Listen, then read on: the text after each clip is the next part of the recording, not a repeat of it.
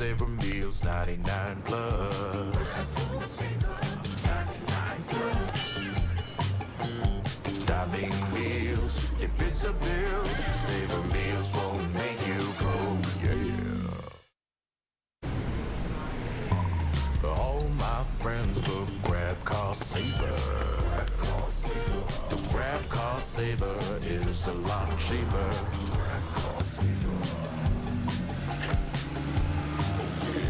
Grab Car Saver won't make you grow, yeah. Grab Car is the way to book, yeah.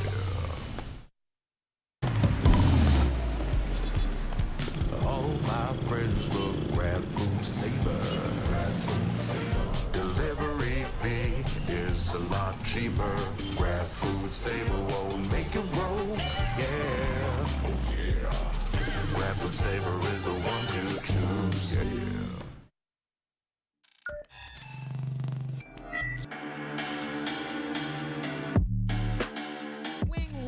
Gain his death instead. Toy Dream, alam niya na may manggagaling towards tunnels, pero alam niya rin na meron pang galing sa kanan. Masyadong maraming kalaban, pero buti na lang ang trip war yan, and that's gonna be it. Napipitas, pero the hop out is definitely there towards the smoke. Shock dart, hindi nag-connect. That's gonna be a 2v1 scenario. Winnable pa. Sobrang low nila parehas. Ito na yung double swing. And it's...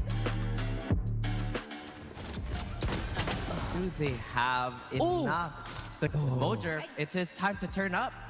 Ooh, we have a showstopper on hand. Everyone who actually looks at him is gonna be taken down.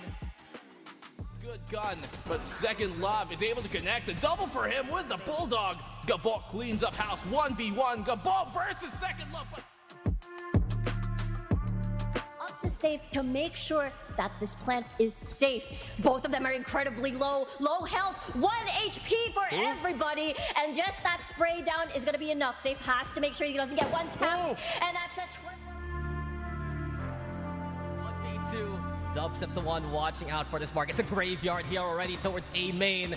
And Second Love, it's his birthday today, I saw on Facebook. Right now, it will be a present of a bonus. The clutch comes for Second Love.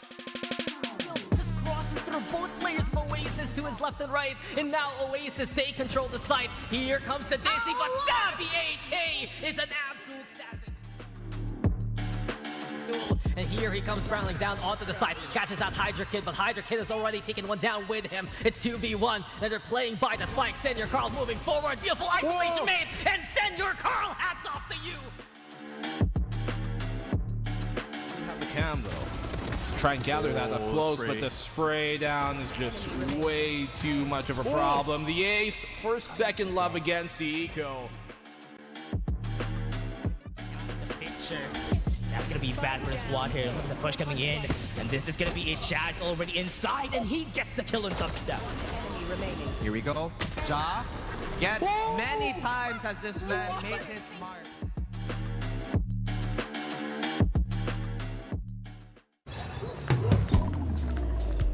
Grab Food Saver Meals 99 plus. Diving meals, if it's a bill, Saver Meals won't make you go, yeah.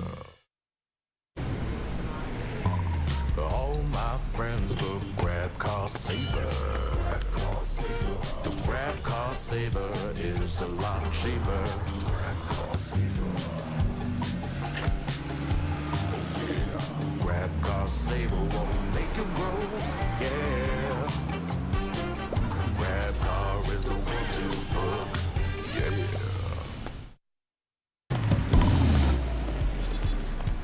All my friends look Grab Food Saver. Delivery fee is a lot cheaper. Grab Food Saver won't make you grow, yeah. Oh yeah. Grab Food Saver is the one to choose, yeah.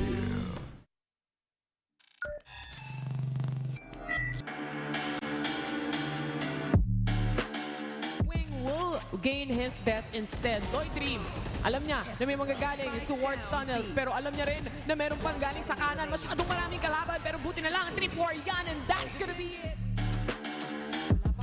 napipitas, pero the hop out is definitely there towards the smoke. Shock dart, hindi na-connect. That's gonna be a 2v1 scenario. Winnable pa. Sobrang low nila parehas. Ito na yung double swing. And it's Do they have enough? The Mojer, it's his time to turn up. Ooh. We have a showstopper on hand. Everyone who actually looks at him is gonna be taken down. Good gun, but Second Love is able to connect. The double for him with the Bulldog. Gabok cleans up house 1v1. Gabok versus Second Love. Up to safe to make sure that this plant is safe.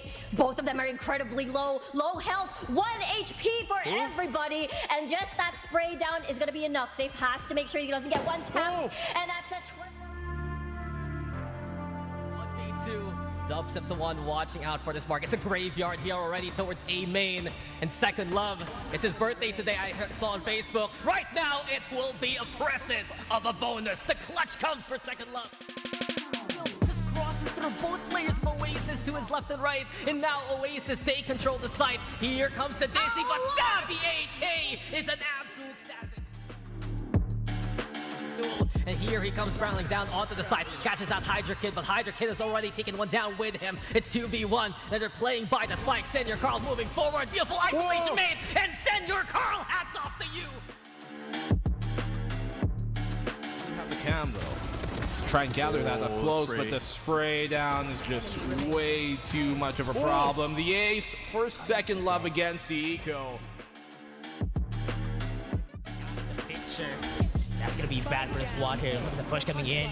And this is gonna be a Jazz already inside, and he gets the kill on Dubstep. Here we go. Ja, yet many times has this man made his mark.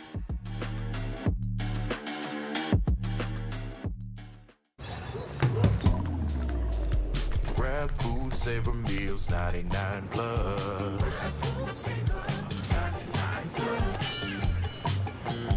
Diving meals, if it's a bill, savor meals won't make you broke, yeah. All my friends will grab car saver. The grab car saver is a lot cheaper.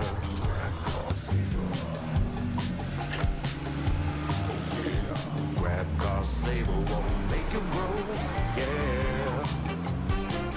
Grab car is the one to book, yeah.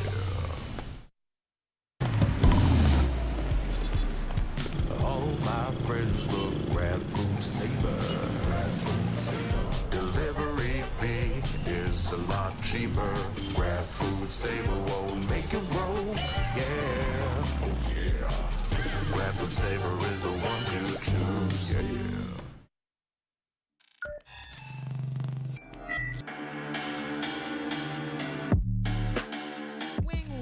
gain his death instead. Toy Dream, alam niya na may manggagaling towards tunnels, pero alam niya rin na meron pang galing sa kanan. Masyadong maraming kalaban, pero buti na lang, 3-4 yan, and that's gonna be it.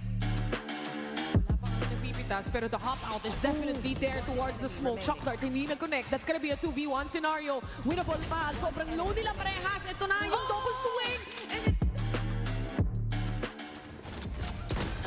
Do they have enough? The Mojer, it's his time to turn up. Ooh. We have a showstopper on hand. Everyone who actually looks at him is gonna be taken down. Good gun, but Second Love is able to connect. The double for him with the Bulldog. Gabok cleans up house 1v1. Gabok versus Second Love. Up to safe to make sure that this plant is safe. Both of them are incredibly low health, 1 HP for everybody, and just that spray down is gonna be enough. Safe has to make sure he doesn't get one tapped, and that's a 1v2. Dubstep's the one watching out for this mark. It's a graveyard here already towards A main. And Second Love, it's his birthday today, I saw on Facebook. Right now, it will be a present of a bonus. The clutch comes for Second Love. Just crosses through both players of Oasis to his left and right. And now Oasis, they control the site. Here comes the Dizzy, but Savvy AK is an absolute savage. And here here he comes barreling down onto the side. Catches out Hydra Kid, but Hydra Kid has already taken one down with him. It's 2v1, and they're playing by the spike. Senor Carl moving forward. Beautiful isolation made, and Senor Carl, hats off to you. Have the cam though. Try and gather that up close, but the spray down is just way too much of a problem. The ace for second love against the eco. Picture. That's gonna be bad for the squad here. Look at the push coming in, and this is gonna be a Jazz already inside, and he gets the kill on dubstep. Here we go. Ja, yet many times has this man made his mark.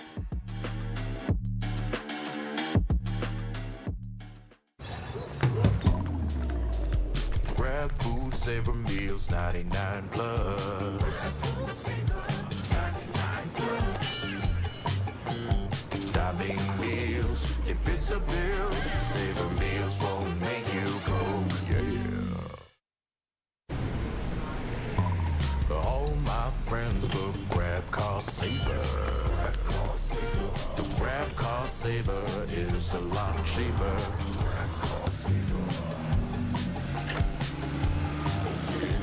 Grab cost saver won't make you grow, yeah.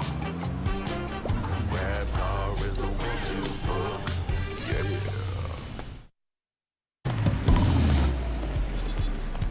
All my friends will grab food saver. Delivery fee is a lot cheaper. Grab food saver won't make you grow, yeah. Oh yeah. Grab food saver is the one to choose, yeah.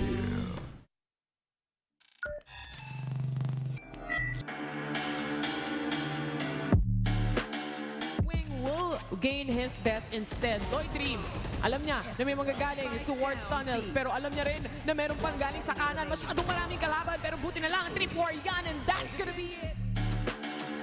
Wala pa kang napipitas, pero the hop out is definitely there towards the smoke. Shock dart, hindi nag-connect. That's gonna be a 2v1 scenario. Winnable pa. Sobrang low nila parehas. Ito na yung double swing, and it's Do they have enough?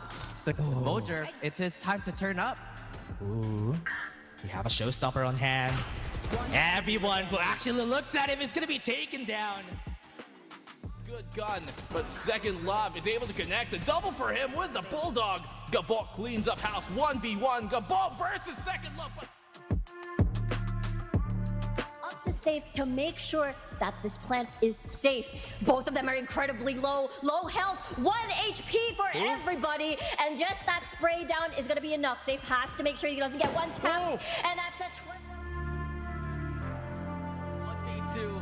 Dubstep's the one watching out for this mark. It's a graveyard here already towards A main.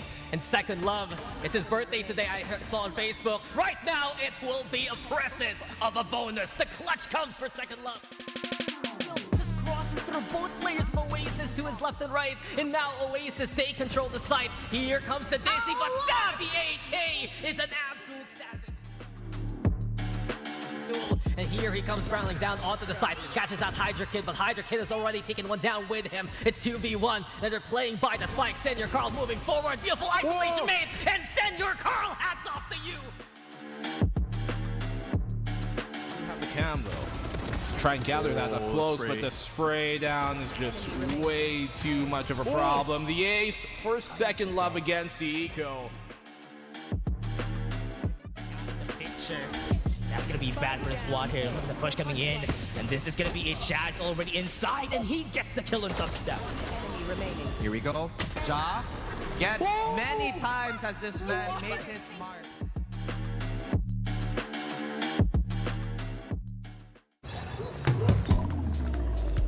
Grab food, savor meals, 99 plus. Diving meals, if it's a bill, savor meals won't make you go, yeah. All my friends will grab cost saver. The grab cost saver is a lot cheaper.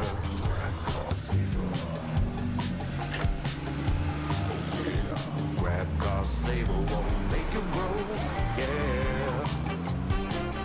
Grab car is the one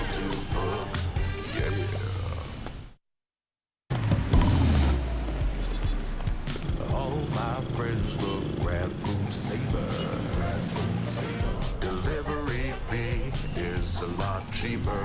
Grab food, saver, won't make it roll. Yeah, oh yeah. Grab food saver is the one to choose. Yeah.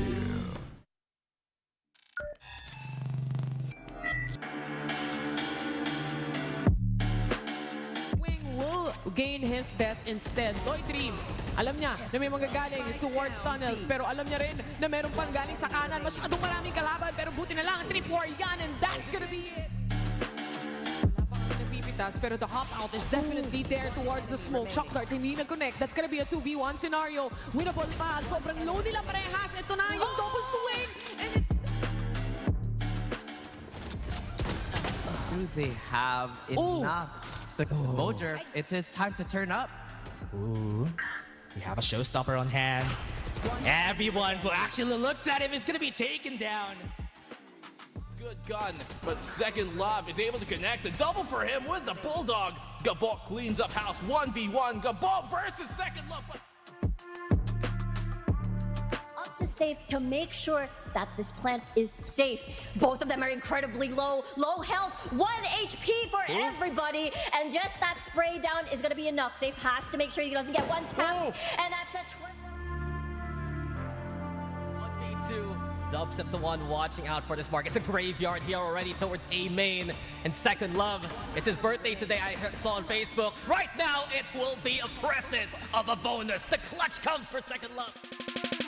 Just crosses through both players of Oasis to his left and right. And now Oasis, they control the site. Here comes the Dizzy, but Savvy AK is an absolute savage. And here he comes barreling down onto the side. Catches out Hydra Kid, but Hydra Kid has already taken one down with him. It's 2v1, and they're playing by the spike. Senor Carl moving forward. Beautiful isolation made, and Senor Carl, hats off to you. Have the cam though. Try and gather that up close, but the spray down is just way too much of a problem. The ace for Second Love against the Eco. The picture. That's gonna be bad for the squad here. Look at the push coming in, and this is gonna be a Jazz already inside, and he gets the kill on Dubstep. Here we go. Ja, yet many times has this man made his mark.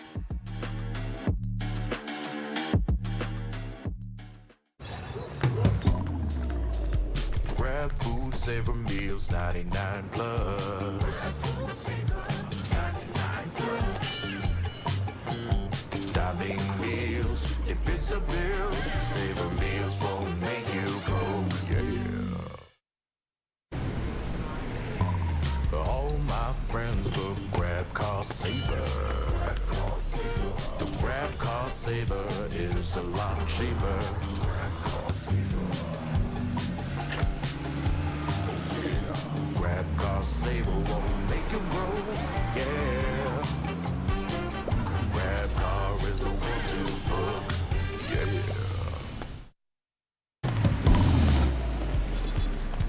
All my friends look grab food saver. Delivery fee is a lot cheaper. Grab food saver won't make you roll, yeah. Oh yeah.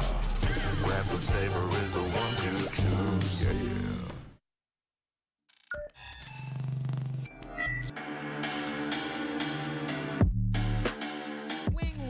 gain his death instead. Toy Dream, alam niya na may manggagaling towards tunnels, pero alam niya rin na meron pang galing sa kanan. Masyadong maraming kalaban, pero buti na lang, 3-4 yan, and that's gonna be it.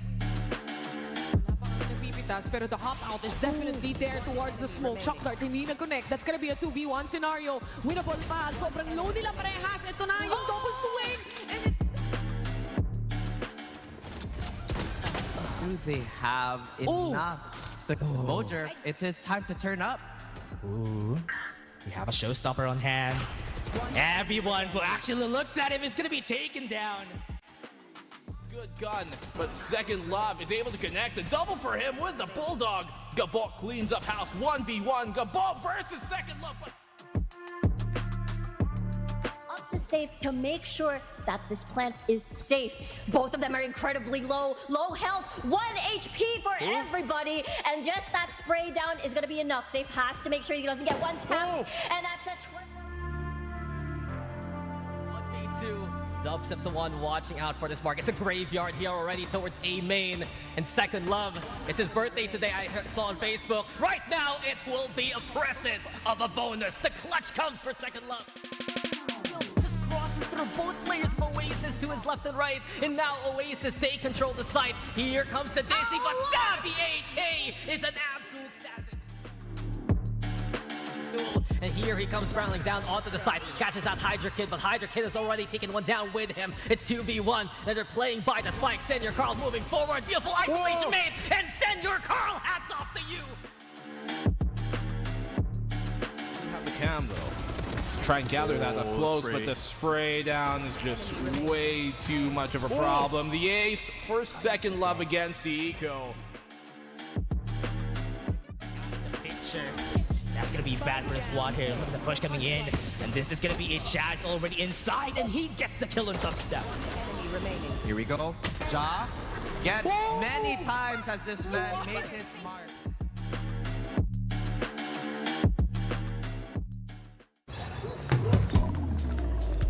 Grab food, savor meals, 99 plus. Diving meals, if it's a bill, savor meals won't make you broke, yeah. All my friends look grab car saver. The grab car saver is a lot cheaper.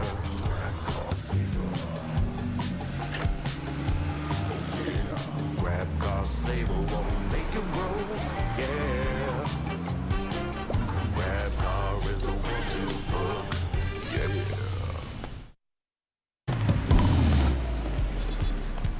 All my friends look grab food saver. Delivery fee is a lot cheaper. Grab food saver won't make you broke, yeah. Oh yeah. Grab food saver is the one to choose, yeah.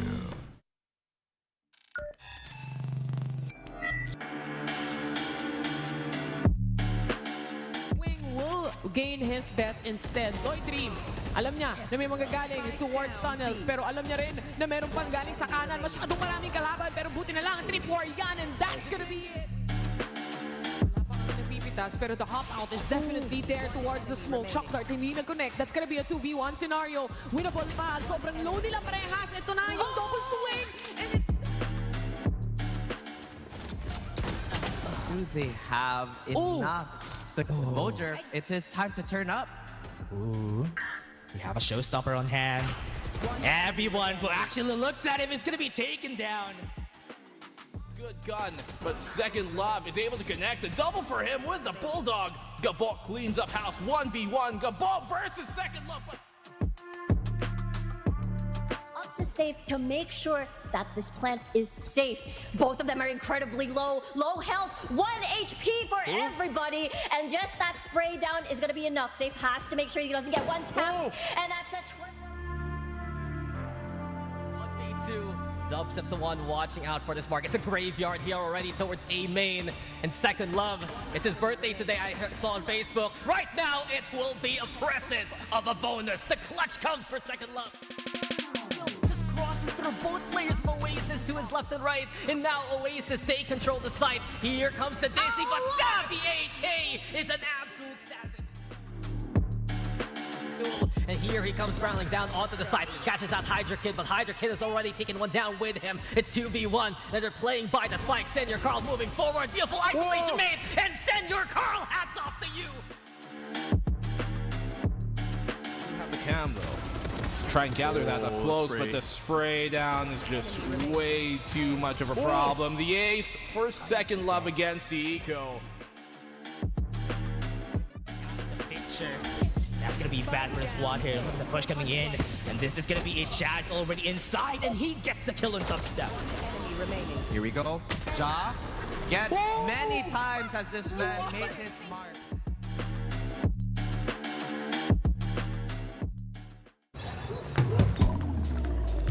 Grab food, savor meals, 99 plus. Diving meals, if it's a bill, savor meals won't make you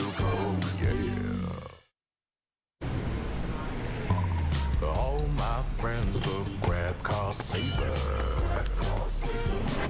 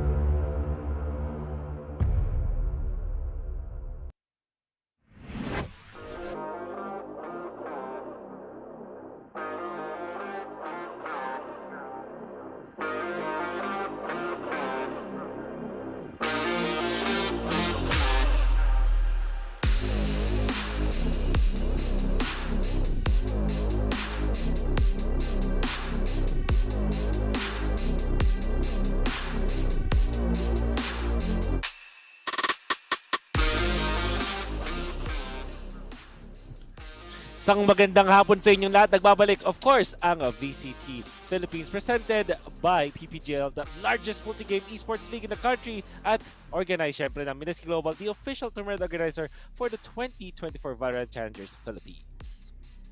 Ayan, at syempre, ang ating official super partner or super app, Grab. Score Grab's lowest prices ever with up to 15% cheaper fares on Grab Car Saver.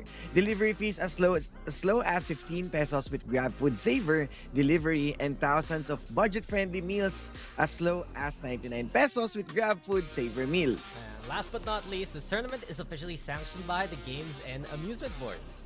Yon. Kung nga pala ang inyong panel host para sa ngayon, isang kakaibang panel ang inyong matutunghayan dahil kasama ko si Osiris at si Dax. At kami ay sobrang excited. In fact, ang dami naming mga napag-usapan before this na unfortunately ay hindi natin maaaring masabi sa broadcast dahil ganun kami ka-excited sa mga paparating na matches.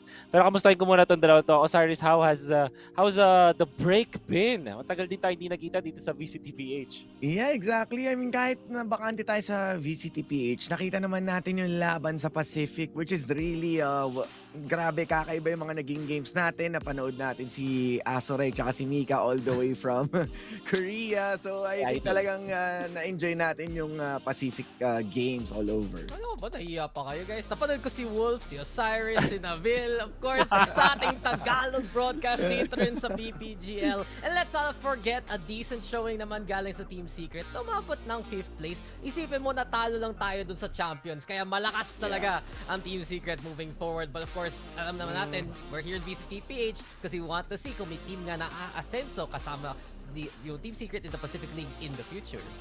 And you know what? Siguro dahil nga pinag-usapan natin yung isang tournament na malaking-malaki nangyari over the past week, baka nalito yung mga viewers natin sa kung ano ba ang nangyayari dito sa VCTPH 2024. So, in order for us to be reminded kung ano nga ba ang mga pangyayari, why don't we watch this video to explain what is happening dito sa VCTPH 2024. Welcome to the 2024 VALORANT Challengers Philippines Split 1. Get ready to witness the clash of titans as the most formidable teams from all over the country compete for the lion's share of the 1.2 million peso prize pool and secure their slot for VCT PH Split 2. A total of 10 teams will battle through the regular season. These are the top 4 teams from the previous season of VCTPH 2023 and 6 teams who have earned their spot through the open qualifiers. This phase features a thrilling single round robin format where every match is a best of 3 showdown and only the strongest will survive. At the end of the regular season, the top 2 teams will advance to the playoffs while the 3rd to 6th place teams proceed to the crossover matches, and this will be their last shot at redemption. As the 4 remaining teams will battle it out in a heart-pounding single elimination bracket where only the top 2 teams make their way to the playoffs. From here on, teams will fight their way to a series of best of 3 matchups, all leading up to an intense best of 5 grand finals. This 2024, it's time for you to take over. Resurgence is here. Welcome to VALORANT Challengers League Philippines.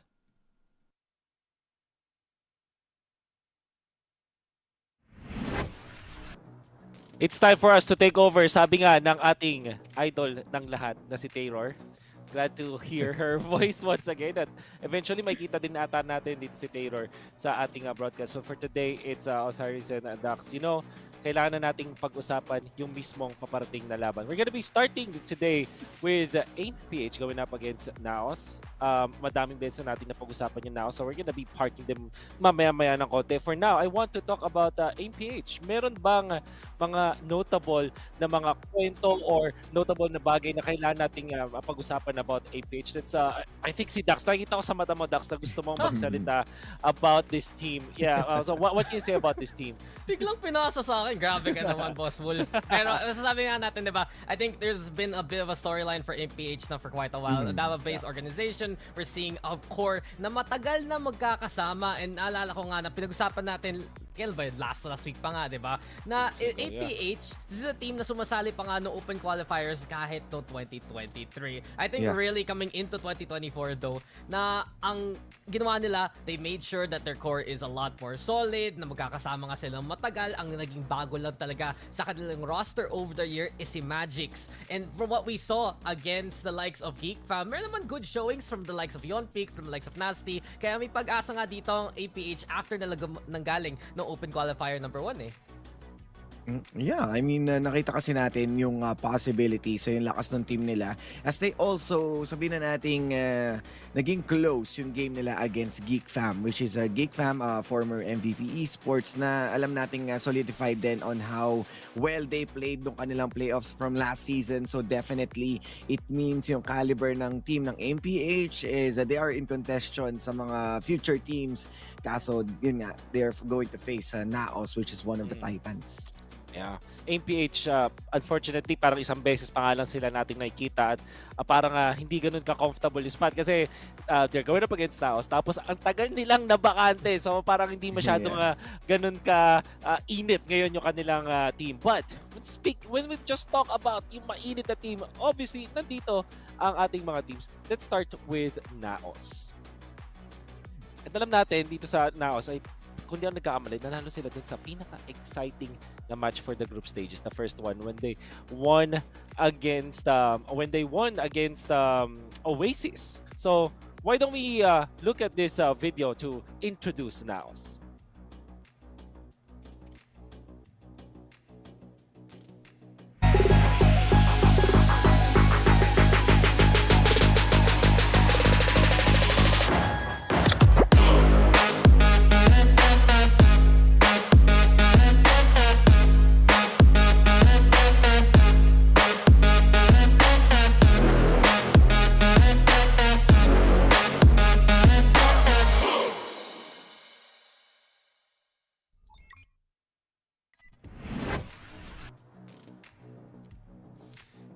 Of course, ang mga tournament favorites ay si Ja, si Papi Chulo, Mojer, Eman, and Nexi. Maganda yung una nilang laban that was up against Oasis Gaming when they won 2-0. But Osiris, ano nga ba ang sikreto ng team na to? Bakit sila successful?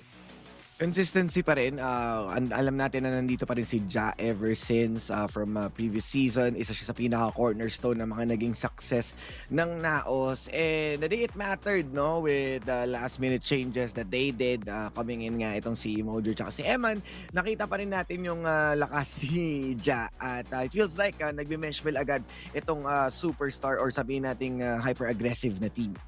Yeah, mesh is such a good word na sinabi dyan ni Osiris because that always was the question coming into VCTPH 2024, right? Na mawawala yung IGL mo, mawawala isang veteran mo in Wits, and who do you replace with? Yes, the return of Mojer, but Eman has had history sa ating VCT Pacific. He played in RRQ, now he's taken the helm of being that IGL, and it was a bit of a wonder na nung kalab nila Oasis na mas secure talaga yung roster nila matagal na kakayanin ba ng NAOS mag-coordinate, and that they did. Maganda yung double duelist setup ni Ja and ni Mojer. Eman always providing that helping hand gamit ni utility, and it really just goes to show NAOS still, the system works. May core pa rin sila ng mga veterans dyan, and they're still looking to be the powerhouse and the defending champions to watch out for.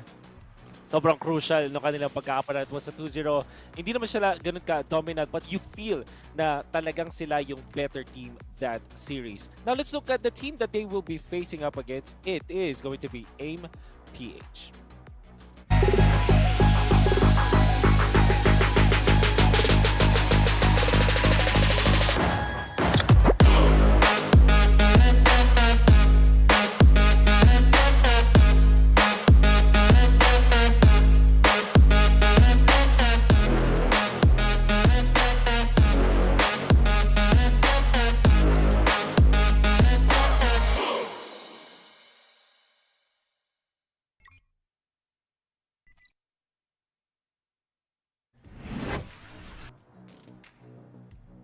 Isang lineup with IGNs that's close to my heart dahil mahilig ako sa pagbabaliktad ng mga pangalan. That's Yonpik, that's Jeremiah, Nasty, Magix, and of course, Sevi. Ayan, yung nakita ko kasi din yung mga real names sila na for Jeremiah na Heimerich, ayan, at si Sevi. It was actually their names na binagtan. And it kind of speaks to us na matagal nang magkakilala to. And this is like a, parang a barkada kind of team.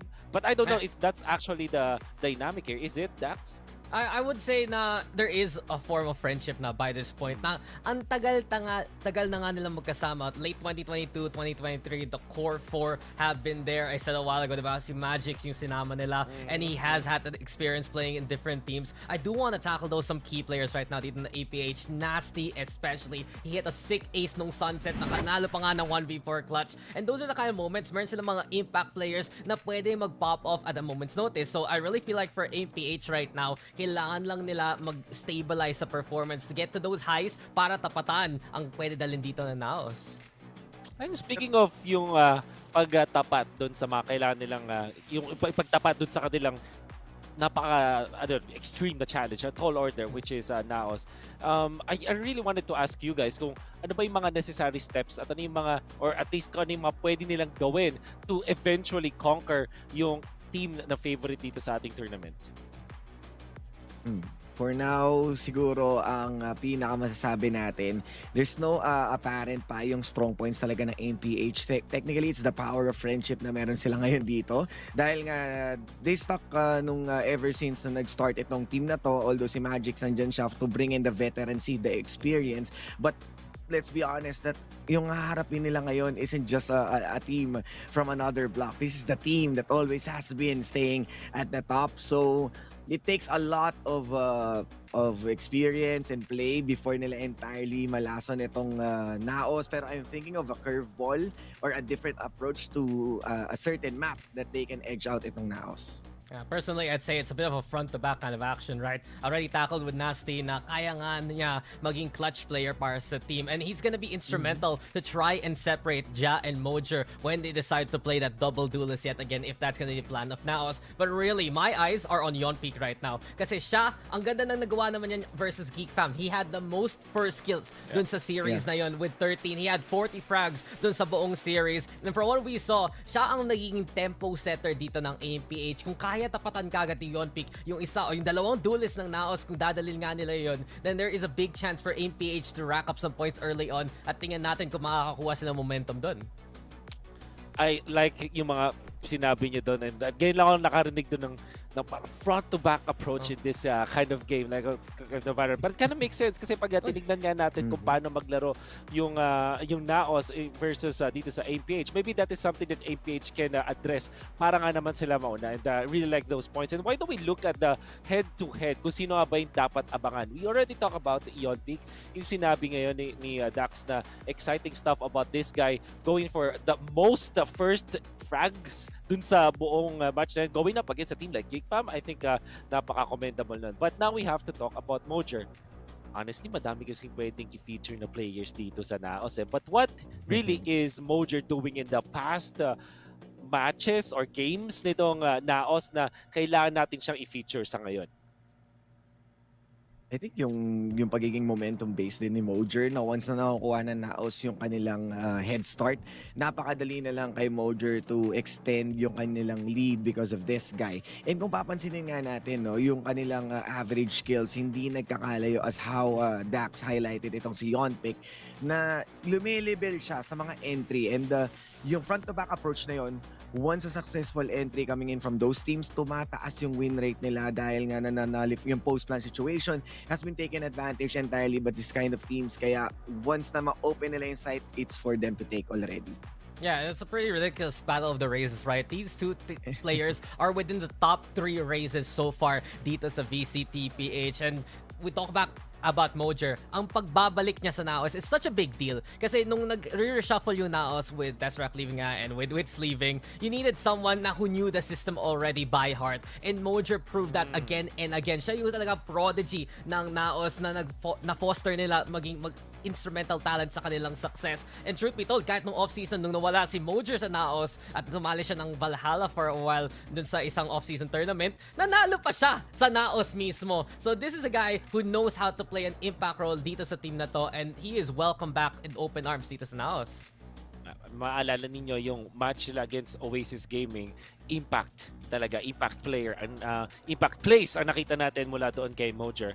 Now, this is the point where we will talk about the maps, mga kaibigan. So far, para sa side ng NAOS, you have Icebox and Split. They won against Oasis, and unforgettable yung close fight na nakita natin mula doon sa Icebox, but Split was very much mastered. Kumbaga talagang alam nila kung paano i-take over yung mapa na yan. If you're looking now at MEOW, Bind and Sunset yung nalaro nila, it was pretty close, all things considered.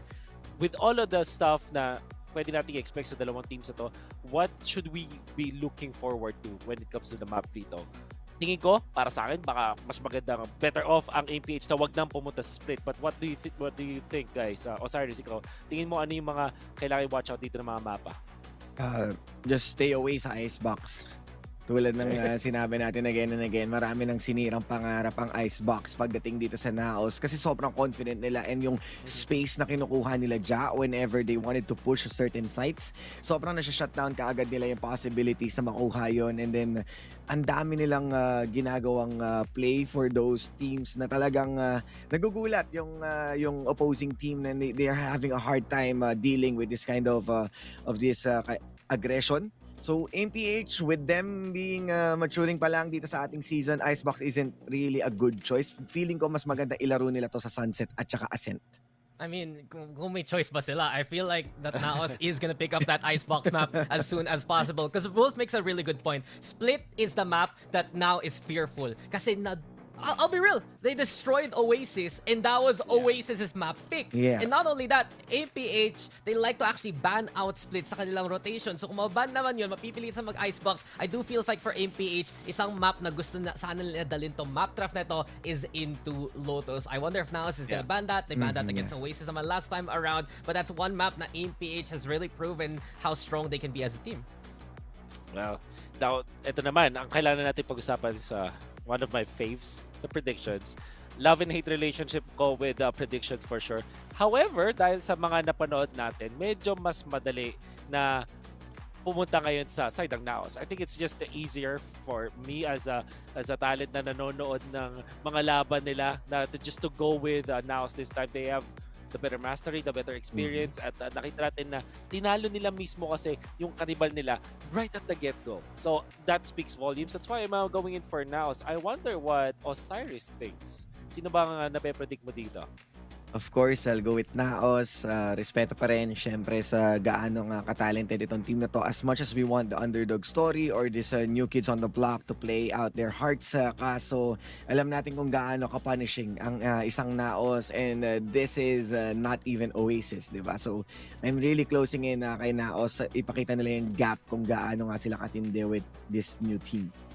Yeah, and not only that, guys. I feel like we have to put that respect in their names right now. Defending champions for a reason. Sila talaga yung top seed na nakikita natin dito sa Pilipinas ngayon. And with that statement win over Oasis, feel ko talaga matutuloy ng NAOS yung momentum na yan. I cannot just really want to harp on the fact na itong NAOS natin, na nakikita natin ngayon, over time, they will get better and better. Kasi bago nga yung kanilang IGL structure, bago nga na si Eman especially, yun nandito sa rotation na to.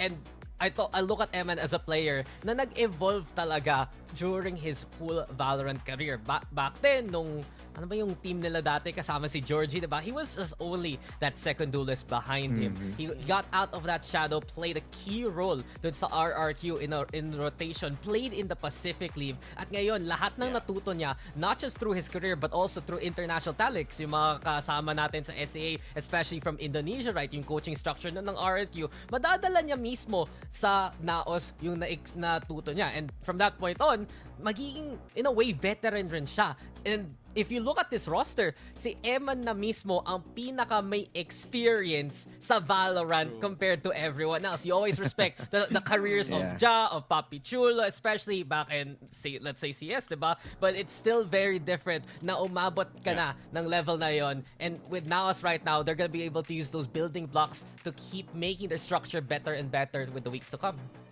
Yeah. And dahil mention mo yung experience na meron si Eman, medyo napasearch ako. He was actually part of Season 1 pa ng VCTPH. So, literally, right there from the start. At nakikita natin yung growth niya as a person, as a leader for the team, and now as an individual player, napakalaki niya naman. And even kakasabi mo ng Dax, mas lalo tuloy akong naniwala dun sa sarili kong prediction just because of many things na pwede natin i-back up dito sa NAOS. Which kind of brings us to that question na meron bang chance na magkaroon ng kakaiba na, I don't know, maybe a miracle, you know? na makikita natin na randomly mangyayari para lang talaga matalo ng APH and NAOS. Is there actually a chance for APH? That's what I'm asking.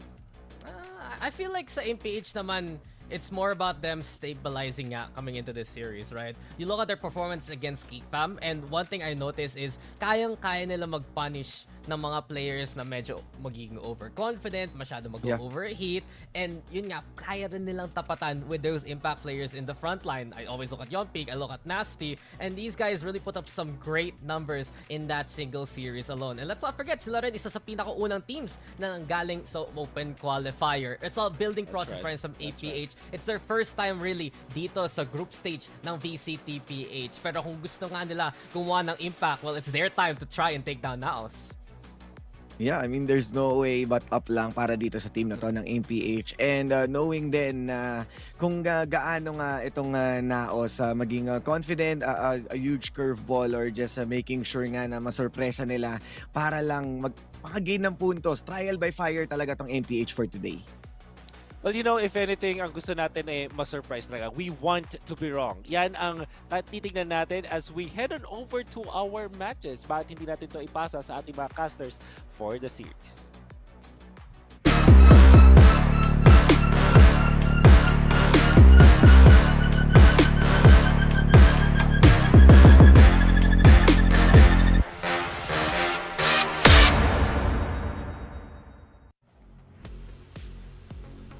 Well, some newer guns on the block here looking to prove themselves against one of the most highly touted teams in the Philippine nation. Guys, we are here with the first game of the day of week number 2, I assume. Maybe. Yeah, maybe I'm wrong. Black and blue here, Raf as well with me, and we've got some crazy games up in store. Map veto-wise, though, I think there are some options we might be looking at here, Raf. Oh, we do, but I agree with the panel wholeheartedly. It's just you have to avoid Icebox. I mean, if you're playing NAOS and letting Icebox through, you're essentially giving them one map. I don't think a team has proven to us just yet that they are able to kind of go to toe-to-toe with them on that map. But as we start off the day, I think we've had some pretty wild takes on the panel. Some very, very stable in nature, but again, I think, was it Wolf who said he's waiting for a miracle on the side of MPH? Well, we got some pretty wild people on the panel in the first place anyway, so I wouldn't expect anything less from those gentlemen. I mean, you talked about it and they mentioned it, that Icebox map has been by far one of the most considerable maps that teams have to worry about when it comes to playing against NAOS. They have so many threats and so many ways to introduce those threats during the game, and I wouldn't be surprised if the opening ban here will fade that way. And we look here at the other maps that were played by AMPH, especially when they were going up against GEEK Fam, Bind, and Sunset. Those are not bad maps, I think, actually, for them. They weren't able to close it out, but GEEK Fam are arguably a more experienced team anyways, coming from the previous year, coming from last year, and if they kept those into rotation, I wouldn't be surprised at all here if AMPH are somehow possible to take the Titans in NAOS at least to another map. I like that call, you know. I mean, they're the true titans of our scene, and I feel like at this point in time, I know it's only the second week, but them being a really, really hot starting team, at least on the side of AMPH, I think that's been scouted. Although the adjustments and, as you mentioned, the longer game, the stamina game for the rest of the team is somewhat lacking, but then again, that does come with time. Of course, it is one of those things where it gets easier the longer it goes, so who knows how things will kind of turn on out. As Breeze is the opening ban here from AIM. That's a bit of a surprise for me, to be honest. If you look at the statistics of NAOS here on Breeze, and there isn't much. It might be them just trying to avoid the unknown here against a team like NAOS, and Ascent is what they remove, which has been a map that we've seen relevant kind of success for them I'm surprised they took it out because the last time that this AMPH squad played the Ascent, it didn't go well for him. That is true, but at the same time, this could be like, I'm trying to find a more apt word for it, but let's just not, mix our words. I think it could have been an ego veto for like we said, right? Icebox, you can't let this through. But look at that, it's actually AMPH to pick it. Perhaps this is a pick that says we're here for the long run. Just take this map, and the rest of the series we'll see where it goes. I don't know. I'm not sure about this pick. It Yeah, I could don't know be either. one of those decisions where it's like, okay, we have lots of information how NAOS play this. We think we might have it figured out, and so let's try and get the confidence going here. Sunset is what NAOS pick, and as I said a while ago, right prior to this, it wasn't a bad map at all, I think, here for AMPH. They did lose the GEEK fam, 9 and 13, but that was only really during the ending stretch of it, where they kept it close throughout the majority of that game from Act 1 to 2.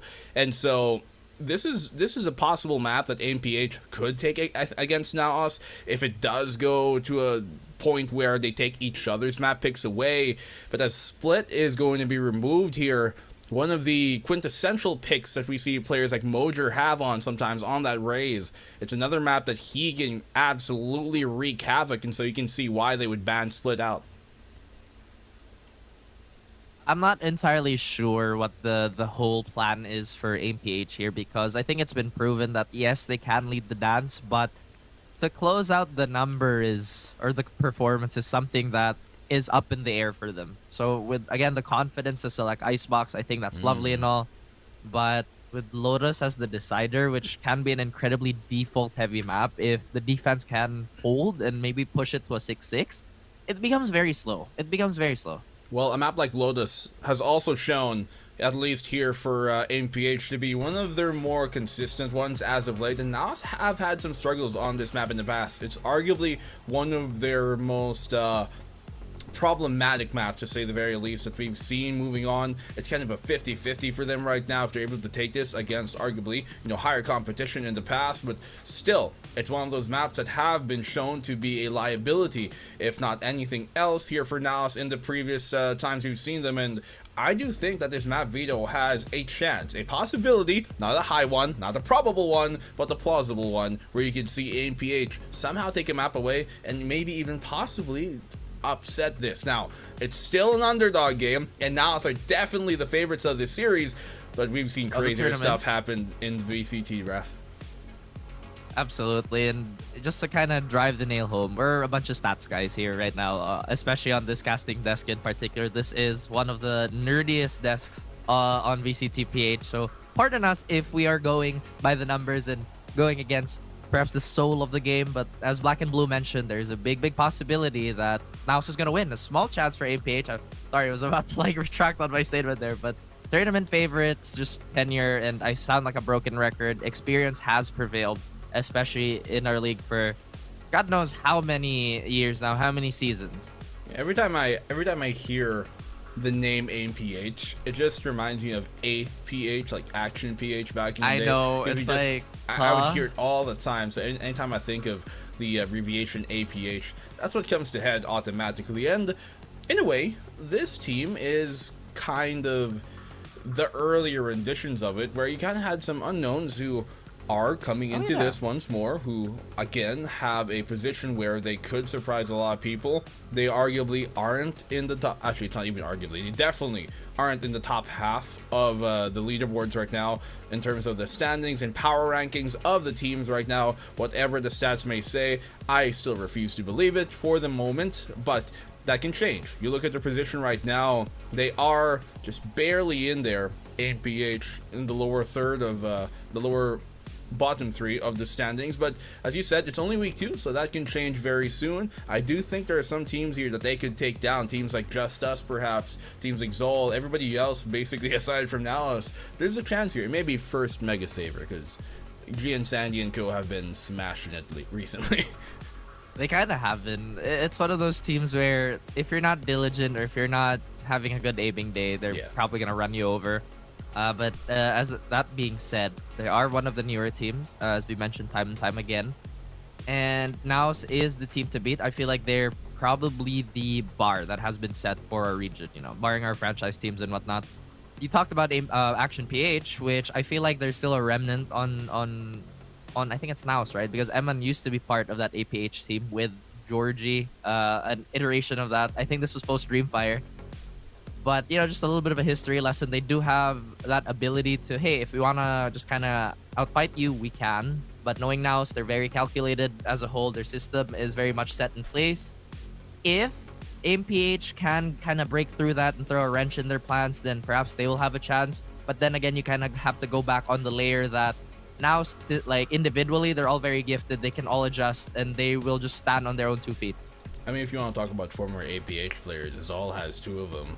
In Micro and Kevzi. Oh, yeah. But, yeah, we're talking about AMPH here, who are relatively unknowns, really. It's hard to quantify what they bring to the table. We've seen them in limited extenses of play in the past where, you know, they played teams like BNB, not me, BNB, during the open qualifiers. They played, obviously, GEEK Fam, the last one, but I think GEEK Fam, that matchup was the most kind of telltale matchup that we could actually gather and extrapolate more information from, because the ones in the past kind of seemed like outliers, right? They were against competition who arguably were not exactly at the VCT caliber just yet, but GEEK Fam really showed that this team, they are not the team that is simply easily swept through. GEEK Fam, even though they won 2-0, those maps were relatively close. It was during the end that GEEK Fam were able to close on out, which is a bit of a telltale sign of kind of younger, more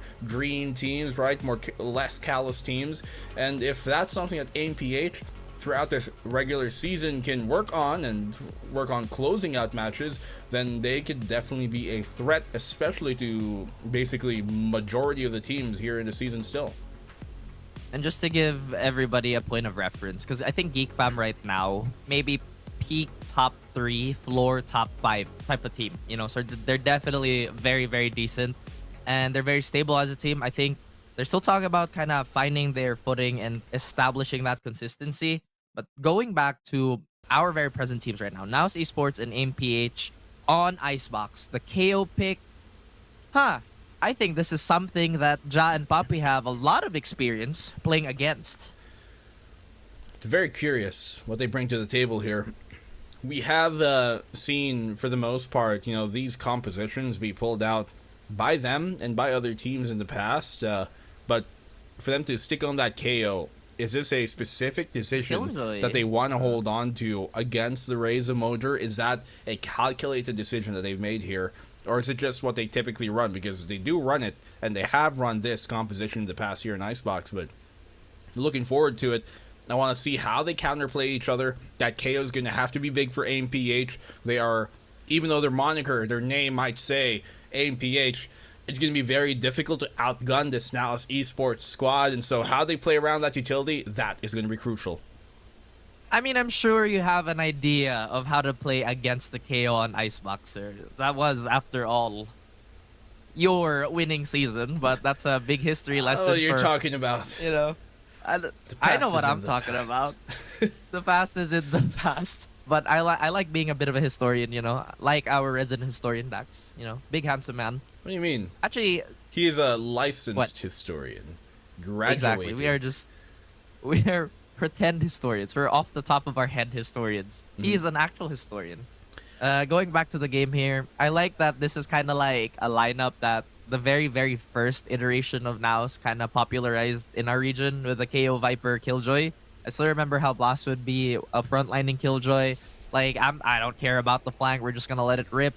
But again, this double duelist on NAOS Esports, just to kind of go on their composition, there's a lot of confidence. I think that silence, that knife suppress is going to have so much value if it lands properly. Well, that's a big if. We're going to have to find out if it does work on out for him as we move on now, finally, to the opening round of this game. AMPH on the defensive side. Some early contact there made. As the scan comes out, and seems like AMPH taking a bit more of a reserved approach towards the B side, while the opposite, they pushed all the way towards A main, so they should know B is a big possibility. That's a lot of info gathering on their side as well. If they choose to play slow, then they can definitely chip out this defense. But so far, nothing, or rather this offense. No committing just yet. They are going to get a plant uncontested. They're trying to get a few picks here, but only Sevi gets a positive outcome on his duel. Good fights here coming from NAOS' side. Drop. Opportunity to bail out, and that he does. Still, though, Emon, Papichulo, they're all pretty low here. But Hamerage is the one to take a brunt of the impact as Ja lands a great shot. Nasty good for the one, but this is very difficult for them to try and overrun. Somehow Yonpeak's still trying to make it happen, though. You got Molly's on the spike, and Papichulo. He has to be the first contact here, being the low guy. All Nexi has to do here is burn some time, and that it is ticking. He can stick for the half, but the swing comes in clutch. And Nexi gets the opener for NAOS. I feel like even the turret would have been enough at this point. It would have been BM, honestly, just to kind of put the turret down. If there was an actual call, oh, he's one hit, just put the turret down. That'd be funny. At the same time, I like that the defense is putting up a good fight here. Like I said, that suppress is definitely going to be something they're going to need moving forward. A lot of utility was being thrown out there, and ultimately it delayed the defuse, giving enough time for NAOS to just kind of eke it out. But again, pistol round. I don't think NAOS is that good statistically on opener rounds. I could be wrong. I have to double check that. Well, I'm not too sure about that just yet. What does matter is that they took the opener here. And that's a great one to start. Attacker's side, you want that. I think we're in a bit of a tech right now, as the time has kind of taken a pause, but yeah, just overrunning the defense there. I'm surprised that they weren't as ready for it, knowing that A main, the defense there, you know, especially Nasty and Yonpeak, they pushed all the way up towards A main, and so AMPH didn't seem to have kind of a trap play going on. They had the KO, which is perfect for Icebox in these trap plays where they have a flash to counteract the push. It just never seemed to come in time. I think that's one of the more difficult things to do as well, on just having a hard push towards the opposite side, because once you're at a certain threshold as a defender, you kind of have to commit to the flank. Otherwise, you're just burning extra time on your rotation. And that is a lot of value if Magics can be the sort of linchpin to that trap play. I kind of want to go back on my point earlier too, that AMPH kind of have to be the leaders of the stance. They have to set the pace, but them losing the opener is actually huge.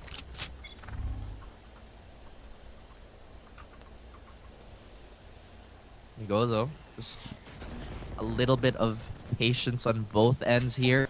The defense slowly moving up. They want to kind of adjust their ranges here. The pistols can do quite a bit of damage, but only up to a certain point. Nexi already has a hard read on this, and that alarm bot is going to help them net one. But Nasty with a beautiful shot just to equalize the numbers, but the Vandals are a bit too much. At this point, it is already an acceptable eco.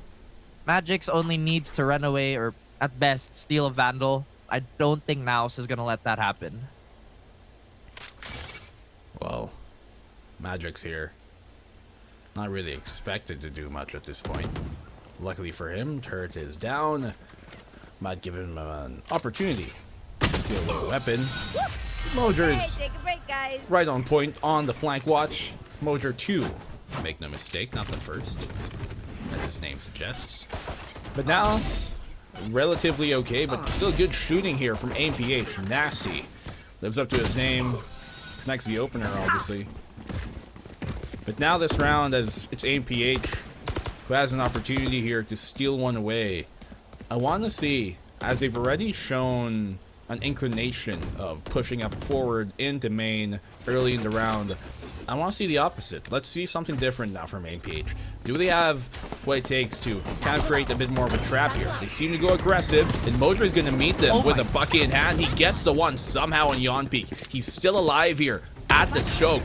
How is he doing it? Gets another as Nexi trades him, but Magix, they're good damage. If he can connect, then that he does. Mojer finds a second, and now on the bonus with a mere shotgun, they brought it to a 2v2. Pardon me for being very surprised, but I don't understand how that Bucky survived for so long. Now is doing such a great job of pulling a lot of attention away from Mojer and just letting him rip. I mean, he was stuck between 3 players. Realistically, one of them should have gotten him, But now NAOS have doubled up. Jeremiah, Hemorrhage, whatever you want to call it, has a chance to kind of get this back in their favor. Sevi gets a gimme here on Mojer, who was doing a lot of initial damage, Black and Blue. Ultimately, I think that the consequences are being felt here. That's going to rock up the economy of AMPH quite a bit. Yeah, a bit unfortunate for AMPH too, but they kind of played into the hand of NAOS. I'm not too sure if I would highly or ever really even suggest to push up like that against a bonus when you know they're going to be, you know, with lesser weapons than you, bulldogs of the sort, SMGs and shotguns. Closing that engagement distance here for AMPH is kind of really what almost did them in. They're going aggressive once more. This is 4 rounds now in a row where they've chosen to be very aggressive at the start of a round, and now it's going to start to pick up on this as this game progresses. In hindsight, right, there is just no way that NAOS is going to take majority belt control if they have SMGs. So, as you mentioned, then to kind of push up the engagement distance is not ideal. The flash is going to come, might halt the front line a little bit, as Nasty is in a position where if his flash will help, but not too much against a double duelist. But wow, he actually gets the spearhead of NAOS and even gets more. AMPH Nasty. looking really good. Look at that value he's found on the back site. Sends NAOS packing towards the other way.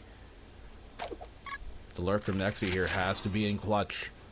Sevi, sole player here on the B site as the rest of AMPH has progressed further up A main. Oh, Nexi could find timing. He's not looking the right way.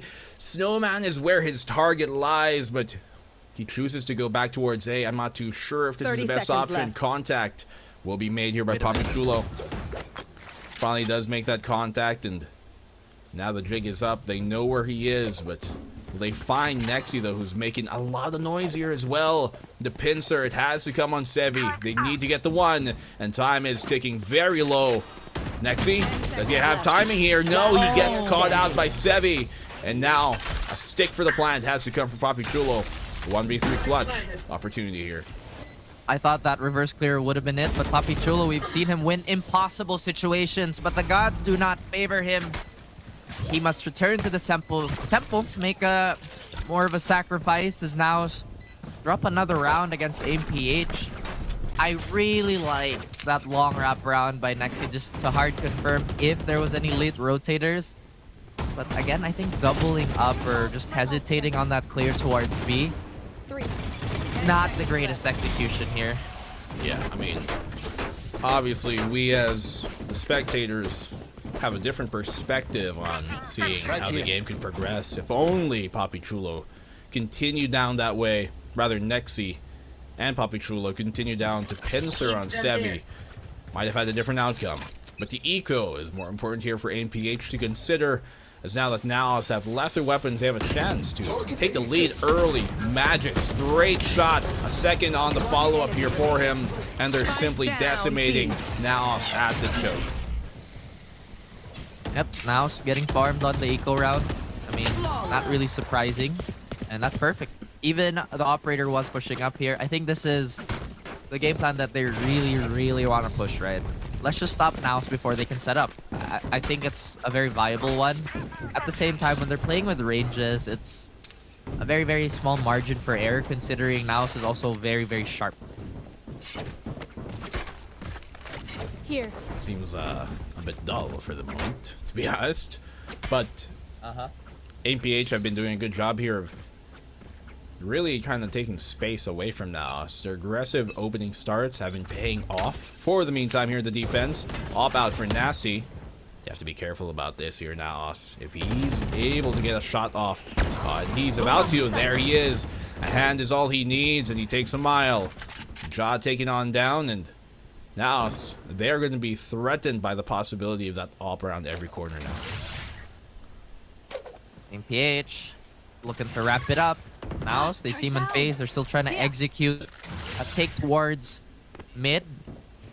They don't necessarily have any insurance on the flanks here, though, as they walk up towards B. But this timing could be really good. Again, AMPH, they're more inclined to take forward positioning, while NAOS, they're just being as careful as possible. And they're going to cash that in. That's going to be the Sentinel down, so a lot more holes on the map, a lot more access for NAOS. It's a good find. Have to be careful once more of the snowman presence here by Sevi. I like that they don't WP the B site. They crawl up into it, and Papichulo finds his revenge. Site is open. Plant will go down 4v3, and they got a hell of a ton of post-plant utility here to utilize. They do have the null command off of KO, but as Nexi finds a pick, they're going to have to find another in counteraction to justify that. Magic's great find, and now they actually have an opportunity here. That they do. Right here. And this timing has just not been the greatest for both these teams, really. As I say that, Nasty walks out, slow peeks with the blades, getting himself cut up. And Magic's... I don't know about this one. The Viper's Pit is in the way, and he has to peek into a double up. Yeah, no, it's not gonna happen. Yeah, it's not gonna work. Especially in that case. The Viper's Pit just being too big of a problem. Still though, good recovery by NAOS at the very end of it. After losing Jaw, still, and they didn't even have to burn their showstopper just to get into the site. The mere lurk presence of NAOS and the amount of players they have that are exceptional at that, Nexi and Papichulo, it makes for a big threat and keeps the defense on their toes. The nade seems to be enough to dissuade Nasty from peeking. He does get scanned out. And despite everything, NAOS, they look to try and bully this site away from the defenders. That KO ult is just so important on this defense. It's allowing them to move up a little bit, but NAOS ready for the punish. That's such an early KO ult, though. I would have, in my opinion, waited for when Mojo pops out their showstopper to use it to counteract, because there's a good chance now they're going to use it in this round. Look at Magix, though, looking to dip in for a fight. He's got a flash to maybe throw out, but decides to go at it, try to go raw into the peak. Jaw takes him down. Nasty here in a difficult corner. They know he's trapped, and that he is taken down easily, hunted down. NAOS 5v3 and AMPH in another difficult spot as Yawn Peak is simply overrun. That could have been so good. That could have been it for AMPH, but they can't get caught up on the ifs. They still have...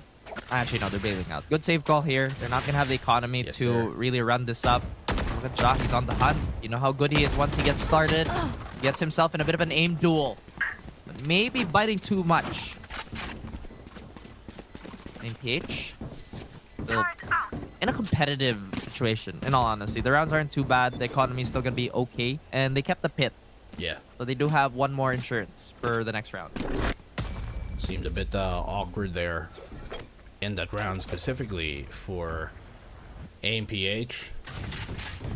Seems like there was no real congruency on the A site between the KO, Magix, and Nasty, where you can see he wanted to flash, but he was hesitant that when he pulls out his flash, somebody might peek and get him on the off timing. But if he was the guy playing back, if the Jet on Nasty was the one forward, he would have flashed for him, gotten a peek off, and those type of things where team set plays, or at least just team calculated plays, that's what AMPH are missing right now. It's either aggression or nothing.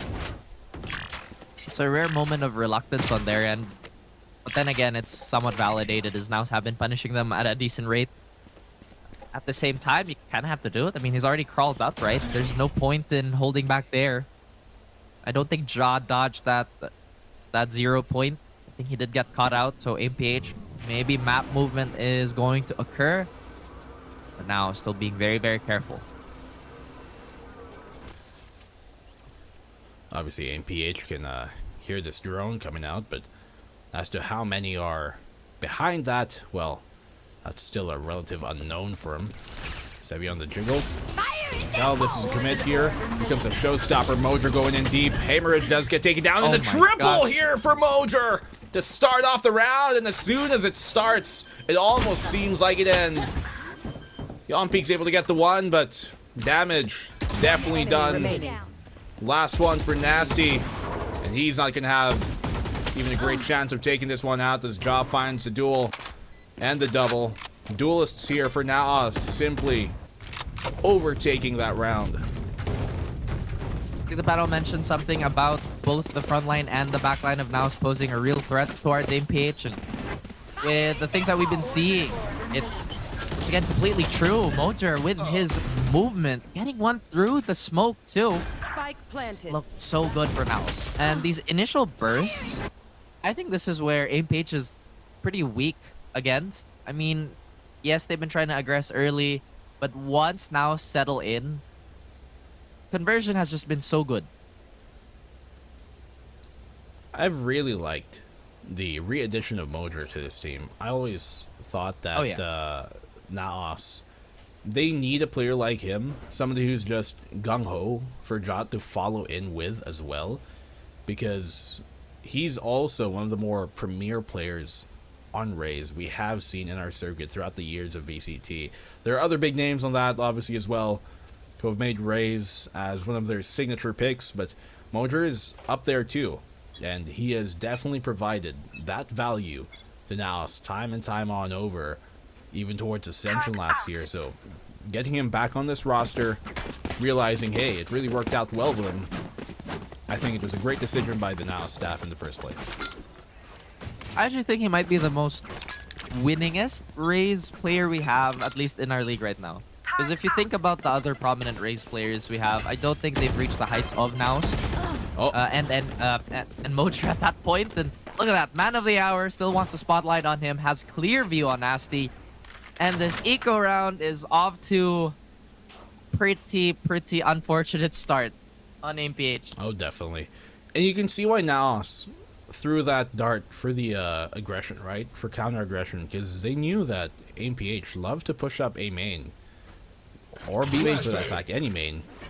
And it just made it a lot more readable, a lot more expected here for NAOS.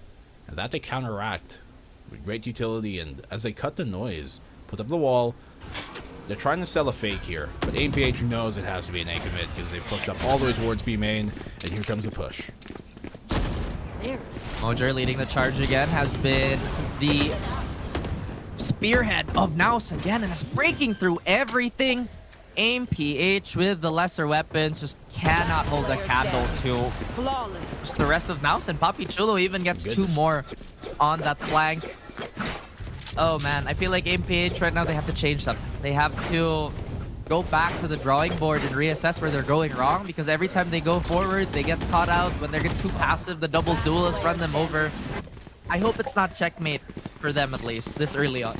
Well, thing is, with a very aggressive main play like that, especially in a map like Icebox, early on, it will benefit a bit more, but the longer the game gets, the more you're gonna have to differentiate your play style, and we just haven't seen and know for a fact that for a younger team like them, it's gonna be a lot more difficult to give us those varying looks on the defensive side.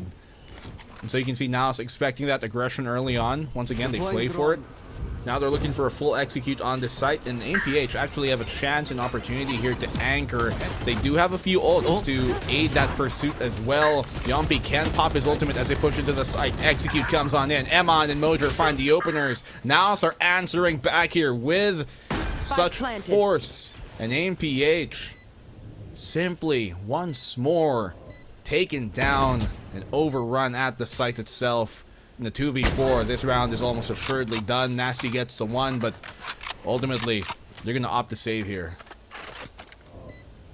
I have said many times in the past that adjustment is a very finite resource, especially when you're a team coming into the league. If you're fresh out the woodwork, my goodness, AMPH, these last two rounds, they've looked like crop. They've been getting farmed by now. Granted, it's been an eco round, and you just call these men a one plant. gun round. I mean, look at them, man. They're kind of getting bonsai treed here by now. I'm just being honest. I'm sorry, folks. Maybe cactus, because it's very dry right now. The succulents. Yeah. I miss having a cactus in my room. Oh, there you go. Sometimes the cactus will break the finger that is not careful, and Eman had to be the victim of that. That's one of the things that they've been going for them at Operator. I feel like they should hinge off of that a bit more. NAOS also have been doing a great job of, despite not having any flashes, maneuvering around it. Yeah, we haven't been seeing too many other set plays coming from that. Perhaps if they had like setups with these flashes, but it seems to be for the most part Magic's kind of flashing for himself in individual plays over them having like a set, oh, I'm gonna flash you in with a left click type KO flash. We don't see that much of that from them just yet. See Yompi here aggressing towards that pipes. A very dangerous spot actually to play as a Sova, especially with Mojer having an ult on. I feel like that's one of the biggest things too. You have more team utility than NAOS. Try to use that to your advantage, but again, it's much clearer to us because we have the so-called spectator Sharingan, and it would have been so much better if that flash popped sooner and a teammate was there to swing off of that. I think that would have been a wonderful play, and at this point in time, they're gonna adjust by taking Nest. Like I said, APH, they have wonderful potential, but they need to realize it first. Exactly what I was talking about. Literally what I was mentioning 30 seconds ago. Flashing for himself instead of perhaps like having a set play where he flashes for a teammate. Mojer catches out the spot there. Sevi, great shot, he connects, but ultimately that gives him up. And now overrun once more. They've taken over the site. Now it's just simply steamrolling throughout the site when they do execute.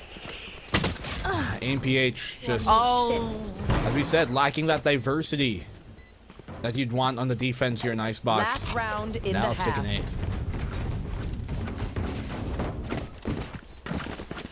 eighth. That's a bit of a heartbreaker because now I'm kind of piecing it together, right? If I'm AMPH and I have a really good operator player in my hands, why would I try and push the envelope there with the KO flash when realistically I could be using that for the site? But again, it's those things where you kind of really have to sit down and look at the whole situation, and the heat of the moment, it will kind of get to you as John tries to fire it up. The blades didn't connect, but here we go. The rocket from the showstopper is gonna tear up that front line. AMPH in a bit of a scramble. Big fight here happening on the site itself. He's got the ultimate M on as well. Try and pull on out. Difficult position for Magix to play, and that's exactly what it will result to. They've got some ultimates on the retake here. Hemorrhage. The lockdown has to come in huge, but Papi Chulo simply slaps him in the face with a bullet. And another for Sevi. All for you all. 9-3. And NAOS, what an attacking side they've established here in the opener. I'm sorry, but Jeremiah has not been on the server. I feel like this Killjoy should be a bit more dynamic in where to post up, because that's essentially what a Sentinel does, right? You have to be the brick wall of your team. You have to dictate the tempo of NAOS, but whether it be through brute force or NAOS just playing timing, this Killjoy has just been a fish out of water. Well, they did pick Icebox, and once again, we did warn them about it. Here. I mean, don't say we didn't warn you, you know? It's in the scouting report. They've won their championships on Icebox, but I love the confidence, boys. I absolutely love the confidence. It's not even just in the scouting report. It's on VLR, it's on Wikipedia. It's there. Yeah, it's there. That is the scouting report. That is the scouting report, too. Like, it's on Google. So, I don't know. Well, let's see. Not doubt their attacking side. It is a more favored side here in Icebox a lot of times, and might just be where they're able to respond and make their mark. But NAOS, they've done a good job of burning time here, actually. No wall being placed just yet. It's taken quite a while, actually, for them to go at it. Sebi gets the one, but where's the planned attempt? Spike is all the way here towards mid. What a blunder! And Mojer drops the spike for him. Uh-oh! As I mentioned, statistically, opener is just not NAOS' strongest point. But wait a minute. When they have a chance to adjust, that they will. And something that looked so good on the side of AMPH has been reduced to a toss-up. And it falls on their head. No way, indeed. That's a painful loss. Indeed. To kind of go back to your point, right? It's everywhere that NAOS and Icebox, they go hand in hand. And in the words of Vader, you know, you're not afraid, but well, I just gotta go back. They will die braver than most, unfortunately. This is just looking so good for NAOS. AMPH, we believe in you, but at the same time, stop. stop. Well. Just don't let Icebox through. Brave men are dead men. You see that here from AMPH. Spike going towards mid there in Jeremiah's hands. Unideal for sure. Catastrophic in reality. It might just be what lost him that round, to be honest. And perhaps this map. If now is able to continue this, AMPH on an eco here. But now so close to the finish line. Might just be out of reach. You have to do some damage. Great shots. Nasty! Ooh. My goodness! But Ja, another Jet on the opposing side, has got something to say. Jeremiah has a greater position here. But Ja is still too sharp and still at the ready. All on the Magix. And Wrath, this round is done. It should be. Unless we see even more crazy stuff come out of this. The Outlaw and the Sheriff, a tale as old as time. Ja had something to say, and it was a statement that rung throughout the round. One more person alive on AMPH. The 6-shooter still prevails. Once again, justice perhaps served. He has it. Nexi just so stable here. NAOS, once again, pushing it to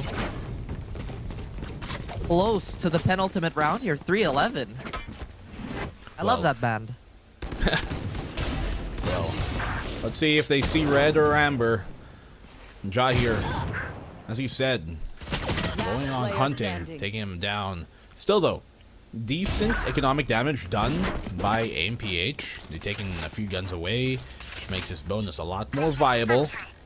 But you can see how they force up full armor and maybe Bulldogs and Guardians instead, knowing the Outlaw is available on the opposing side instead of the usual half armor plus Vandals or Phantoms. So let's see if that comes into a play here. It comes into play or is even a factor in this round. Now they're giving up the A site and looking for the flank. What is the color of the energy? AMPH is asking themselves right now because they're looking dead tired. They try to punch through the side with everything they've got. And with NAOS on a bonus, I think AMPH might just have this, although the Outlaw has just provided amazing value. Looking to replicate the same success. And this time, Mojer wants to flex his guns. Wait a minute, what's going on? Why are we fighting the Sheriffs? Never gonna win in Sheriff's Town. Oh, look at the shot connecting Sevi so low, and Ja still somehow converts off of it. AMPH, the outlaws of the land, rebels of the cause. It's NAOS with the sheriffs in hand who lays down the law of Icebox, saying this is their town and nobody gets away scot-free. Once again, I love the confidence to just take aim duels. That's exactly what we live for, right? Peek, kill, go back. But you gotta respect the sheriffs. It's one to the head and it's done. Ja is on a tear. I like how Ja is always on top of the leaderboard, but the way he does it sometimes, it's kind of like Tim Duncan, you know? It's such a quiet 20. It's 19-8 for Ja right now. AMPH, they need to do something about this man. And Mojer, they need to do something about NAOS. Please. They need to start winning rounds is what they need to do. But that's easier said than done. Yes. Even against Eco, no way Mojer gets a double. That might have just been the nail in the coffin here. Bulldogs in the hands of the remaining AMPH members. The showstopper to change the tune, change the channel. But the volume is deafening. Way too loud here. And Emon connects with a double as well at the end. Icebox, ice cold here for NAOS to take the opener map. A lot of snow on that temple and no one to really stop them on that advance. I like how the adjustments were definitely there in the earlier starts of the first half, but like we said, it's just such a limited resource. And there were a lot of good ideas on the side of AMPH. Like you mentioned, this is such a nice up-and-coming team with a lot of bright ideas, but execution-wise, I think they still need a few reps to get that really ingrained in their system. Once again, confidence, yes, take the aim duels, do that, but you gotta understand when to stop. There has to be a line that has to be drawn. I mean, ideas are only as good as their execution, and in that part, in that capacity, we definitely saw a bit of a lacking substance behind those ideas really coming in here for AMPH. It was difficult though. I don't want to beat the horse too much about it because they are against a much more highly touted team. It's NAOS, guys. So they are currently right now touted to be at the top 2 at least of the teams, looking at maybe, if not Oasis, and obviously looking at the newly sponsored Mega Saver. So NAOS definitely are a difficult opponent for them to be playing their second game of the regular season up against. Still though, I think they kind of shot themselves in the foot with their map veto in the first place. They picked that icebox, which from the get-go we were wondering what the idea here was, and it seems like, well, our sentiments have rung true unfortunately and reared its ugly head for AMPH. I mean, you know, it was a calculated decision, but perhaps someone out there is bad at math. Yeah. The numbers don't lie. 13-3. I feel like individually there were moments on the side of AMPH, but again, there's just that level where you can only do so much as a player all the time that you have to consolidate with your team. Hey guys, maybe we need to fix something. It's a very curious decision. I mean, our map number 2 is a map that we have seen from the past not be too bad here for AMPH. Sunset will be our second map, could even be our last for this series. But when you look at NAOS in their former, outings here on Sunset, there actually isn't. And that's a thing. There isn't information or much at all for AMPH to go off of what NAOS might do here on Sunset, and for NAOS to pull this out on their second map speaks that it could be a big surprise for AMPH, as this opener should have been as well. I feel like a lot of the rounds too that were successful, or at least a decent net rating on the side of AMPH, was when they would stagger their utility properly. Again, the 0 point, you have the recon dart. You talked about the lack of information, but you have every single tool on your tool belt to help you do that. But where was it? Execution or executed is the big question for the series, or there's just map in general. Shooter shooted. That's certainly what happened. Yes. I mean, what is there to say aside from this is kind of what we expected from this map? We saw some moments there of great, I think, patience shown by NAOS.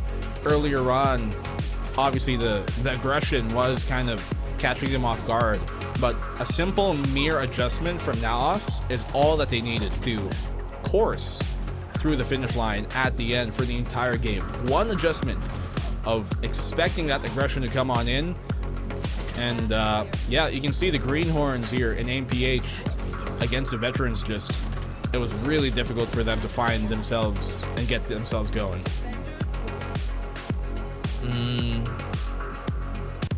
I'm thinking, like, that was a very, very good summary of it, but kind of broadcast their voice off. Honestly, bro, they kind of got mogged. You know what I mean? They just kind of got steamrolled on those fights. I don't want to like, harp dude, on them what, too what much. is going on? You're not wrong. You're not wrong.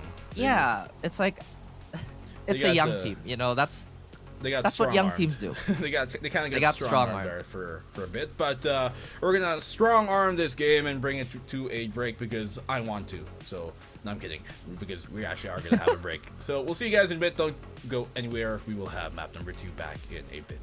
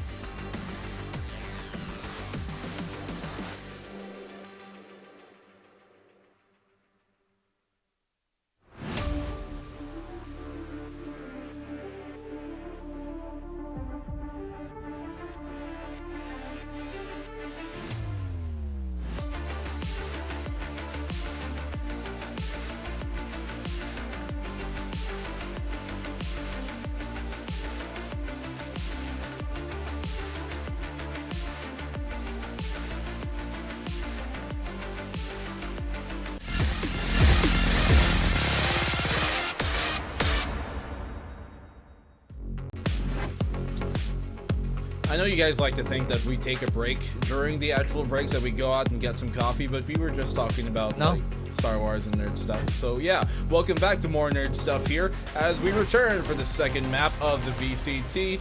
And the thing is, it wasn't much of a map one, so will this be a bit more competitive? I think so, because I do think NAOS are a bit more of an outlier here potentially, or an unknown on Sunset. But what do you think as NAOS pull up a fresh comp for this round?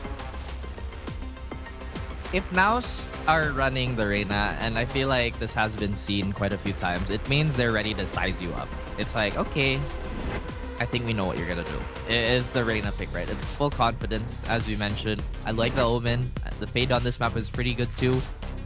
But then again, it's like the thing about double duelists is like, oh yeah, double duelists, they're not gonna survive in a utility shuffle, or at least they're gonna be in the back foot. But that hasn't been too much of a problem for now, in all honesty. Well, we haven't seen many problems at all for NAOS proposed here. In AMPH, as they swap on in the Sunset, they picked map number 1. They chose to go to Icebox. But now this is arguably a better staging ground for them to try and get something done. As, look at this, aggression early on towards mid tiles. God, does he expect this? He gets the one. Can he find a second? Yes, he does. I thought for sure that timing was not going to be on the side of Ja here, but never doubt the Reyna pick apparently is APH. It will do good damage towards this elbow position. Debbie's going to try and hold this down. Oh, that's going to be so much damage. He has to tag, and now they're just swinging him. He gets one, but numbers upon numbers. And an uncontested plant later.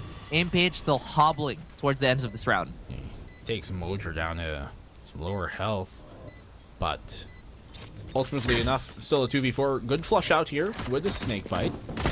Actually waiting in it for a second. Good damage being done, and in an alternate universe, we could have seen something crazy there.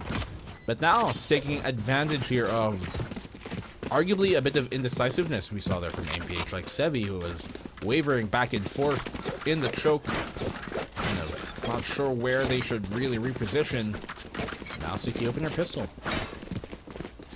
I think now it's just kind of smelled blood in the water. As you mentioned, AMPH in another universe would have loved to win pistol round and maybe done taxes for their teammates. But NAOS, they will eventually collect.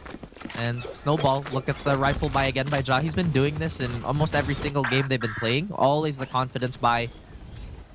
And that has to be salt on the wound. I have a ghost, and now you're dead. Last player remaining. Yep. Oh my goodness. Yep. As you said a while ago, take what's useful. They're being turned into cropped. And, yep, farmed for the second. That's okay. Ja gets 3. He goes down with the ship. That's perfectly fine.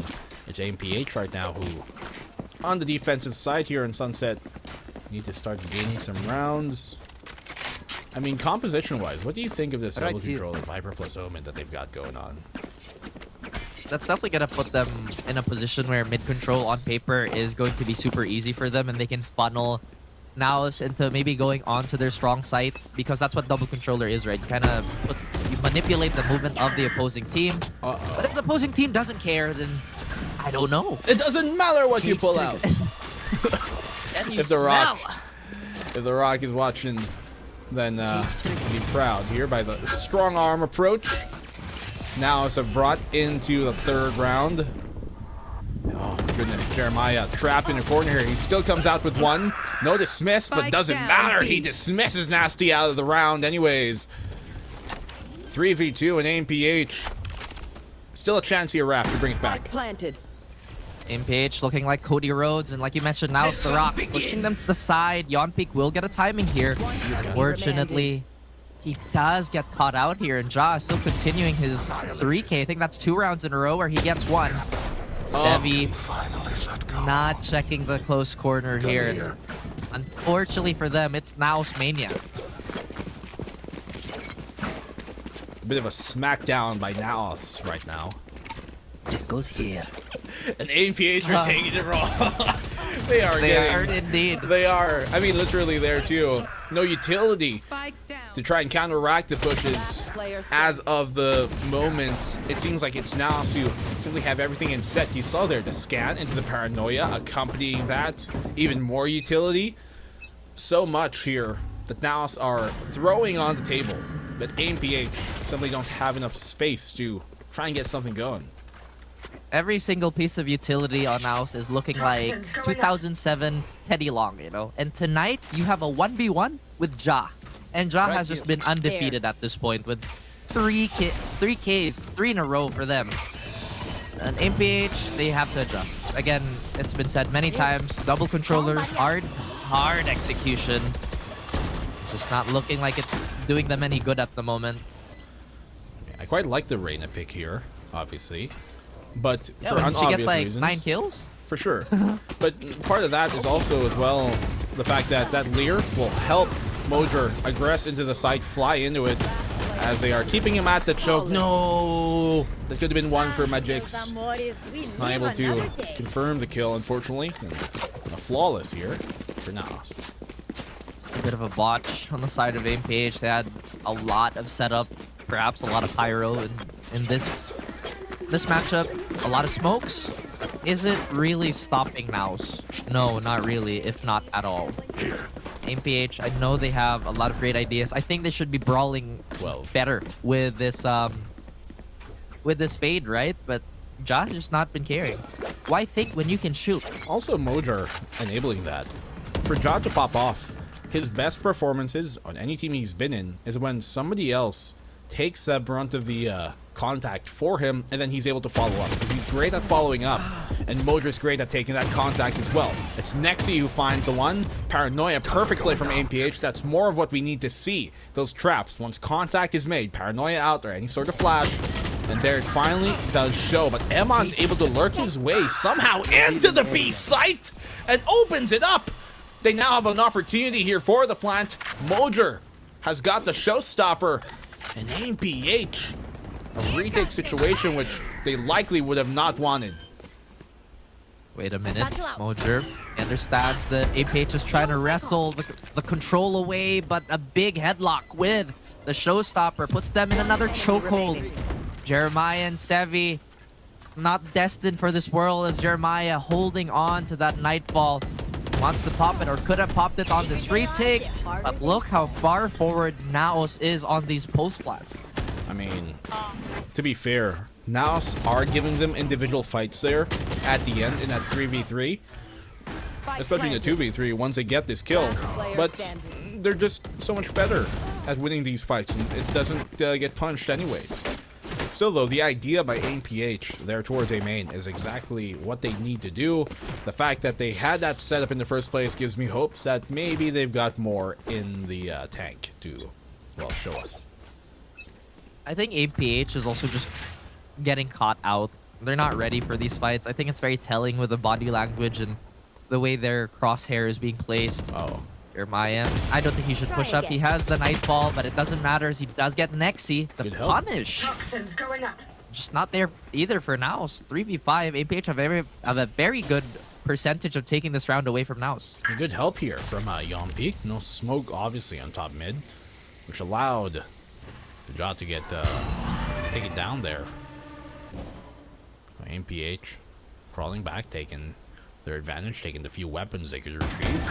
Stay down. Oh, Emon somehow finds Sevi turned around, but awkward positioning from him. This might just be one of those opportunities for them to turn around back in their favor.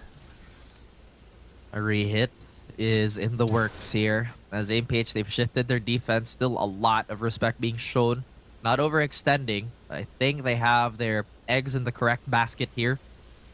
NAOS don't really have the time to rotate either. There's 35 seconds left, and it looks like they're playing for safety. Obviously, that Cypher Trap is going to slow them down just a little bit. Look at this.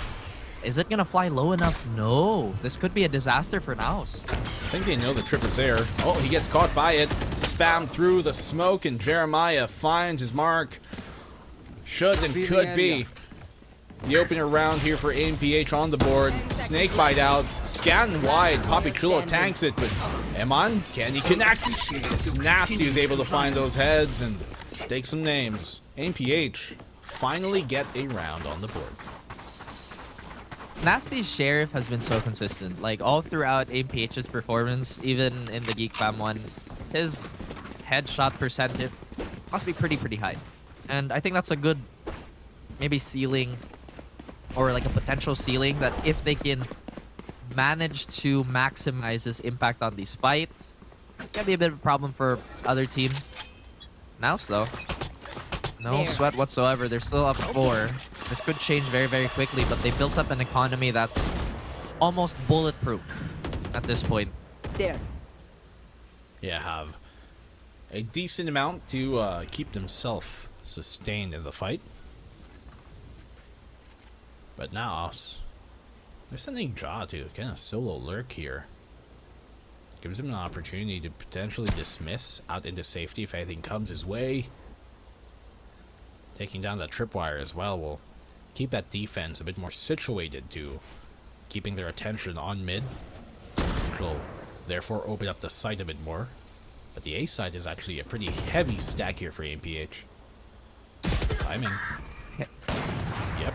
Heavy. A lot of lifting on the side of Yonpeak with that operator. But this is the game plan that they really wanted to enforce in Icebox, right? We have an operator that's forced NAOS to go on the opposite end. But the crowd is put on the head of Ja. Looks to take over yet new land. Nasty is here going to be the lone defender and will be overrun by the forces of NAOS. A retake perhaps. Are they aware of this push? Left. Unlikely as Ja's crawled up in the smoke. He gets the operator, dismisses out. And can he get one more?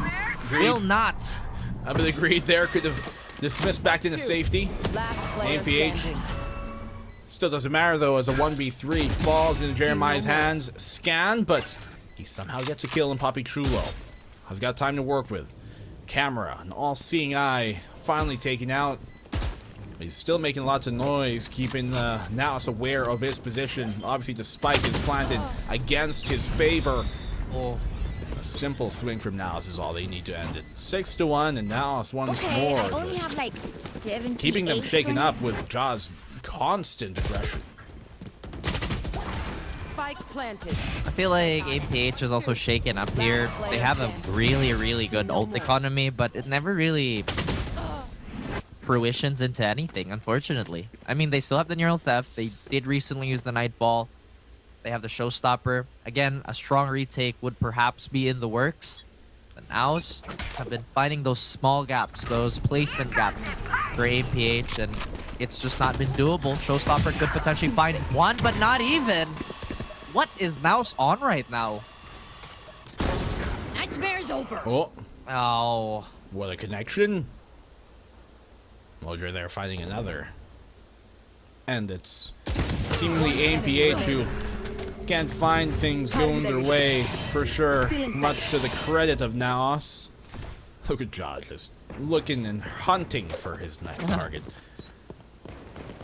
He has the double ear here. It's the 2 eyes in the mouth emoji for him, but nobody around the corner. Toxin screen down. And everybody on AMPH has been put in a clutch situation, but I don't know. It's just, it hasn't been panning out. You know, I like the idea that Sevi was gonna go for A main info, maybe go for the hard flag, Get out of my way. maybe get a kill here and there. Wow, but despite the paranoia, Magic still gets 3. I feel like we've seen so many players, not just in pro play, but also in like pubs everywhere, just kind of die towards CT. It's amazing. Ja gets another 3K on the board, so he should have what now? Close to 20 at round 8. I could be really bad at math. We're gonna. Yeah, no, I'm right. I'm right. Just one more 3K away from 20. Last player standing. Math. Get out of my way. Hard. Game. Difficult. Even harder. Raf's biceps. The hardest. Black and Blue's biceps, the biggest. Excuse me, triceps. I heard he curls 90s. That's a cap. But what isn't a cap is unfortunately the scoreline for AMPH. Struggling so far. They haven't even been smoking top mid now, and yet they're able to constantly kind of steal mid away from them. Or at least contest it enough that AMPH are going to be concerned about the presence there. Very interesting, very curious as well. Will they commit to this B? Tripwires are unfortunately for AMPH placed towards the A site instead. lot of thievery happening on the side of NAOS here, and EMPH just can't get the correct authorities for them. As Mojer is gonna bolster through the side, and despite aiming for Sevi, he gets Magics instead. Actually, from the nade, will finish him off. Gets another one, the reset. Brawling powers of that fade. Pretty much a moot point. As the numbers once again favoring NAOS, and Nexi, the wall, is just gonna poise through everything. MPH getting vigor check. I'm just saying. They are at the low 20s right now in terms of health. Here because Now we're they're gone. the best. Don't any of you forget that. This is an unfortunate circumstance that we have seen and come accustomed to in the previous years of VCT, where you have one team who have been here from the start, and the other who, well, this is only the start. And, yeah. It is the callous team versus the one that is much less grizzled. You can see now us taking full advantage of their experience here and just prowess in comparison. MPH, that's a good smoke for them actually to wrestle away control. But that does kind of telegraph that Yonpeak is around the corner and going aggressive and he dies. Yeah. Well, you talked about telegraphed, and you know they could have sent it with a pigeon, a messenger bird, and the message would have come across anyway. Map control again on the side of NAOS. You talked about the super veteran team versus the newcomers, and it indeed is a tale as old as time. And NAOS, despite blundering a little bit there, will still manage to get away with this. Nasty and a Vandal. Pretty doable. No utility. And no space to work with. Like you mentioned, it's kind of like a passing on the torch, but except passing it on to the next team, they're setting them on fire. Yeah, it's not exactly passing the torch, as you said. Kind of dousing him in fumes and throwing the torch at them and see what happens, right? Blow him up. Catch. There. Unfortunately, it's a hot potato you do not want to receive here, APH from NAOS. 20 to Jaw's name already here on the Reyna, making us proud. Obviously, Reyna mains your choice. They played in VCT, it's viable. That's the copium we all go on. Look, the Lear has so much value, and it actually does. He gets traded out, but that's already enough damage to force them into a corner. Barely teleports out, but wait a minute, how did Nexi get over there? Somehow, Yonpeak's able to get one and get out to safety. He is taken out very low, though. The spam from Jaw is right on the money. Still within the sight. Jeremiah needs to get one here. Prowler for the close, but he's going to get circumvented and wrapped around. Jaw looking to duel again. Who doesn't even care about playing the 2v1? He's going to peek. He's a mean bean killing machine. And we go 10-1. 23. He's the GOAT. That's what those numbers mean. My goodness. It's... How else are you supposed to put this, right? It's kind of like watching a Smurf Reyna. Scrappy round. I think this has been... Yes, but I think this is the most 3Ks we've seen at our very early season so far, right? I mean, potentially, at least from one individual player. It has been a bit of a wrecking ball by Jaw. Guardians paying off. Combo perhaps on the side of APH. Looking pretty good on their end with an early pick. And now they're going to Viper's Pit. At the same time, it's so early that there's still a very real possibility of mid and A being overrun. And you can already see the movement on the side of APH leaning towards that B site. Oh. Dead. You know what's funny? Jaw gets a kill here. We were talking about this double controller potentially being Spike down B. what should give them a bit more mid control, but we just haven't been seeing that. Yeah, it's really peculiar. I think we might get another freebie here on the side of Nasty. But it's Jaw. There's no way Jaw's gonna win this, But right? it's Jaw! Do not speak so soon! Not in the presence of a man of his caliber. There's just no way. He's who they pick to send after the most impossible situations, but this one proving to be a bit too much for him. AMPH, Switching they get the sides. second at the end of the first half. Me saying there's just no way as I sweat bullets. Because like you mentioned, it's a very real possibility. See, look at that, right? The success of AMPH is when NAOS try to maneuver the utility and play into their weak spots. And I think AMPH is slowly kind of going about that game plan. But the damage has been done, and it's already been 10 rounds up on the side of now, 8 rounds up on the side of NAOS. We do have a second half, and this is far from impossible. The comeback, I mean. But when Ja has 26 kills, I don't know. Okay, Spike down. big scramble here towards mid, and obviously NAOS are the ones coming One out on enemy top for the remaining. most part. For the definite part. Magix one's lonesome now. I don't know, man. This is one of those games where it really just is Remaining. strong arm approach from Magix, who pulls out a hat trick somehow, a rabbit, and a 4K just to win the pistol. Call an ambulance. But not for him. Oh. Oh my goodness. I'm at a loss for words here, but as I try to rediscover my vocabulary, AMPH, they keep themselves in the game and slowly but surely tack on an extra round to their name. Yeah, I love spamming the left click and everything going my way. I love it. Yes. Yep. Just ghost things for sure. Now, I don't think they're gonna be too perplexed by that one. Toxin That's a screen bit more of down. a what over a why. Damn. Yeah. That's one of those moments. That's a bit of a Ah, well. But remember, it's only one misstep away from falling into the pit. And who is waiting player down there? standing. It is gonna be nasty. Like we said, AMPH not necessarily out of this one. They did Spike rally planted. back against GEEK fam on their matchup here. So I wouldn't be surprised if they do the same against NAOS. Nexi alone with a sheriff. I will say it again, there's just really no way of him to clutch this out, as AMPH playing very, very compact.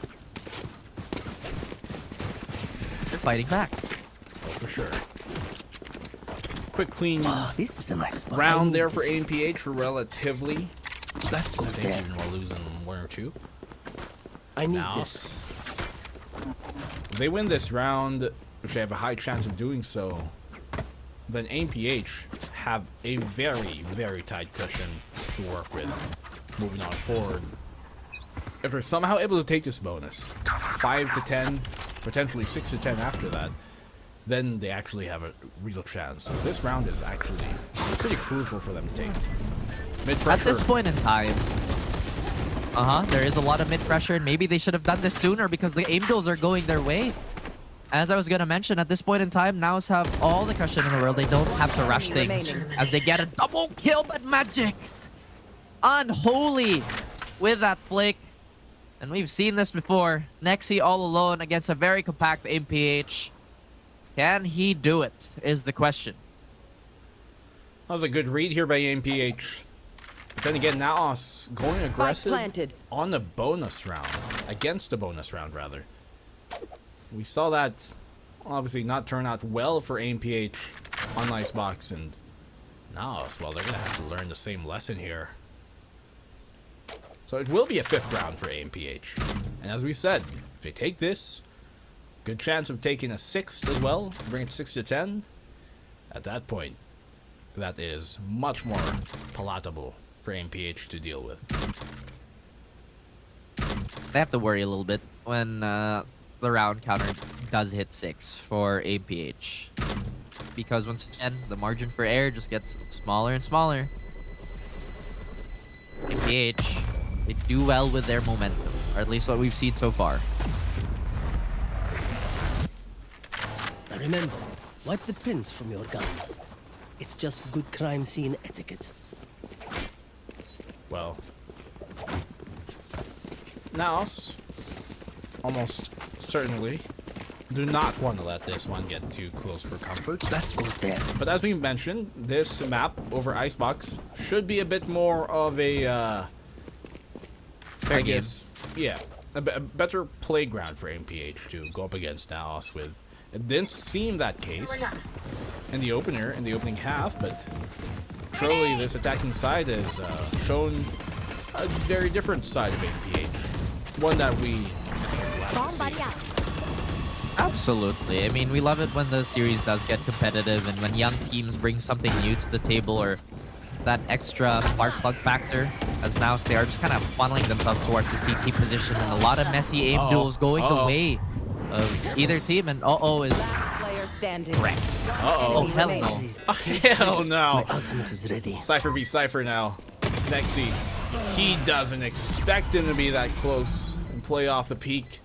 Good damage economically though, for sure for NAOS. Luckily for MPH, they were able to get the plant down just for some extra money. But look how close it came to being disastrous. I don't know if you guys can hear it, but my dogs are barking, realizing that MPH got that dog in them. As they still keep this as close as possible. Like I said, we talked about NAOS. They have to start worrying once that round counter does hit 6. I wouldn't be surprised if they burn a timeout for this. But Ja has hit officially the 30 mark, and they do have quite a bit of utility and weapons on their end to begin the close off. Okay. Look at Yon peak here. Trying to go aggressive, unsupported though. So it's going to be a 50-50 on which he chooses to check. Luckily he can isolate the left. Check out the right in the center fed hall. But Poppy Chulo feeds him a shot. Another? Yes, he does. He's going to stay there. He doesn't care. Oh no, but the timing on when they decide to throw out utility. Unfortunate, and somehow Sebi able to get Ultimate isn't his frag going. Nasty as well. And AMPH might have just brought this round back. Nexi playing the off time and will succeed. That's the pit being thrown away here, but it's still a 2v2. Enough resource being burned on the side of AMPH to just potentially take this away. They don't have the Omen ult. They're one away, but why do you have your knife out, Ja? Critical mistake as the 2v1 will ensue. Nexi yet again left to clutch. Oh. They know now. They know he's here from the defensive spawn. Paranoia out. It's actually good. He gets it burned out early. Double swing could come in time. He gets the one isolated, but Nasty once more has been such a crucial piece for them. NAOS, I think, getting a bit overconfident there. Lax. And now they're getting punished for it. Spike down mid. I don't know about this one. It's not looking too good. Turning it around is MPH, and they are right on the bullseye at the moment. A few mistakes here and there on the side of NAOS, and you got to be reminded that despite that stomp of a first map, MPH is still very much a team that clawed their way onto the stage, and they have a lot, and I mean a lot of bite to them. NAOS, maybe have to be a bit more careful. You kind of see the effects of not having that much utility bite them. And MPH, they're just letting it rip at this point.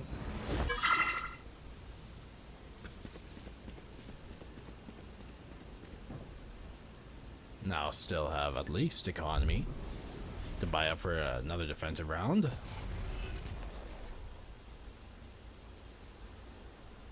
Mid control established here by AMPH. They're being quiet about it. Double smoke there in that center fed towards the top mid, which will keep NAOS on their toes.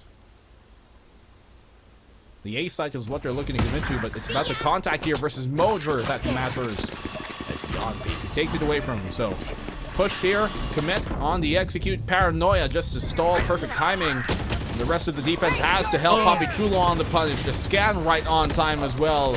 They've got the Hunter's Fury, but Sebi takes Emon down before he can pop it. Scatter. 30 seconds left. NAOS on a deficit here. Questionable pushes on the defense. Maybe gambling for those multi-kills a little bit, but look at how found my much real wire. estate AMPH has gotten themselves. That's a free mid. They have the CT rotation. I think they're going to close out market. Maybe Spike this is the planted. oversight that NAOS need. And look at that. They've already Camera bypassed taken. one of the defenders here, effectively making this a 2v2 or on the side, 3v3 rather. But the setup is still continuing. A big slow burn here, black and blue. Good shot here by Jeremiah. And AMPH are looking a lot more decisive and a lot more cohesive, more importantly, here on Sunset. Good punishes. This should be a quick one. No, he's trying to go for the knife. The green! What are you doing? It could have been it. Luckily, the rest of AMPH are there to clean up house, but that could have been disastrous. Brother, what art thou doing it? What doing? I don't He went for it. understand. He went for it. Hey, I can't blame him. You get to have an opportunity to knife one of the more premier players and teams here in the Philippines and in SCA in general. Who wouldn't want to take the opportunity? Okay, so I'm just saying, I think in GEEK fam, they went for the knife too, and the retaliation began, right? I'm just saying you kind of don't want to poke the bear. I get it, but you don't want a welcome to the league moment. You know what I mean? I just checked the Twitter NAOS, and they tweeted as of a few minutes ago, okay, we kind of threw that round. I assume in talking about the pistol round, the 3v1. But, yeah. Funny stuff. Funny bants happening in social media. I like it, you know, but at the same time, you gotta close it out. You know, a layup is still a layup. That's still 2 points. Stop going for the jelly. I'm hearing on the Facebook stream that we have a NAOS 10s alt account. Wow. Somehow. Don't. Just messing around in the Is comments. that a preview? Is that a preview of what might, you know? What might to be. I mean, he's got some SCA blood in him, so who knows, but That's true. it's NAOS roster right now, obviously trying to do something else. Nade on Ja. That will not connect as much as they think it would. And so he's gonna stay alive. Has a chance here to get the one. Mojo is good for one. Oh. Ja, kill and dismiss. And he's able to back off somehow. Remember, AMPH, you still have the guns. You still have the utility advantage in this situation. No need to be overzealous. Stability is on the side of NAOS. And AMPH, perhaps they might be foaming at the mouth here. Ja at 33 health. If this could change with one kill. They're trying to push him towards Ja here, but the automatic rifle's just too much to handle. And Magix has been keeping AMPH afloat. That's no more Hunter's Fury being pointed out, or rather being bended. As AMPH, they're slowly but surely whittling down the resources while keeping an advantage for themselves.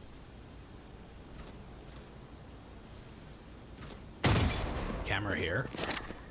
Gives away Nasty.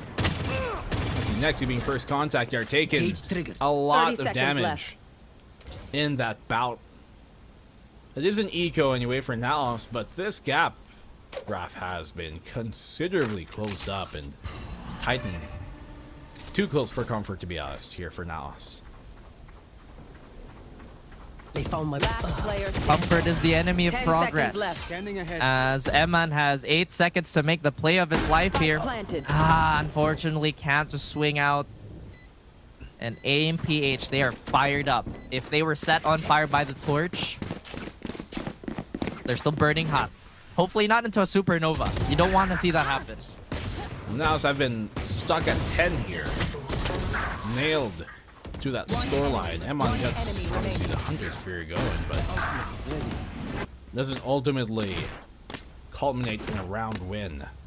I like the fade here pick by Jeremiah. I think it's actually a great pick, especially for the double controller. We've seen that fade actually at the end of last year be a pretty big pick in VCT China. And I thought the way that the teams used that fade were pretty down, considerable.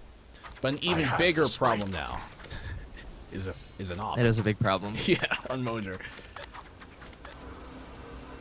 All right. With the operator in hand, and now it's just not willing to let go of this lead. Aim Page, they lose Jeremiah, and that's an important pick because that's how they can safely clear the corners. And they do have that neural theft. Unfortunately, they just don't have a way of reliably getting that. And who would expect Papi Chulo to kind of Batman his way on top of the box here as Market, just a big no-no zone for AMPH. Well, Poison orb we have emitted. yet to really see AMPH bring back these type of rounds. Ja, good for the one. This misses out. Player standing. Oh my goodness. Spike Emon down wants a mid. bit of the pie, wants a piece of it. Only good for the one as the trade comes on in. And finally, NAOS get a round of their own after, what, 5 consecutive from AMPH now? Might as well.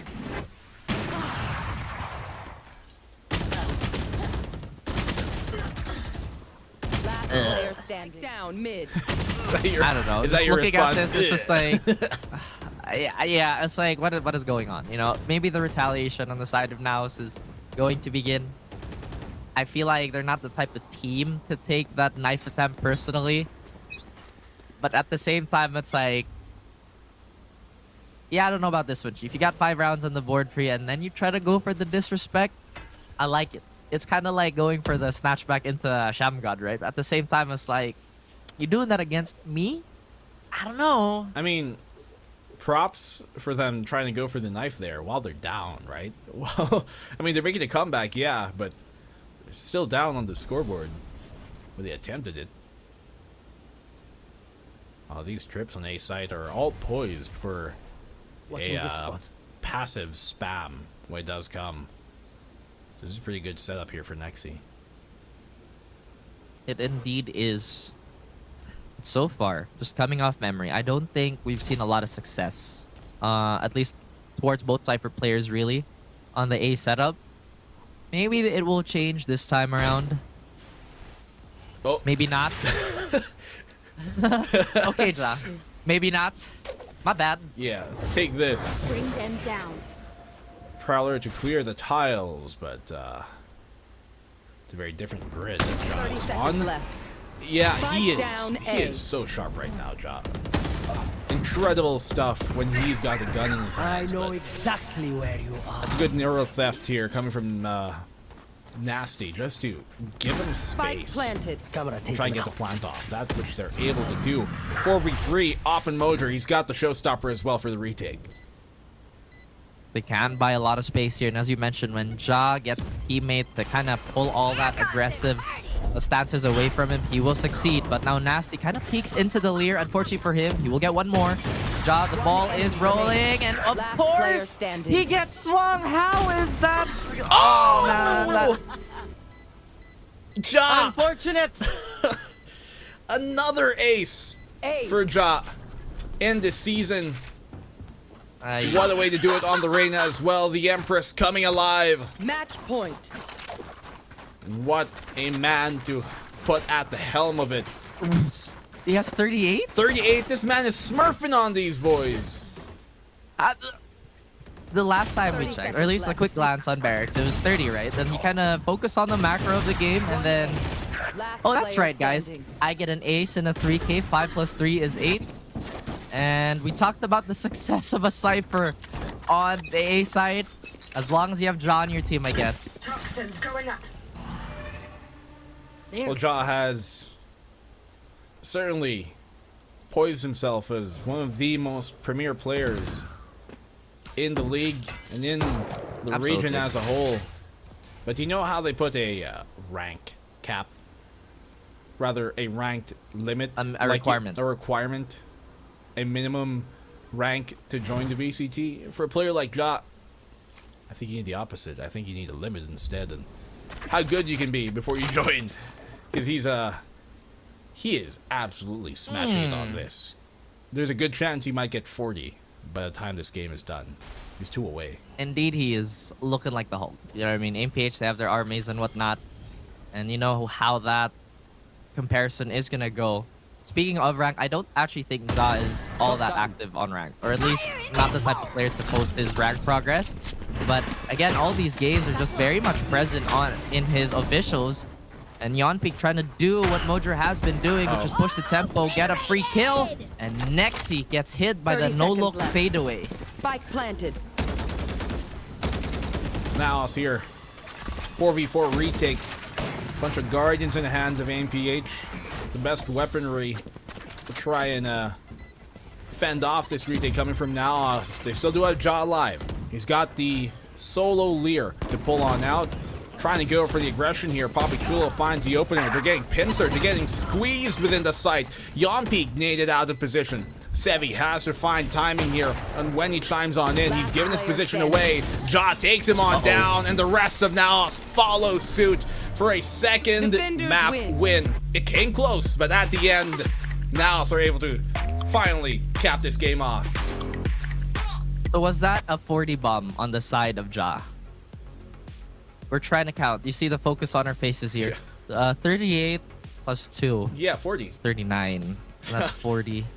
There's a lot of focus and mental power being expended. Math is hard. But you know what is harder? Going against NAOS when they have a full head of steam. And, you know, like we said, right? I feel like a lot of the ideas did kind of present themselves a lot better here on the side of AMPH. But that knife karma on Sunset that's happened, again, I'm not superstitious, but everybody who says that ends up being superstitious anyway. But every time they try to knife someone on Sunset, that's been the beginning of their doom. Yeah. That's when they seem to have turned it up there. I mean, good effort by AMPH, and kind of exactly what we expected, I think, where they're going to give us a better look, but will it be enough? It ultimately proved not to be. It's another case of them struggling to close on out, even though they kept it relatively closer during the middle part of the game, as kind of what we saw similarly versus who was it, GEEK the other day. Yeah, when they played their first opener game of the regular season. But look at that, 40-14. You don't see that wrong. Man's dropping 40 bombs here in the VCT. Ja, there's a reason why this team has put him at the helm of this roster, at the forefront, especially going to the heights that they have been in the past, and he delivers absolutely. You talked about he's a premier player. I'm still trying to look for the words here because Ja has given the go signal for every single Reyna spammer to keep on doing what they do best, and that is the spam Reyna. And it even works in the officials here. The one thing that we do kind of want to highlight is that the rest of the team was so good at pushing AimPH to kind of go the way of Ja. Like we mentioned, right? The setup was beautiful. The throws are bad. Don't throw, guys. That's very bad. But the way that they would set up their utility to funnel the fights was something that I think a lot of teams can learn from. I mean, there were some good moments on that defensive side here for AMPH when we would see them kind of set up these opportunities a bit better, right? Play that default a bit slower, and their double controller definitely kind of plays into that style a bit more. It's just, sometimes these duels, they try and take it a bit waywardly, and against a team like NAOS, especially when Ja is incredibly on fire like that, it just doesn't work out and doesn't pan out as we see. That's what you call the Lord of the Frenzied Flame. The world burns, and no one can really look him in the eye except maybe Magix. I really like the rounds where Magix was basically flexing all the tools in his belt and his ability to just kind of keep his team afloat. I think with Magix and Nasty, they've been the two players to kind of keep your eyes on. They're bringing a lot of stability to the team. At the same time, I feel like the macro could use a little bit more work, but then again, that's a given for every single new team we have. Yeah, I think all things considered, that second map as well especially was impressive by AMPH. We showed a different dimension. We were showed a different dimension from them, a different look that we haven't seen, in that kind of diversity in approach and idea and execution as well was a fresh sight to see, I think, here. So I think when you move on from this game specifically, you look at the next few ones that they have got to play here for this squad, for AMPH, it should be a bit more of an even playing ground in terms of power levels. They went up against GEEK Fam and NAOS to start off their regular season, which is never a comforting thing to do when you are a newer team. It's really the callous versus the callowed, you know, the fresh versus the grizzled. But for grizzled men, we've got our panel here to take us home. So what do you guys think? With the Cyrus and Dax, you know what? I'm gonna ask you a quick question. Is this what you expect? Ito ba yung speed na in-expect nyo ng pagkakapanalo ng NAOS? Well, What kind of answer do you want? I'll butt in real quick and say, parang sa start, yes sa Icebox. Tapos biglang no sa Sunset, tapos naging yes ulit dun sa dulo. I did feel like when you look at the map draft, right, na okay, APH, gusto nila labanan ng NAOS sa Icebox. It's something that they're comfy in. Pero coming into Sunset, hirap talaga yung APH dun. It was a good rally though, especially nakita natin si Magix, diba? He got a quad kill nung pistol round nila nung second half. It gave a chance for APH to rally. But man, NAOS, they're proving right now they're just so good and so talented. Yeah. Yeah, I would love to hear yung thoughts dito ni Cyrus, but I think mas kailangan natin pag-usapan ngayon yung ating MVP of this match dahil napakaganda na kanyang performance. And maybe this is also the reason kung bakit it naging one-sided yung naging affair natin. I believe ang tingin ko lang para sa akin it's a good performance from everyone, but Ja made so many amazing plays in this particular game. Osiris, anything that you wanna comment on sa performance nitong si Ja? I think he's going to be the MVP. Should be. And expected na nga natin, no? Nakita natin yung dami ng kanyang kills, and at the same time, nabanggit rin natin sa sariling discussion natin ng map veto na hindi talaga dapat pinapakawalan ng Icebox against NAOS. Nakita natin yung mga push doon ni Ja, and mas nag-steamroll siya pagdating dito sa Sunset. Nakita natin yung kanyang Reyna lurking around, taking out important members, no? Mostly si Magix yung nawawala kaagad, and having no Viper also nullifies yung lakas ng depensa na dinadala nitong MPH. So nagmatter most yung mga play nitong Reyna, and doon talaga nagiging stellar yung performance dahil nga sa dismiss at saka sa kanyang overheals. Ang nagmatter most dyan, guys, 40 kills sa isang mapa. Marami nagsasabi, get that 30 bro, big deal na yun, diba? Pero aabot ka ng 40. Ano nakikita natin dito kay Ja, diba? And what is up with him today? It really proves to us though that he is a talent that deserves to be at the top of the PH scene and beyond. And it really just goes to show dito rin sa NAOS, sobrang comfy sila to let Ja just do Ja things and get the job done. Yeah. Still in disbelief sa nakita nating stats doon. And alam naman natin na magaling naman talaga na player. Ja has been performing for many seasons, many years na dito sa VCT, or at least many splits na nakita natin. But today, iba lang talaga.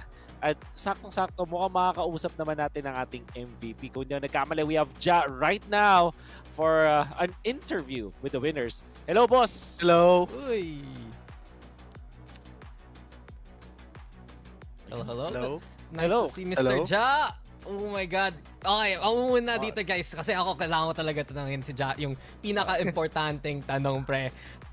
What is up? Patanggaling mo! Patanggaling mo, boss! Is it because of the arm sleeve today? Is it because the monitor is close enough para sa'yo? Pero nakakuha ka ng 40 kills. Parang, paano mo nakuha yung momentum na yun sa second map especially? Sabi lang sa akin nila, man, pumatay lang daw ako, gawin ko lang daw yung gusto kong gawin. Ayun ang sabi. Tama lang yan. Paper strat yun guys, hindi ba alam? Para palitan natin na strat, Ja, go kill. Go kill indeed. So ako naman may tatanong, Ja. So medyo mainit yung simula nyo sa Sunset. Akala natin sobrang bilis yung makukuha yun. Pero bigla kayong napako dun sa 10 points na yun. Ano nangyari? Bakit biglang parang nag-slow down yung momentum nyo and kailangan nyo pang gumamit ng timeout? Siguro kasi ng mga una, parang sabi sa amin, gawin lang namin yung gusto namin. Then after nung hindi na gumagana, tsaka kami nag-pause. Napag-usapan namin yung round. Then yun, adjust agad kami. Nag-adapt lang kami sa ginagawa nila. The reaction. So once again, congratulations, Ja. Ikaw naman, Wolf, anong tatanong mo kay boss? Eto, alam mo, napakaganda ng back-to-back performance nyo sa inyong mga series. And ang gusto ko na lang tanongin dito is, meron ka ba, ikaw personally mismo, na gustong-gustong makatapat in the future na talagang doon ka maglalabas ulit ng 40 kills mo over that team or over that particular na makakatapat? Is there anyone na you're looking forward to face? Actually, lahat gusto ko makalaban eh. Kumbaga, di lang isa, kundi lahat ng mga nasa groups ngayon.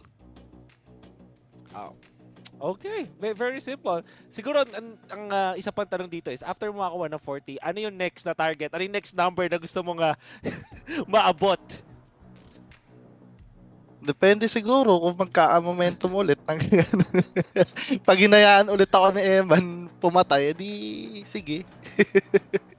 Let's go for 50? Siguro, next time. Alright.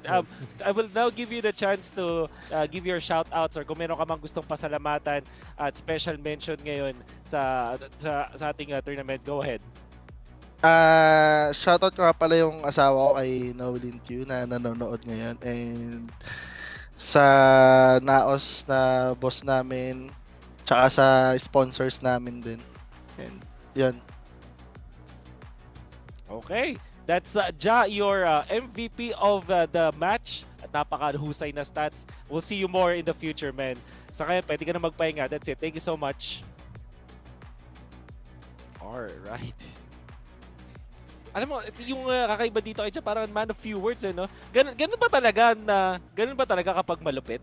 Is that what it takes, Dax?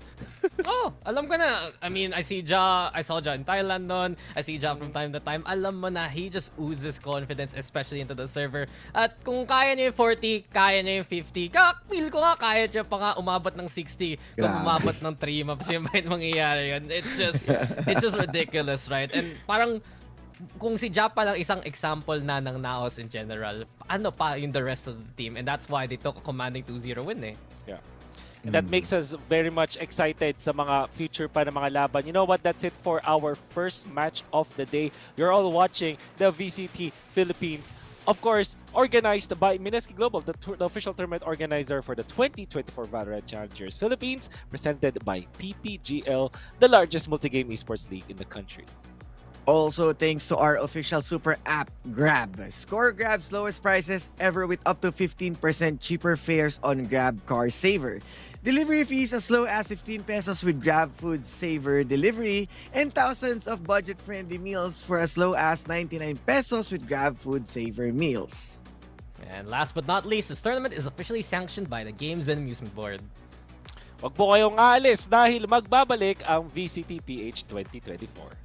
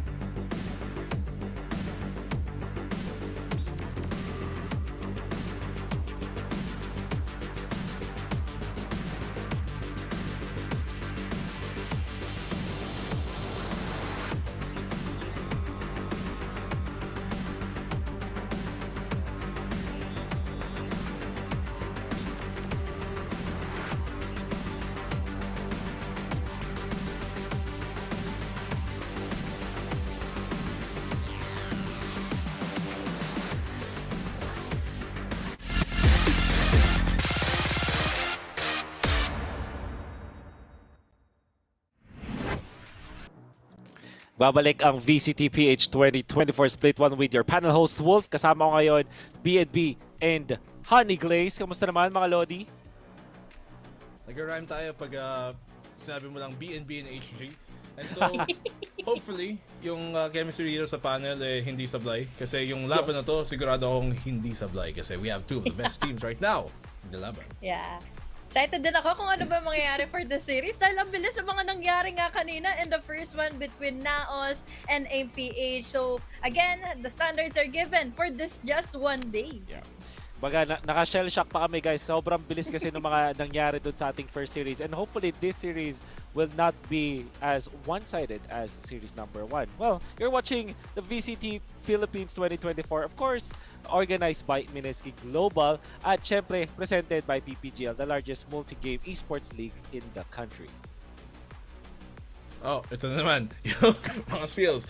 Also, thanks to our official super app partner in Grab, especially kung gutom kayo, what way better to go than Grab? Score Grab's lowest prices ever with up to 15% cheaper fares on Grab Car Saver. Delivery fees as low as 15 pesos with Grab Food Saver delivery and thousands of budget-friendly meals as low as 99 pesos with Grab Food Saver meals. Yun. Last but not the least, this tournament is officially sanctioned by the Games and Amusement Board. Alright, now you are going to be watching Oasis Gaming going up against Zol Esports. Mataas ang expectations sa atin sa series na to. And I believe kayo din na sa mga viewers natin dyan, this is a matchup na parang mataas talaga yung pedigree. Do you agree with me, BNB, that this will be a close match? Pedigree, parang ano yan, aso. may lahi. Pero tama naman. I mean, mataas naman talaga ang caliber ng mga teams na nandito. We know Zol and they are compromised of yung mga madaming veterano din that we've seen throughout the past, especially, you know, players dito like Patman who have showed up to be very flexible. Dati nung sa SR and dating Zol rosters, kadalasan nasa controller role lang siya pero inilabas nila siya nung huling laban nila versus GEEK fam on the duelist. They had him on that raise, and so dito para sa Zol, they have a lot of players who can really, I think, explode into superstardom after this season kung magandang performance nila. They have Kakarot, Micro, madami silang malalakas talaga sa team nila. Yeah, 2-0 pa naman yung naging series nila nung nakaraan nga na nakalaban nila ang Geek Fam PH. Pero kung babalikan din natin, sobrang higpit din ng laban ng Just Us versus ng Oasis na kung saan we can still see that there's heavy 8K na magwawala na lang din naman na all throughout the games. Pero syempre, it's just considered to the fact na paano ba siya ma-amplify din nila Dubstep. And in order for us to know kung ma-amplify nga ba ang mga players ito, why don't we look at it and introduce the teams? Actually, let's watch this video for Oasis.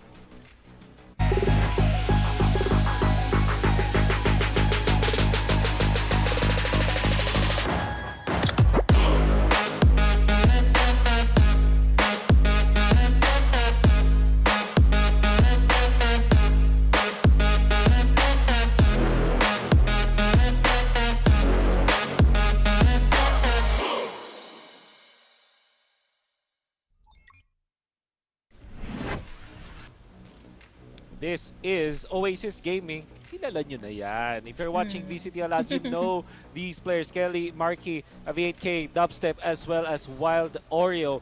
Since narinig ko ang reaction ni HG, why don't you introduce itong mga players natin and what we can expect from them?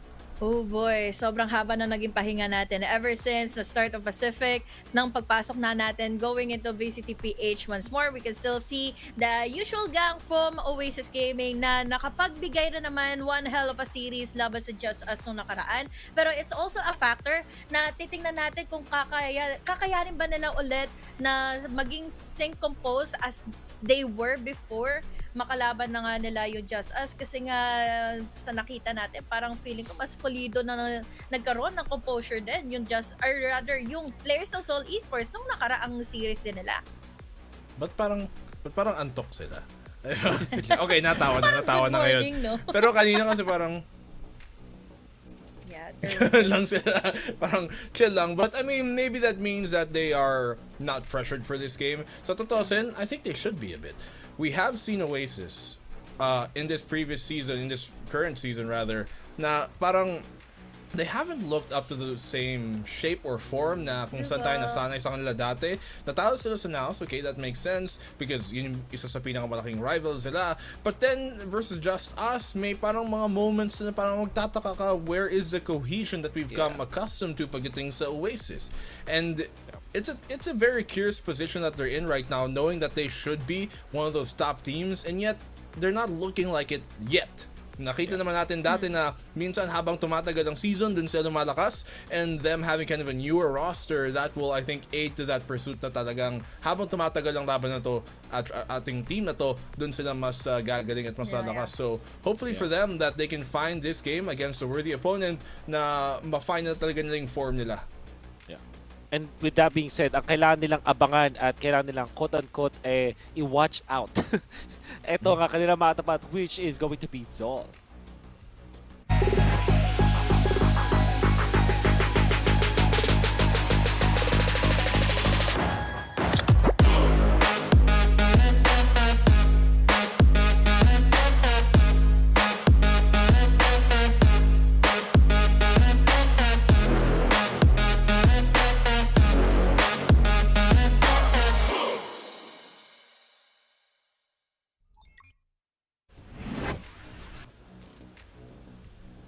That is Zol Esports with Kakarot, Micro, Zind, Kevs, at syempre si Patman. At ngayon, I wanna ask Black and Blue, what's your expert insight dito sa Zol Esports ngayon? Expert? Baka mali yung kausap mo. Banu ako eh. Wala naman alam. Sino ba naman ako? Ang alam ko lang dito is Zol have proven to be and showed us that they are an exceptional team na hindi mo talaga pwedeng ma-underestimate. Nakita naman natin dati na with the performances of these players individually, the team sa pinanggalingan nila, Micro sa team niya dati, Kakarot sa team niya dati, si Kevs din, we know that Fallen 5 trio, but Patman as well to accompany with Zind. Napaka-delikado ng team na to sa kahit sino, kahit ikaw ang Oasis, kahit ikaw ang NAOS, kahit ikaw ang First Meta Saver, Mega Saver, you have to be wary because this team has enough experience to be able to give different kind of play styles. And I wouldn't even be, I think, too far-fetched in saying they have a not only chance or possibility na manalo sa matchup na to, but a high chance of winning this game actually. Especially with Oasis, who haven't been looking like really yung selves talaga nila that we know they can be. I think this team in Zol has a good chance of being the top 3 team talaga that they can be. Before I hear from you, HG, tignan muna natin kung sino ba yung dapat abangan sa dalawang teams na to. Who should we be looking out for? That's Kelly as well as Zind. Nakita natin yung paggamit nila nung Harbor for Kelly, and of course Viper naman para kay Zind. Not exactly yung parang parallel na role sila, parang surely gumagamit sila parehas na mga controllers pero hindi actually na same yung ginagawa nila. But when it comes to their impact sa game, ganun din kataas. Anything you wanna say about this head-to-head, HG? Mostly kasi for Zen, siya yung nagiging punot dulo kung bakit nagkakaroon ng open opportunity yung kanilang nagiging aggressors and their attackers to have that good spot, sweet spot inside of the site, since because of his setups at because of the flanks na pwede niyang i-conquer dito sa kabilang grupo, sa kabilang team na makakatapat niya. For Kelly S naman, I think there's always the end game kasi for Kelly S eh. Parang siya yung nagiging final boss kumbaga. Once the duel comes to play na siya na lang yung matitira for their team. And I think it's an apt comparison kasi we do see both of these players na nagfe-flex sila sa mga position nila. Si Kelly S, minsan nagko-controller din. Like nung kalaban nila yung Just Us, nag-harbor siya. Tapos si Zind naman din, we've also seen him kind of flex between the Reyna. Minsan magsi-smoker naman din siya, magva-viper siya. So there's a lot of flexibility in both of these teams. And arguably more, to be fair, sa Oasis' side. Pero that might also be a problem for them. Kasi minsan pag nag-flex ka lagi, humihina muscles mo. Hindi, totoo. Joke lang. Pag nag-flex ka lagi, parang nawawalan ka sa position in terms of what you expect to play as of compared to kung sanay ka usually, okay, duelist ako, I'm usually frontline. We've seen in teams before and we've seen in Oasis in the past na because they flex around a lot, minsan you'll see maybe a backline player na sa harap siya dahil yung tendency niya, sanay siya, nandun siya sa harap. Yung frontline player naman dun sa team na yon nagiging nasa likod kasi sanay siya, nasa likod siya. And those kind of mix-ups, especially for a new team with new additions, nagiging problema mas lalo na pagkalaban mo ang team katulad ng Zol. Well, Zol as well as Oasis definitely ay kailangan nating abangan dito, and like BNB have said, this will be close. The high chance actually para sa Zol Esports. Interesting take na mukhang madaming magre-react sa ating mga viewers. But before we head into that, why don't we talk about our own predictions? Who do we think will be winning in this particular match? You have to choose now, Black and Blue, pati ikaw, HG. For me, habang nag-iisip kayo dyan, I think I'm still gonna go with my gut. I think Oasis Gaming, lalo na dun sa kanilang, I would say, experience na talaga madaling bumoto para sa team na to. I think they're slated to win in this matchup. Kayang-kaya silang mapatumba for sure na Zol Esports. But if I were to predict in this particular match, I think I'm gonna go with Oasis. How about you? Sige, HG. Sino ang sa tingin mo mananalo dito? Well, sa mga nasabi nga natin, it is going to be a close game. So, most likely, magiging Oasis siya na map na pwede kang maipredict kasi Oasis. But then, close siya eh. Close siya yung game kung saan Seoul Esports can also push out the boundaries dito ng Oasis time and time again. Now you have to choose BNB. I mean, medyo mahirap mag-predict, especially without the map veto. But I do think, dito para sa Zol, madami naman silang rason para manalo. They have good opportunities here to upset this Oasis team who haven't been looking like themselves. At maganda ang kanilang pinapakita nung huling laban nila versus ang GEEK fam. Pero dahil biased ako, I'm still gonna say Oasis. Because in reality, they should be the team to win here. Sila ang nakakaabot ng Grand Finals ng huli lagi. And so, Oasis, since day one, maybe not. But today, yeah, I think so. Yung vibe ni BNB ngayon, parang yung meme na naglalakad ngayon na, of course, I'm a caster. Of course, bias ako. Ganun yung... I watched that video. Yeah, parang ganun. But this is a unanimous panel. Pero pare-pares din naman tayo dito na feeling namin meron nga naman chance sa manalo ng Zol Esports. Hindi na natin kailangan maghintay. However, as we now can throw it over to our casters for series number 2.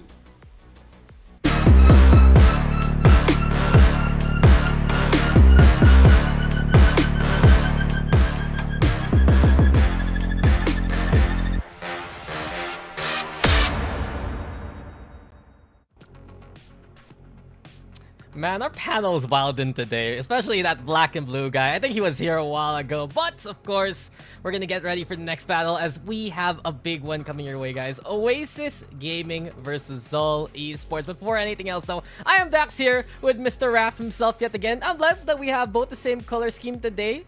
It's just a little bit of different gradient, but I gotta ask you right now, what are you expecting from such a titanic matchup coming our way? Yes. Yes. Very good. That's a black and blue answer, huh? Yes. Inspired by black and blue today. But yeah, you know what? Kind of going back on the point before I derail everything. I like that we match, but Oasis versus Zol, is this a true titanic matchup, as you mentioned? Because I still feel like, and I do agree with the panel, that a lot of expectation is still on the shoulders of Oasis. I mean, come on, look at that spread of players, right? We have the GOAT of Collegiate, which have been said many times in the last like 3-4 years now, and then you add a dubstep to that roster. It's like if you don't succeed, then I don't know, man. I'm just being blunt. It's like I don't know about this one, Chief, but yeah, yes. Dude, it's on paper a roster that should work, but sometimes, as panels mentioned, that flexibility can jumble up the sentences really in this paragraph, right? Sometimes you want someone else to be playing in the front line, someone else to be playing in the back line. Maybe you want some more of these fixed roles, but we're getting into our map draft, and the first thing I really have to mention here, Raph, is Zol has to ban out Lotus as soon as possible. I completely agree, and something that you did kind of mention behind the scenes, you know, at this point in time, Oasis, yes, they have the pieces and the tools to succeed, but right now they want to reestablish that confidence. And as you mentioned, I think Zol have really done their homework. That Lotus ban is going to be pivotal in this matchup. And on that flexibility, I feel like sometimes you kind of bend too much and it'll break. Kind of have to be a little more rigid and just kind of stand your ground. And I think it's true for the roles as well. Yeah, It's really Oasis. They need to figure out what they want to run. We're gonna get Icebox though, and then Ascent. I was thinking for Oasis Gaming, they need to inspire confidence back in two of their map picks right now, Split and Ascent, because these are two maps that they basically wanted to run into and still came out with a loss instead. They lost against NAOS in Split, they lost against Just Us there on Ascent, so we're gonna get two maps already picked on up. Final bans though, Sunset will be removed by Zol, and that's not really surprising to me. They have only a 1-2 record on this so far. They won, yes, against GEEK last time around, but as of right now, it's not something that they want to run against Oasis, who knows how to play the map too. I like that there's Pearl in the background, which I feel like is one of the more successful maps for Oasis, but it is just an absolute tease. Breeze not in the mix here. And you know, to continue on the theme that you were talking about, these are all the maps that, or at least most of these maps, right? Especially Icebox and Ascent. They've lost on these maps, so maybe the call is, guys, let's win on the maps we've lost. So we're gonna feel really good coming into the second week and for the rest of the league. I feel like that would be a realistic call, question mark. No, I get it. Because on the other hand, you'd think for Zol Esports, guys, they lost all these 3 maps in the past few series that they've had, right? Might as well go for it. And this is a bit of a rematch between Oasis and Zol, coming back to the offseason, back in the Predator League, that they actually played the maps of Ascent and Split, and it was Oasis that took both. So a revenge arc is already in the cards here for Zol Esports if things go their way. But not only that, the recent history is what Zol is banking on. They're really testing Oasis right now if they're ready on these maps coming our way. That is a big if. And talking about the Vengeance arc, it is not the path to clarity. That's just the inner Star Wars nerd coming out. Although it did lead to a few good episodes. Hopefully it'll be the same thing for Zol, because as you mentioned, you just kind of don't want to double up on your losses, you know, and perhaps this Reyna pick could spell, okay, honestly, disaster on both sides. It's really a coin flip at this point. I mean, this is where it gets exciting. We saw Ja a while ago dominate on it in the series between NAOS as well as APH. But coming into this one, you mentioned it, Zind on the Reyna, Patman going to be playing that Raze, and exactly the composition that they played against GEEK Fam, which Zol did win in overtime. But you saw that there, Sova Killjoy still going to be run by Oasis Gaming here. Very interested to see what changes they have made since we've seen them last in this map. Very good questions being pointed out there by Mr. Dax, the biggest, the largest presence on camera. Truly, he is king. But I am much more interested on this Harbor pick on Icebox. Yes, we've seen it, especially this double controller. I think you brought it up. But execution has been questionable, in all honesty, for a majority of our teams here, especially this early on. Maybe they want to get the reps in early. Maybe they just kind of want to experiment a little bit. But no matter what comp they run, we are hoping for a more fixed position for their players, right? Yeah. I mean, that's what I'm really banking on right now. I'm waiting to see for us to get into the game and get final confirmation of who is running what on Oasis. And speaking of, we're getting into the matchup, and this is what I want to talk about instead, Raf. I mentioned the Sova and the Killjoy because there is a role swap. Savvy is going to be playing the Initiator right now. Dubstep moves over to the Killjoy, the role that he played in the latter half of his Team Secret career. And I like this from Oasis. Put Dubstep somewhere comfy instead. Exactly. You want to maximize one of your newer players, or at least to the comp, right? Because we all know Dubstep is one of the darlings of PH, and we kind of want to see him shine again. It's just not been happening in the first week, despite winning their games. And now Wild Oreo is the first victim of Zin's Reyna. Yeah, the first frag comes the way of Zol and Oasis. They had many members there stationed towards green, but Zol peeks eagerly and finds that pick along the way. They're moving now into a site where Dubstep is awaiting them, and this is now the test. Dubby, he's had struggles playing the Sova last week. Now, let's see what he can do on the Killjoy, playing the anchor from the rafters. Nanoswarm's gonna get popped, dissuading them from playing into the nest. Plant gonna go down here for Zol, though. Uncontested for the most part, as we still have Oasis trying to get a favorable position here. None of them have pushed up. They still have quite a bit of utility rather only on Kelly S. They will expend that cascade here as Patman might just barrel through this. Yeah, here comes the high tide now. Quick little tap onto the spike. Micro though waiting for anyone to play towards Jenny. Marky finding Patman along the way, and Oasis Gaming now trying to get through those tides and move into fight Zol. Advantage now here for Oasis. Turrets though in station, and as soon as the water drops, it's a good face for Kevs to work with. 1v1 now. Marky on defuse duty, and he's sticking at the half. Does he stick it all the way? The answer is gonna be a resounding yes. Pros don't fake. Marky gets it. Kevs will have a consolation of a 3k yes, but the round goes to Oasis. Where the water meets the sand is where the spike gets diffused, apparently. As that high tide play you mentioned did get a little bit of value, but not on the post plant side.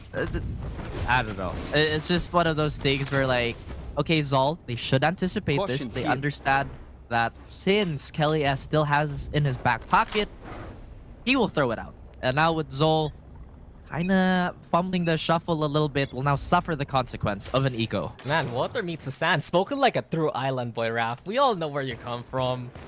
Absolutely.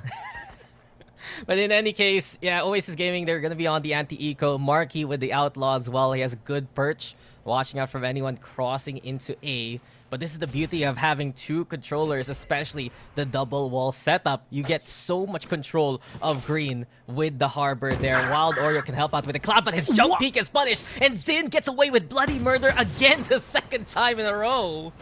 There. Serial Killer is apparently the title that Zin wants to hold here. And that jump peak was just honestly okay on the side of Wild Oreo. Just an insane shot by Zin.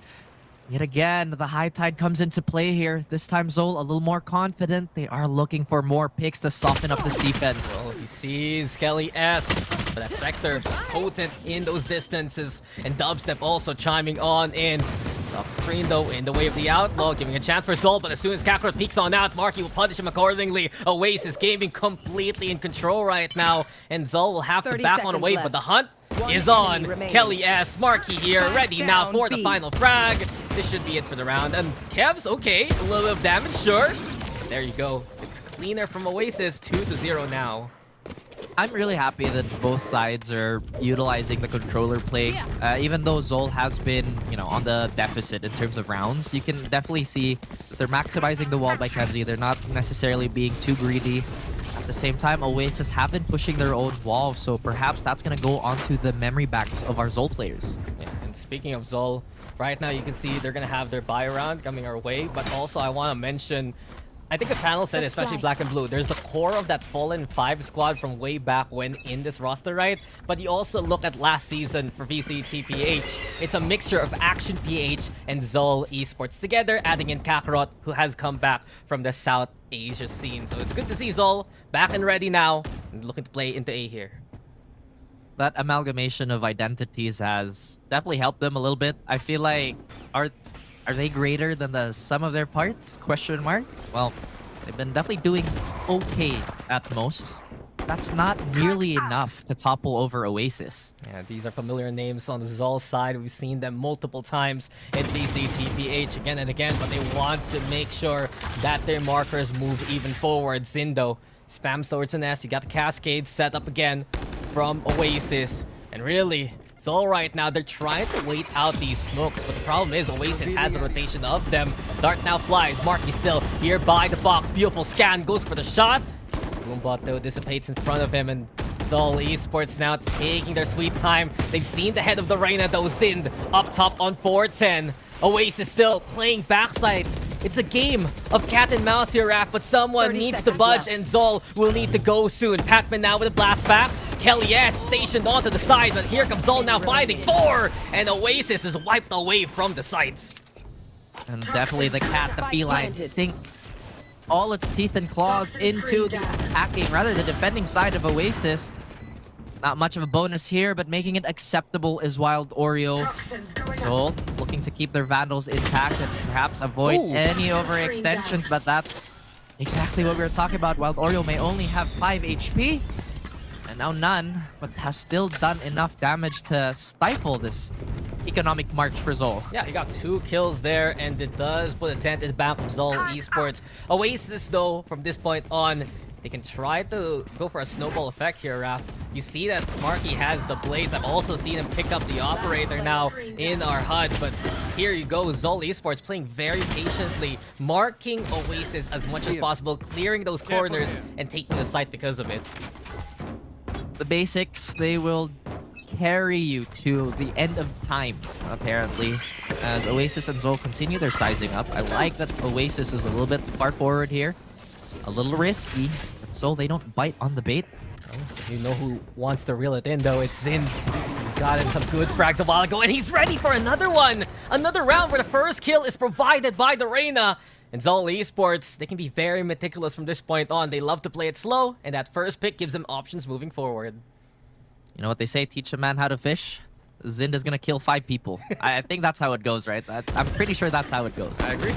That being said, Savvy, he's ready, and this maze will not be solved as Savvy 8K is the Minotaur prepared on the side. Kelly S chiming on in, and Oasis Gaming dismantling Zol before they can even strike. the Bull of Minos cannot find an equal as of yet, as this maze is a conundrum for Zol. Patman alone again.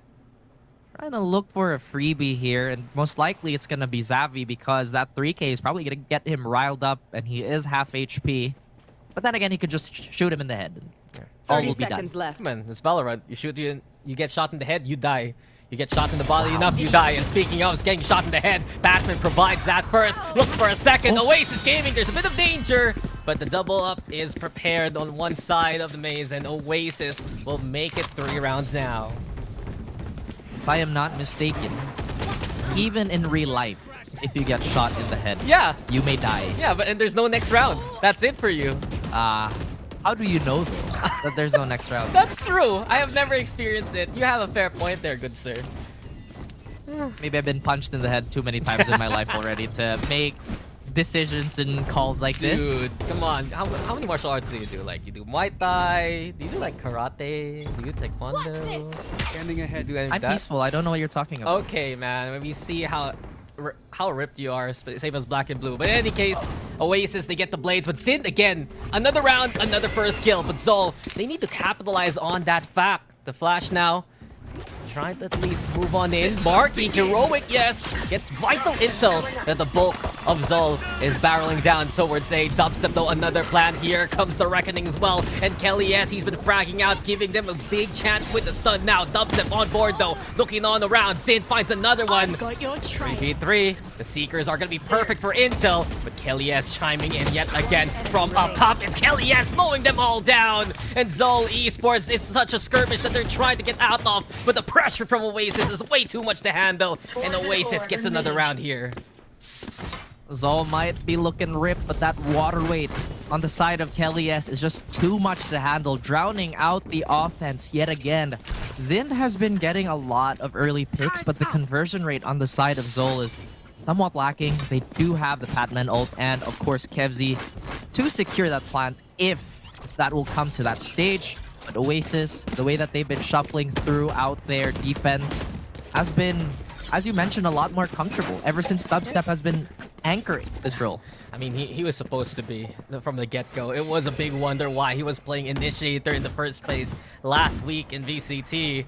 And right now, Zol Esports, I guess the question here has to be, Raph, should Zol pick up the pace? They're so fearful of the Harbor Viper setup that they can't capitalize on the first picks that we've been talking about so far. Zind again, trying his best to look for a pick here. Kakarot also lurking towards mid, but he spotted, found Dubstep. Instead, this time around, throwing first blood. And on to B side we go. Fly high, butterfly pattern soars to find Wild Oreo. Savvy, though, from the other side of the gate should be enough to net that kill.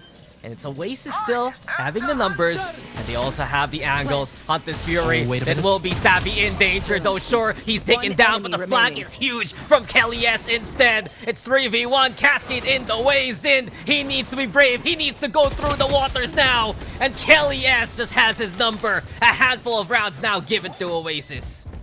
Up the tempo, yes, but any BPM, Dubstep and the rest of the squad will remain comfy.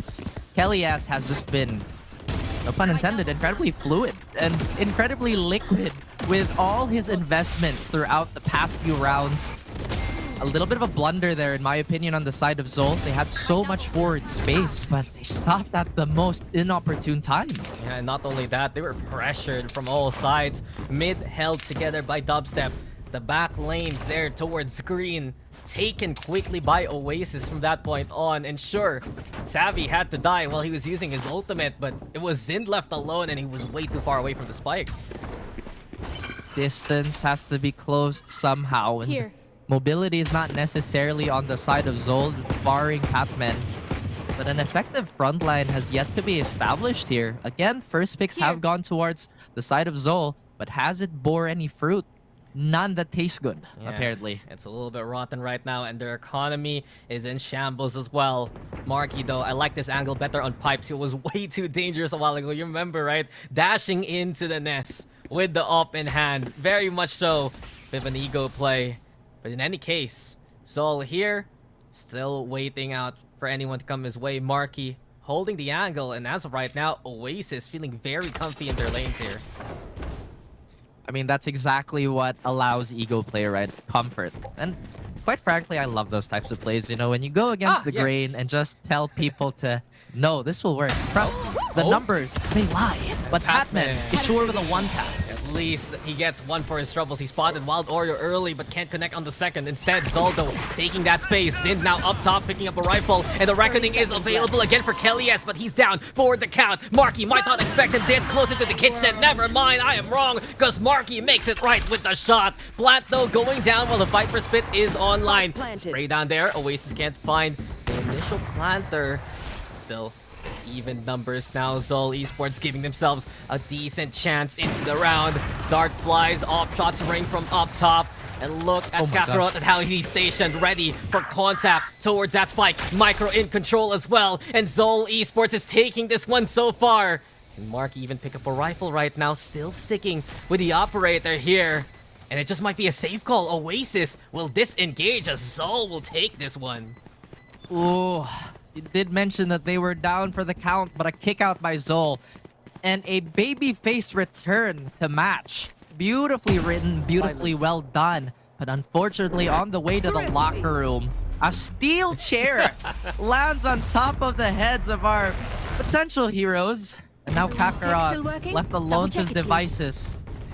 My god, those two were broken in half, but in any case, Zol Esports, they finally infiltrate one of the weak spots here for Oasis. You see Patman crawl into mid, and then they get that upper control. It really feels like for Oasis, yes, they have a lot of space, but as of right now, since they're only running that Sova for that intel, and he's not going to be able to always dart and drone for those closer angles, Zol Esports can take advantage. That Leer is going to be essential for Zind to make lots of space here for the team.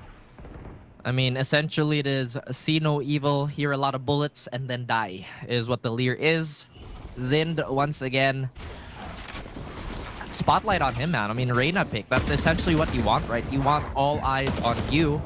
But Oasis, their attention remains undivided, equally defending from all the players. Yeah, confidence abound, and Kakarot now feeling a bit of that heat too. Catches out that initial lurk of Wild Oreo. I've got your What do you trail. expect though? Marky to still be around as well. Leardo pop, Seekers are out at the same time. Kelly yes, and Savvy AK holding on to the backside. It feels like for Oasis they're gonna rely on the high tide yet again to stall for time.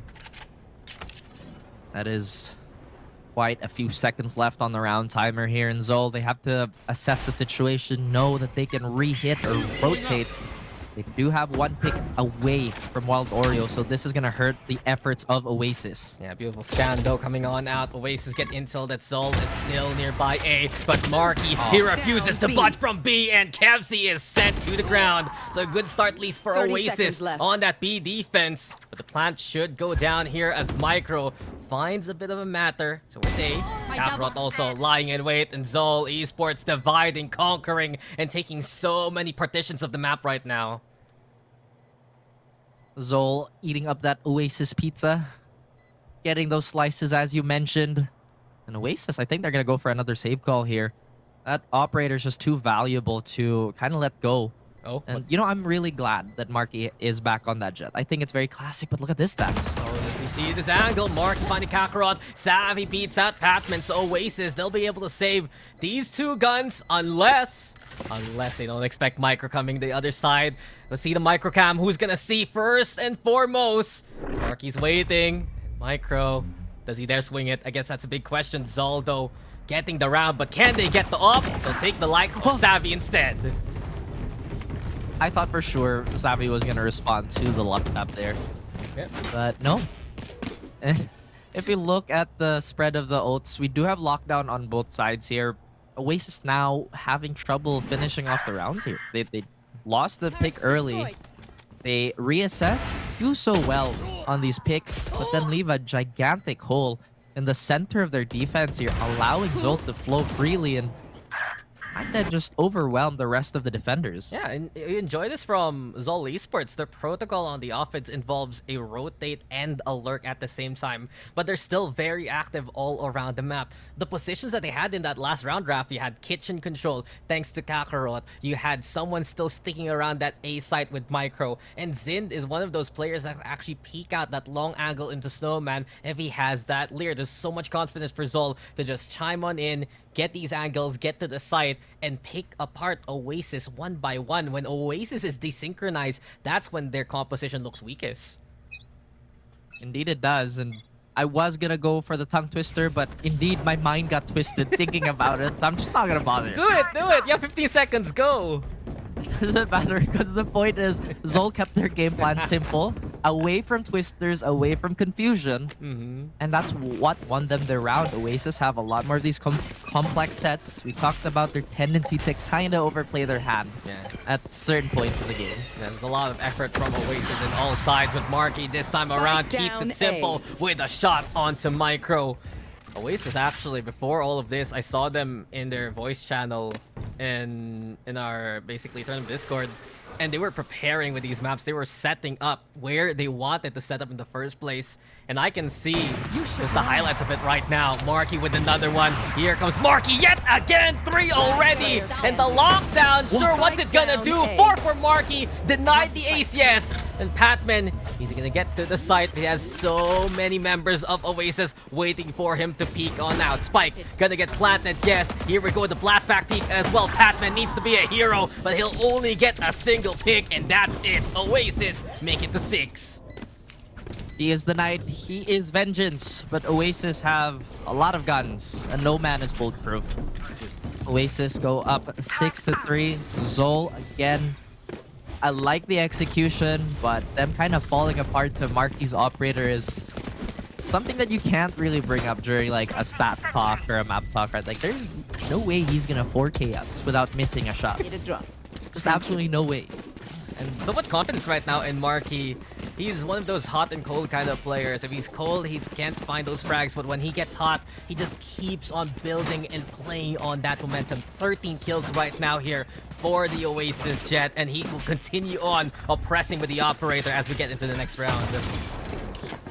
How is this going to pan out is what we're really curious about, because the operator is still very much present. Patman does cut into the flop of things, gets Savvy, but the defenders are quick to respond, Zin even faster. Yeah, there you go, Zol picking up the pace, and here they come barreling down onto A side. Zindo still pushing, still peeking, and breaking the lockdown along the way. Survives with 16 HP. The blades are sharp enough from Marky. Kakarot though trades it out, dubstep around, and it will be 2v2 with high ground control still here for Oasis. Snake fight though, forcing Kakarot on out. Here we go yet again, Viper v Viper, and it's Wild Oreo who provide the win. Oasis still weather the storm oncoming, and Zol Esports cannot find the answers now.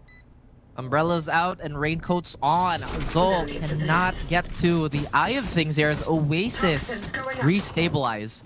You know, I quite frankly miss Wild Oreo on the initiator role, but he's been doing a lot of work on this Viper, on generally the controller, right? He's been such a clutching beast. I mean, you're not wrong about him playing initiator. That's his usual role, but whenever Oasis needs a Viper, it has always been Wild Orio's flex pick. Even back when he was primarily known for playing just the Rays, right?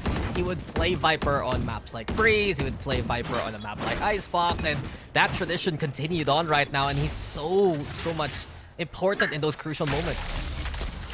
I don't know why, but it's always Wild Oreo in Haven as a Sky. That if I say that name, that's the first thing that comes to mind, right? Yeah, fair. Oasis, maybe they're, or not Oasis, sorry, Zol, they might be a little surprised, even though it's been a tale as old as time. And Marky will continue his song. Yeah, Marky and the Up. You can add that now to your Disney collection. And Oasis Gaming in control to find the two. Dubstep though dueling it in the kitchen. The Dubstep, he knows exactly what you're gonna do to him. Those flashbacks sure will be shaken off. And Oasis Gaming keep the kitchen clean and keep on going with another round here. Last round in Call him Beauty and the Beast because he's absolutely beautiful with that beast of a weapon. And so far, the lack of just flashes or things to dissuade from Marky playing forward positions have been the bane of Zol. Absolutely. It just feels like for Zol, they don't have enough to utilize early on that they want to keep for the plant, right? Or the post plant even. They don't want to use too many of the flashes to suss Marky out. They don't want to use the Leers unless they're closer to the site. And Oasis Gaming, they've been taking advantage of those kind of angles. Ooh, well. And Zol have to worry about it. The Leer, as you mentioned, will come out. No operator to contest them this time, so rhythm and off timing also on Oasis's plate.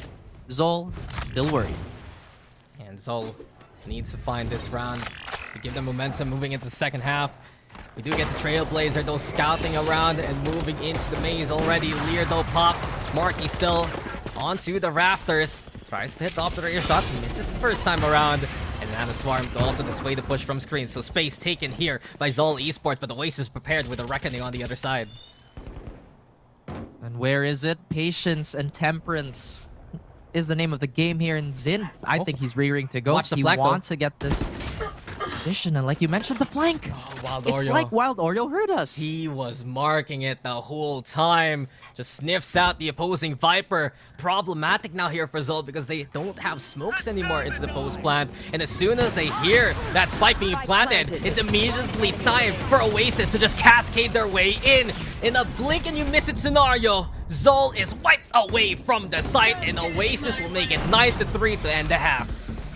Yet again, the operator rears. It's disgustingly accurate head in the hands of Marky and Zol. Perhaps they needed an extra flash. Perhaps they needed a bit more diligence with their trades because if you've noticed, a lot of their members were caught out in transition after that anti-flank play by Wild Oreo. Good eye on you, by the way. I gotta say, from what we saw in that first half, it was Oasis cleaning up their act. And isn't that the story for Oasis coming into this series, right? How clean can they be in 3 maps that they have lost to the likes of NAOS and Just Us? From what we've seen so far here in the group stage, so far it's so good. Some of the mistakes that they made, like leaving out these spots that around the map, it's been pretty much so cleaned up. You've also noticed here that they were less likely to die to Zin early on and instead stabilized towards the backside. Oasis Gaming, they built this advantage and they're gonna go into the pistol moving with it. I think one of the biggest changes towards this defensive scheme is that there's not a lot of aggression being shown towards mid on the side of Oasis because they never really felt the need to. So they just never bothered addressing that. And Zin, with his knife out, trying to wave a white flag, but many rules of the Geneva Convention being broken as he's executed. Man's time and man's down. The Oasis Gaming now, they're in control of the yellow. They have the high tide prepare as well. And from that point on, they're going to play it a bit slow as they haven't cleared out the opposite side of orange as of yet. Kakarot here, holding steady. You also see Patman, he was thinking about going for the flank, but the Oasis refused to execute from this point on. Not budging until they get that intel. Wild Oreo awaiting any contact point. Same can be said for Dubstep and Kelly's in the backline. Really, it's whoever decides to peek first. Cavs though, they'll be trying to find an angle to work with. Spotted now, Wild Oreo punishing him accordingly.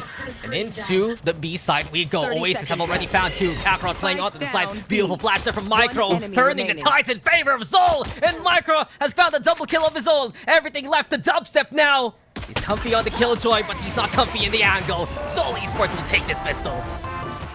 Not entirely sure if letting the side breathe and allowing the defense to set their feet was the greatest of ideas. But then again, hindsight is 20/20, and those double kills are definitely given clarity to the side of Zol. I mean, again, they had the initial pick. It was found decently early onto the site. So naturally, there shouldn't be anyone playing kitchen, right? Even after getting Kebsy on that flank. But then again, it's a pistol round, anything can happen. It's always possible, but at least Zol now, they're playing the Bulldogs and they're ready to go for a bit of aggression. Mid immediately taken by Zol. They find the 2 picks from the undertube, even control the tube itself, and Zid is happy to see these lambs walking into the slaughterhouse. Marky, only one still standing. Quick round from Zol to take. That is gonna be a lot. And I mean a lot of lamb sauce for that round. I mean, what at that point, right? Oasis, what can they really do? I mean, they had the lesser weapons. I think they just wanted to get a bit of a gimme here. They still have a decent round lead, yes, but we have seen a big round lead even today just be whittled down very, very quickly. Very much so. Easy to see those points dwindle. Not only that, though, I guess my concern here for Oasis, they're playing so slow and steady, and it's a pace that Zol would love to play from how we've seen them run so far. We get the flash, though, now. The guiding light going on to the belt, confirming Oasis's intentions towards A bonus round here for Zol, but they have Bulldogs to work with still from that previous round here. It can convert very well. I feel like the Guardian still has a leg up in terms of just potential to scale into the gun rounds. Then again, the Bulldog, when you get caught off guard, it does have enough of a bite to you a little worried. Oasis going for that patient execute yet again, Dax. And so far with the contact, it's working. Yeah, there is power now, and the Cascade is the setup here from Oasis. They're creeping on closer and closer, but refusing now to cross that wall, and Micro instead finds Savvy 8K. Marky taking up that next position, though. Kevsey, does he get spotted? Yes, he does, but Zol still finding kills along the way. Patman is on the inside of the site, and Oasis cannot find a real way in. Wild Oreo has fallen. Here comes Patman with the swing, punished accordingly by Kelly S. It's a 2v3, though. Dubstep playing here by the Jenny. Waiting to see if someone will actually give chase to where Kelly S is at. But Zol is so steady on the defense here, Raf. Not only that, Micro has the perfect angle on scopes at that time. And Kelly S takes advantage of the fact. 3 for Kelly S. Reckoning is the play immediately, and Zol has to disengage for now. Band-Aid solution, very, very expensive one. Kakarot, his position remains to be seen from the side of Oasis. And Micro lands the shot of the game. Dubstep out of the equation, Dax. Kelly S with half HP, susceptible to just getting body shot at this point. He's been so on point with those martial shots, and now with the turret online, Kelly S is absolutely in trouble. Swung and hit. Micro is massive into the round, and Zol will take a much-needed bonus here. That is just insanity here. Oasis will have to work with pistols again. And not a good look. Zol, you don't want them to crawl up to 8. This defense has been looking decently solid on the side of Zol. And quite frankly, I just really don't want Oasis to see to see them drop the ball. Hasn't been that the cause of concern for Oasis for such a long time already, and especially in the prior matchups that they've had. Oasis Gaming stability is key, but Zol Esports is the one keeping everything calm. You have to give props to Kelly S, though. He's been so quick at getting these reckonings coming into this game. Unfortunately for him in that round, it wasn't enough heroics. Micro, though, instead, he does have to back on away after the dart flies his direction. The flash also to confirm again those intentions, and Zol now knows something is amiss towards A here. Thrifties have been pretty good on this map in general, although it's been leaning towards Zol. Oasis look to replicate the same type of success, but potentially an execute can happen here. All eyes on Marky to spearhead this, but with a Sheriff and 4 teammates with other guns, not entirely sure how this is going to pan out. The high sides there to set themselves up onto the site. Zol Esports now backing on away, preparing themselves for a retake. Oasis, though, they don't go for the plant, they're gonna go for the rushdown instead. Combat onto the outskirts, and Oasis will get to, but Micro collateral with the spray down there. Has the secrets available if he needs it. Has It's a backup too, and the Leer should be good for it. The blast back now to get a better angle. Micro has found 3. Dubstep the only one on the platform. He's set down by Patman there. And Zol Esports, they survived the upcoming Oasis squad there. He was reloading, and the fortune truly favors the bold. But timing does not care. Not at all.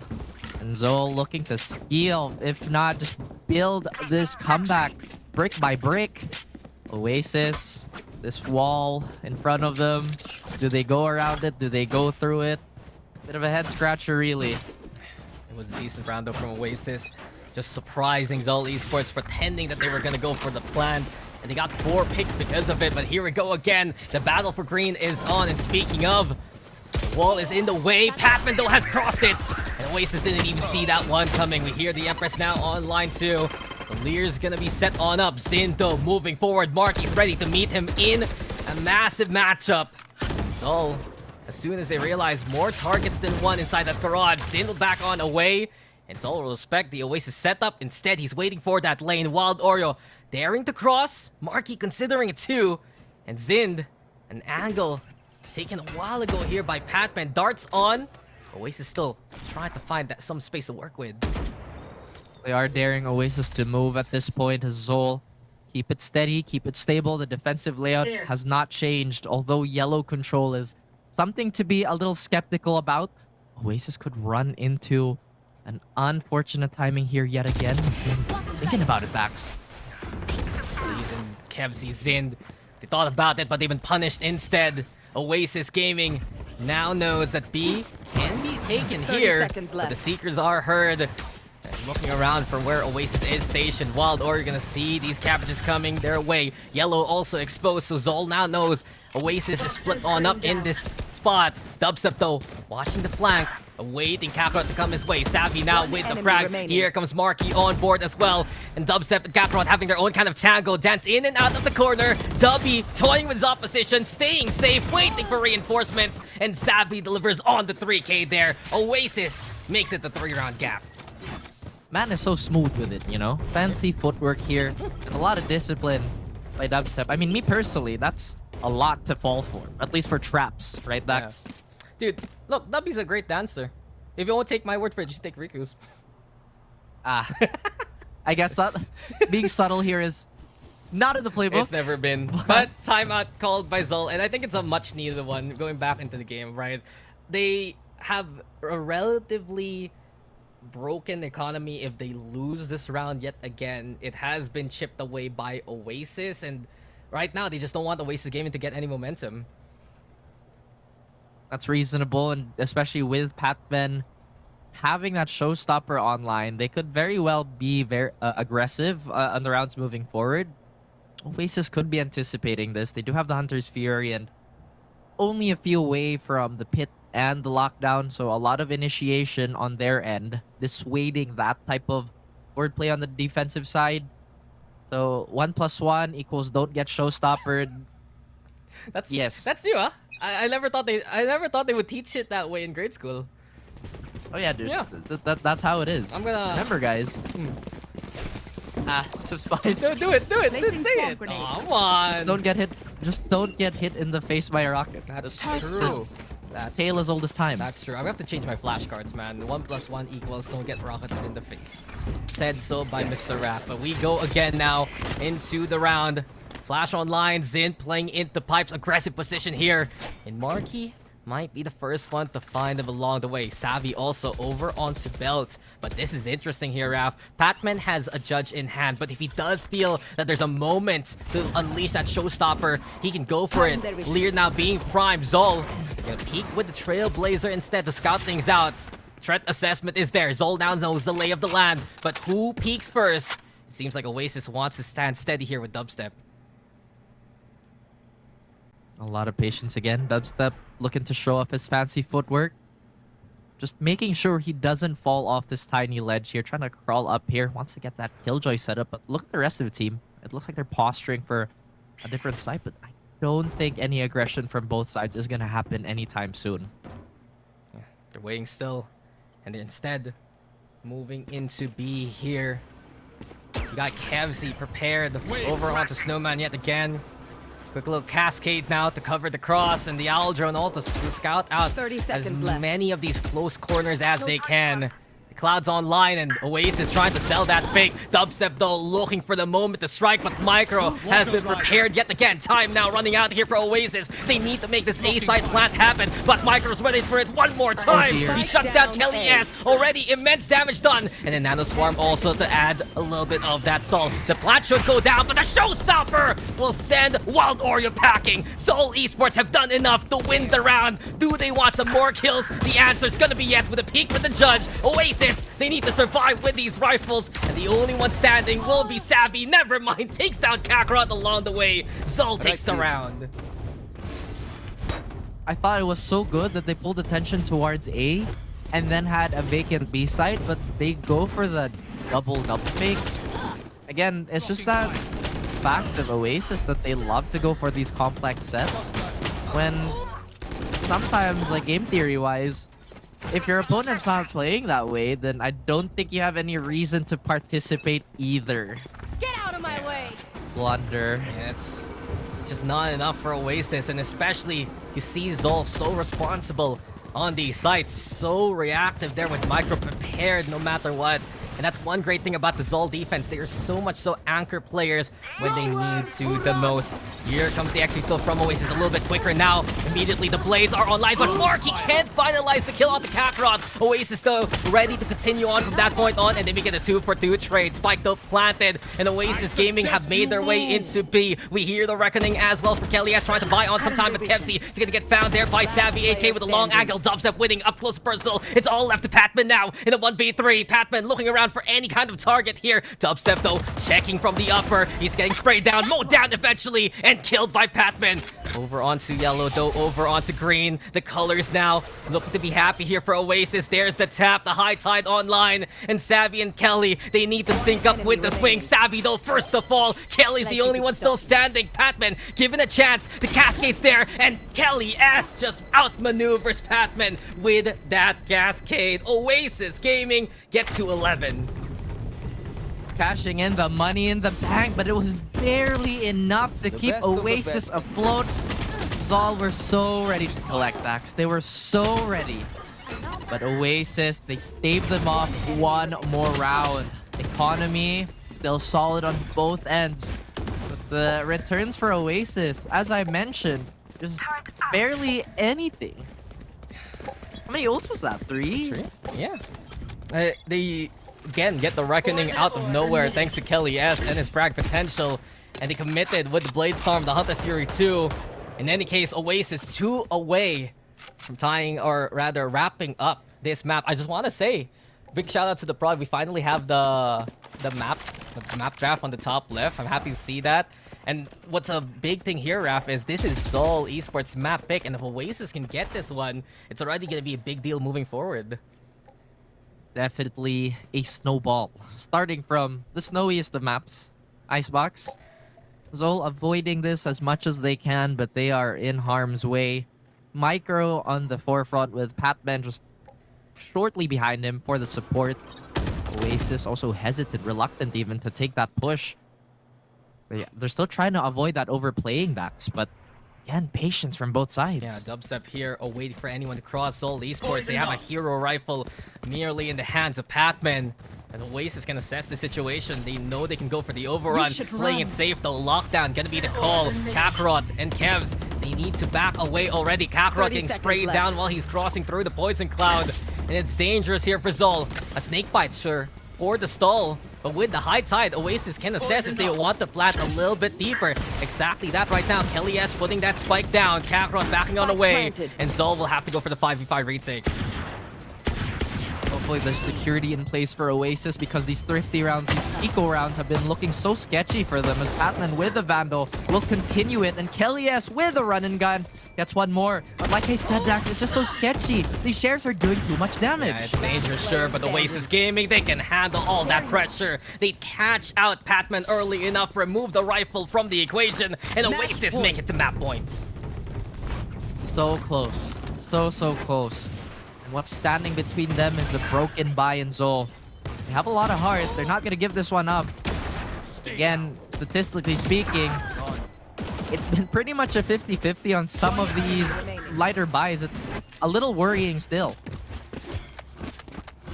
It's concerning, yes, but you shouldn't be concerned for Oasis right now since they are on map point here. Raph, Zol's the one who needs to pick up the pieces. They're close to their ultimate, so if they can actually get this round, they can move forward with a bigger arsenal. Zinto playing the hero, finds the first onto Marky, quickly traded up by Dubstep, and into the kitchen and the tube we go. Window though being marked by Micro. Oasis rethinking their plans on the rotation. And not only that, this map already looking a little bit claustrophobic with Kakarot on the side, but Kelly S giving the advantage back. There's the flash from Micro, but no one's swinging as of yet. Kelly S though, is he prepped for this? Here comes Kakarot on the timing. He finds two for his troubles. The turret was in the way, but it's not enough to protect Oasis. 2v2 as we go into mid again. The passive threats, they're just stacking up. They're making Oasis overthink.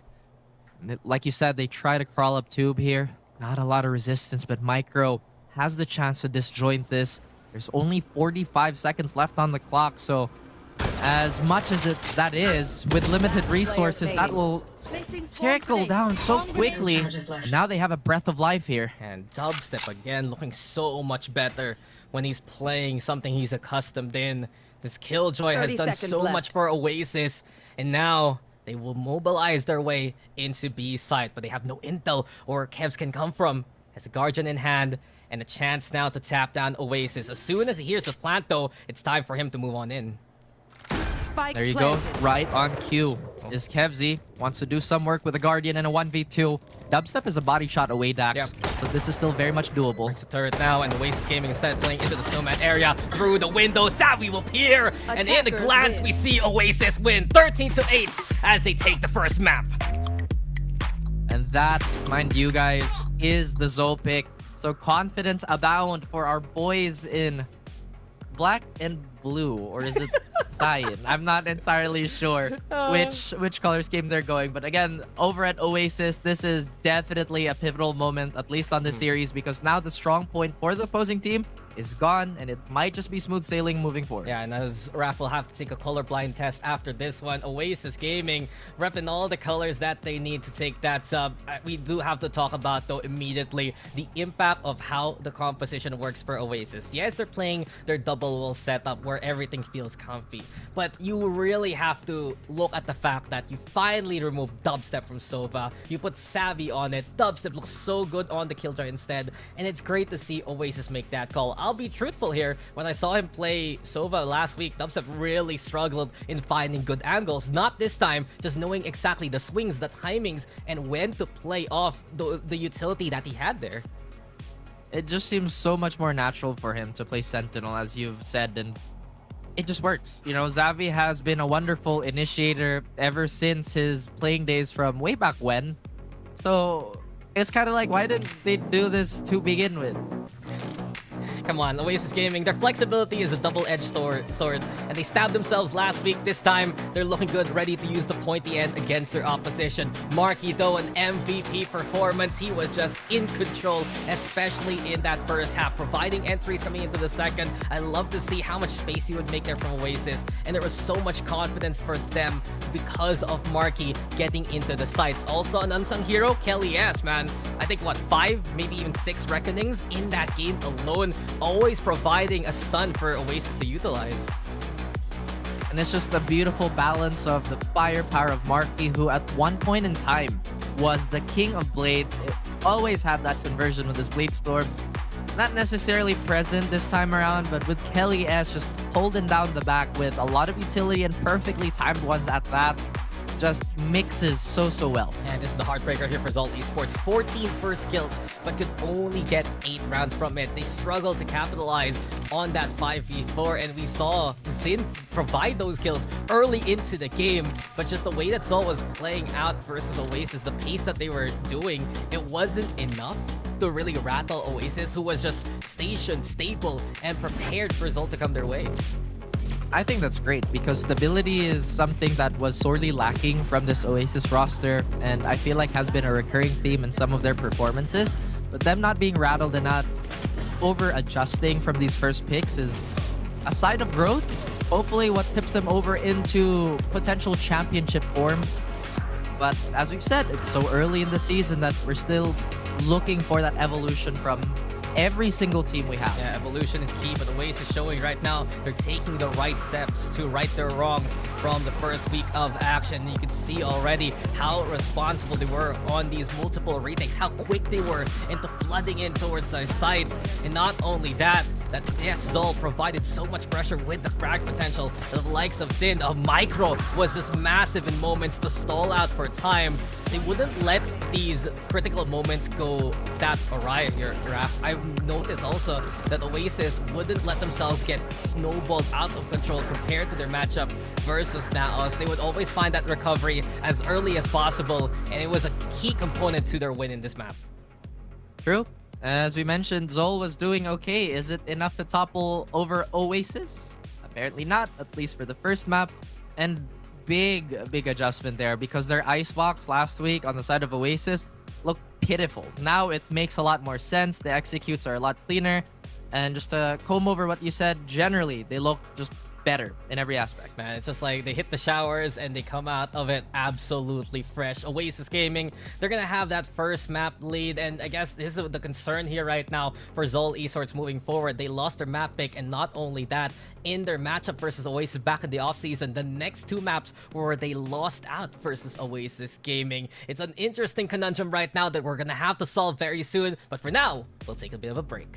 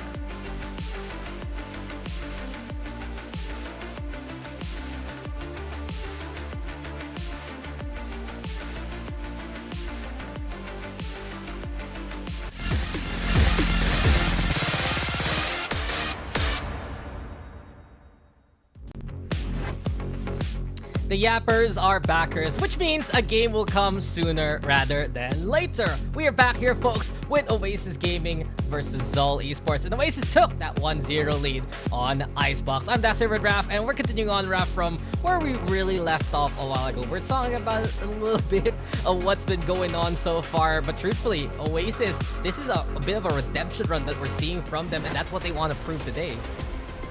Absolutely. I mean, we're going to be jumping right into the agent select on who is going to be exacting that type of redemption on the side of Oasis. And still, we have Wild Oreo on that controller. Still not seeing him on the initiator as Xavi has taken the range, or maybe just on this map. And of course, knowing Ascent, this is exactly the comp you would run. Yes, it is the comp that you expect, and already Raph just wants to complain that we're on Ascent with the same composition. It's okay, Raph. I know. It's alright. I'll calm you down while we're getting ready into the game. But we still need to always talk about that big deal here for Oasis Gaming. Dubstep is playing Killjoy, and Dubstep Killjoy brings smiles to Oasis faces. And it's also brought wins. I mean, you know, putting Dubstep on his comfort picks has just turned out to be wonderful. A little curious on how Zol are going to handle this, because I feel like their performances on Ascent have just not been the greatest. And to kind of harp back on the point that we made earlier, they need to push their limits a little bit harder to push through and go over Oasis. Yeah, this is their first time playing Ascent in VCTPH. Most of their matches on Ascent in the previous few months have been in the off-season tournaments against the likes of Oasis Gaming themselves and even Boom Esports. But here comes Oasis now, ready onto the crosswalk, and now they got one pick along the way. Zindo trades it evenly. Kem's now giving the advantage back, and Zol Esports, they found the chokehold and immediately catch out all the members of Oasis moving into A. Wild Oreo, as well as Savvy, the ones who come from main, are the only ones still standing now. Suffocating, but still not out of breath is Oasis. Zol now reassessing. Where can they really plant here, as the sound is coming from Adax. Oreo has a paranoia. Could be what wins them and steals this round away. And Zol has numbers, and into the site that they go. Wild Oreo, though, very cheeky with his angle. Now Micro spots him out, and it does mean Savvy AK has to hold by himself onto the side. Even blinded, Kemsey hits the marker onto Savvy. Zind already on defuse duty. Here comes the protection for the rest of the team, and Zol Esports wipe the slate clean to get the first pistol. Well done to keep that opening momentum towards them. Zol really upset about the fact that they lost their Icebox pick.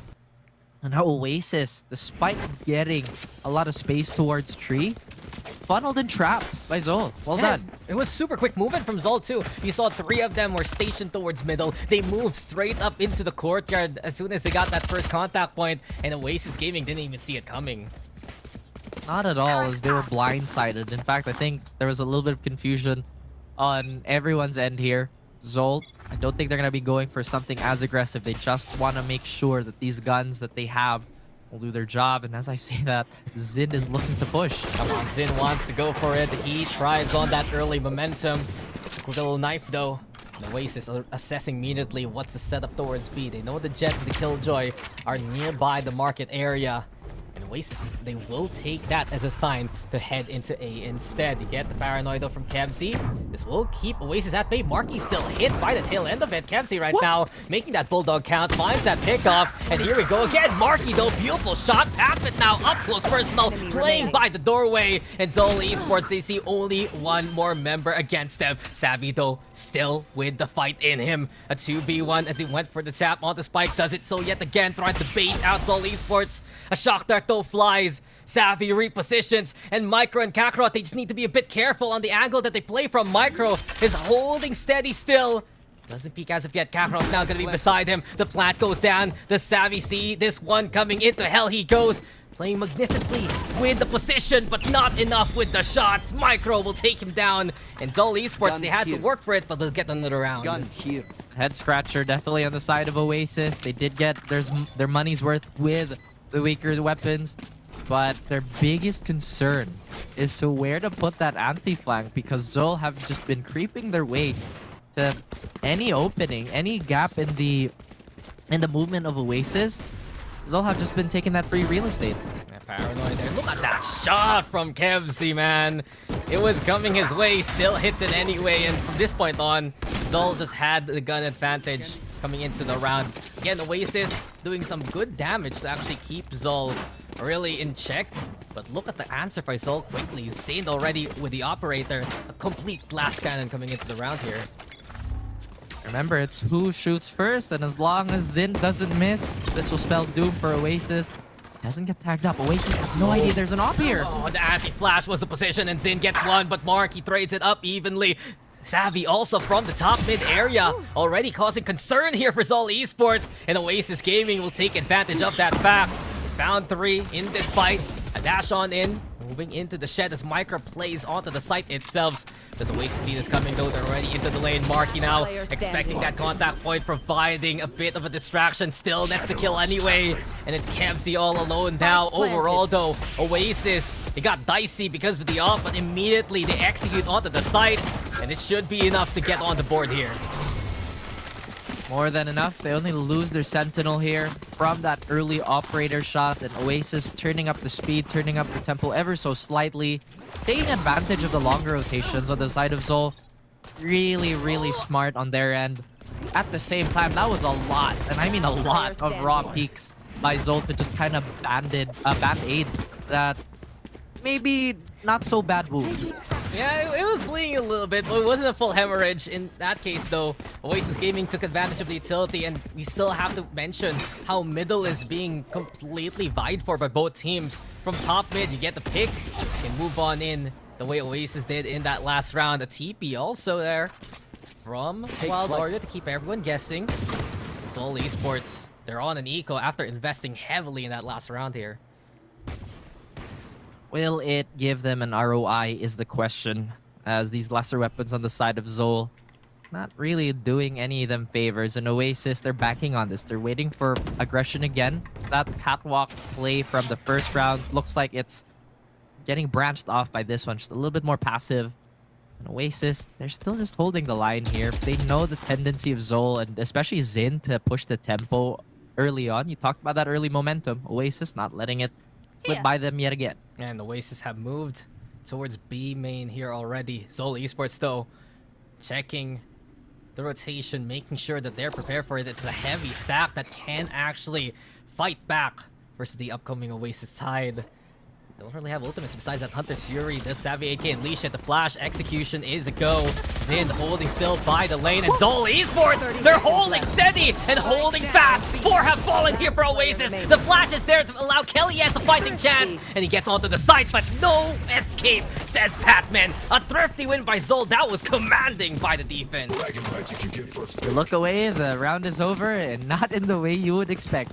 Oasis, they have a Hunter's Fury and a Blade Storm to supplement this semi-bonus round. I have no idea. That was just a bit of a disaster on there. And off the back of that initial whiff, and that Stinger at that distance, it's absolutely lethal. No antidote for that type of poison.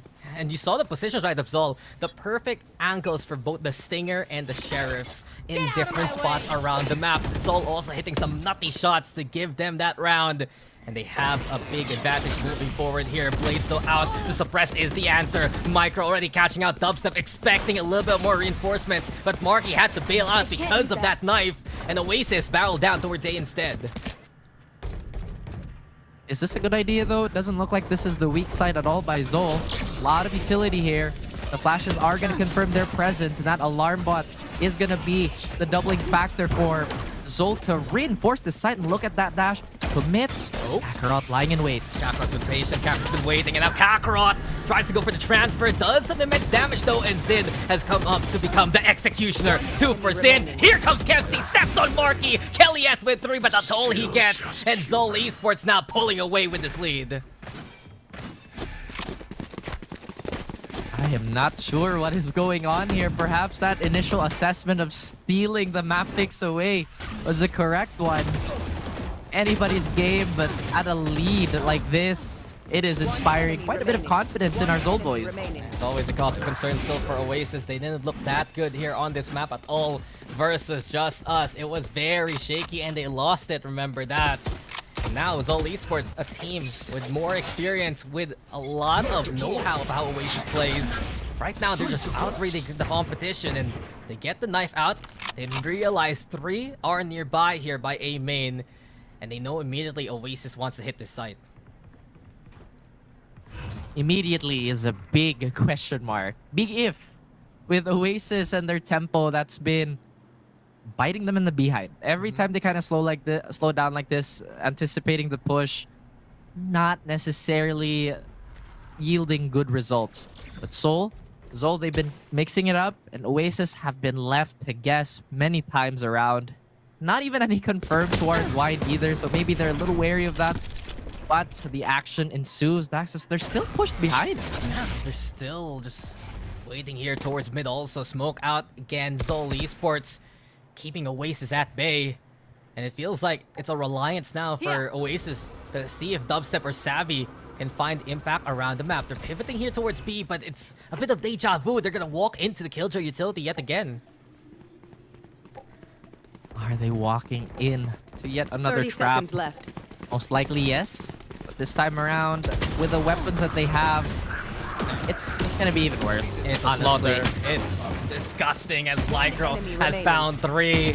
It's easy pickings here for Zol Esports. And commanding is an understatement. They are in control completely of this half so far. Suspicion. The suspicion on the side of Oasis. Then again, it was a pistol round, so it's common for teams not to show their adjustment on the lighter buy. We are gonna go on a timeout. And Oasis, they have a chance to breathe. They do have that KO ult. They have the Hunter's Fury as well to really soften up a site if they choose to do that. But Zol have been doing miracles with this Killjoy placement. Kakarot has just been so active and not really allowing gaps on their defensive end. Oasis, I think they've been trying to brute force a lot of these site stacks, and quite frankly, they're not barreling through enough meaningful fights. I mean, they're trying to punch a wall, and the wall just punches back, basically. We haven't seen a successful buy round by Oasis. Why did you try it, Raph? What will happen if you punch the wall? Will it break? You're that strong, right? If I punch the wall, it would hurt me. Ah, okay. I think that's just how physics works, you know. Skin and bone will lose to concrete or steel. Yeah, skin and don't bone know. will break. That's the way. But, you know, science aside, really Oasis, they need to make the economics of this round work out in their favor. They have 2 ultimates, they get the rifles, and need to be wary of how Zol is going to station now as we go into another round. What is this fade? What is this holographic? It is the lack of clarity on dude. the attacking side of Oasis. I had to wipe my glasses because of it. I was like, am I seeing things? I did the same thing. I was like, is something wrong? Yeah, no. Do I need new glasses? Maybe, but we'll see now. If we can see Oasis own this day and move on in. Xin right now has the back on the way after the flash, and Oasis Gaming, they're putting pressure into A main. But still again, reliance perhaps on the lurk of Dubstep to find impact elsewhere. We did see though Kakarot peek things out towards B main. The turret's gone.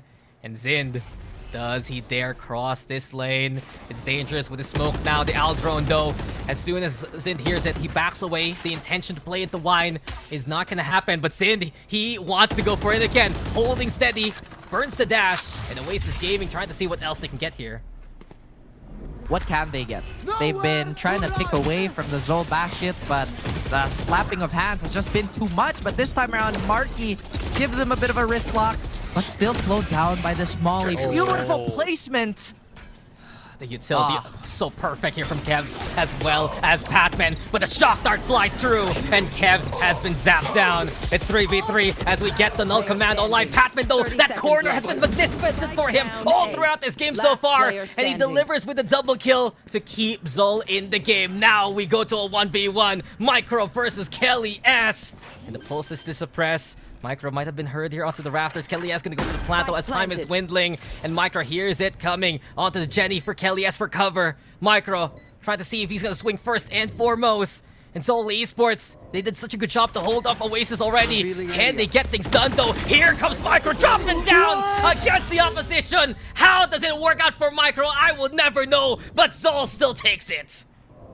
The clutch is the home for Micro. Everybody is under such observation, and he Insane. finishes that round with a heartbreak. It looked so good. Oh, man. And then it looked so bad. Micros is an action star. You see how he swung that right, lands on his peak, perfectly timed versus Kellyes, who doesn't expect it, can't control the last bit of the spray, and Zol Esports is just dismantling the Oasis offense multiple times here. Dismantling is a good word for it, you know, call him the mechanic because he knows this engine in and out. It seems like there's no escaping this. What I'm really curious about is what is setting Oasis off to continue with this type of offense. Well, it's time now for Marky to finally deliver. The clock will finally strike here for Oasis. They make it the 3v3 as move on into the side. Lockdown though gonna be the call, and Zind already peeking out to surprise Oasis. So some good damage done onto one of Oasis. It won't be a plant whatsoever because of that lockdown. It's all Esports needs to give chase because of it. Do they chase the rabbit is the question.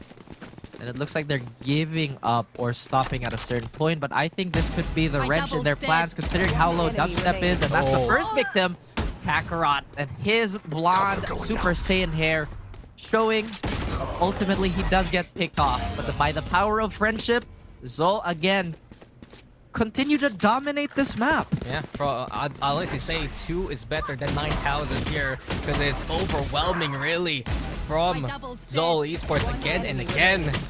Just the way that they're able to still work on those timings. I'm honestly impressed by that immediate peak from Zin as soon as the lockdown goes down, and then the reposition from Kakarot as soon as they realize it's not going to be a stick onto the A site. It's really Zol right now so much quicker and so much faster at reacting versus Oasis. Shadows traveling. That they are. I mean, you said it perfectly. They've just been faster and stronger at this point. So Oasis kind of going for this brutish approach is confusing at best. They have been taking some space, but ultimately it's been collapsing on their head. Oh, but Zol this time around a little too ambitious into the round, and Oasis Gaming finally gets their just dues. They've been waiting for this moment to punish these early peaks into these main angles, and A side is right for the taking. Is it really though? Yes. As Zol have no more players except wouldn't it be insane if Micro take this again? I was about to say, like, Micro has won impossible clutches before. Yeah. History has proven that. But to this extent, Look, it's I don't know. possible. But Oasis Gaming, they're looking for him right now. Wild Oreo, potentially that first contact here over at Gelato. Micro busy moving the ice cream. He's the one who melts down instead. And Oasis Gaming, they finally get their second round here. I'm sure somebody in the comments is going to say, hey, gelato is not ice cream. They're two different things. Same thing. It's cold. It melts if you leave it in the water. And people love it. You know, that's what's important. What is important, too, is that Oasis have finally answered back, albeit just one round. They have a few more to string together to keep this competitive. Zol, looks like they're not readjusting their defensive layout. Still, we have 2 quick rotators and a very forward defense on the side of Killjoy, knowing Oasis will stop in their tracks. Immediately, right. And Oasis, you said it here, Raph, they just basically need all the rounds now here in the first half to make this as competitive as can be. Zol Esports pulling away still.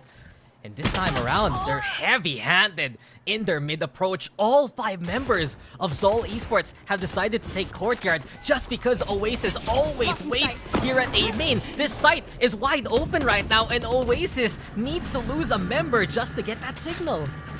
And that's not a good sign. They want to be as complete of a team, considering they just want to barrel through everything.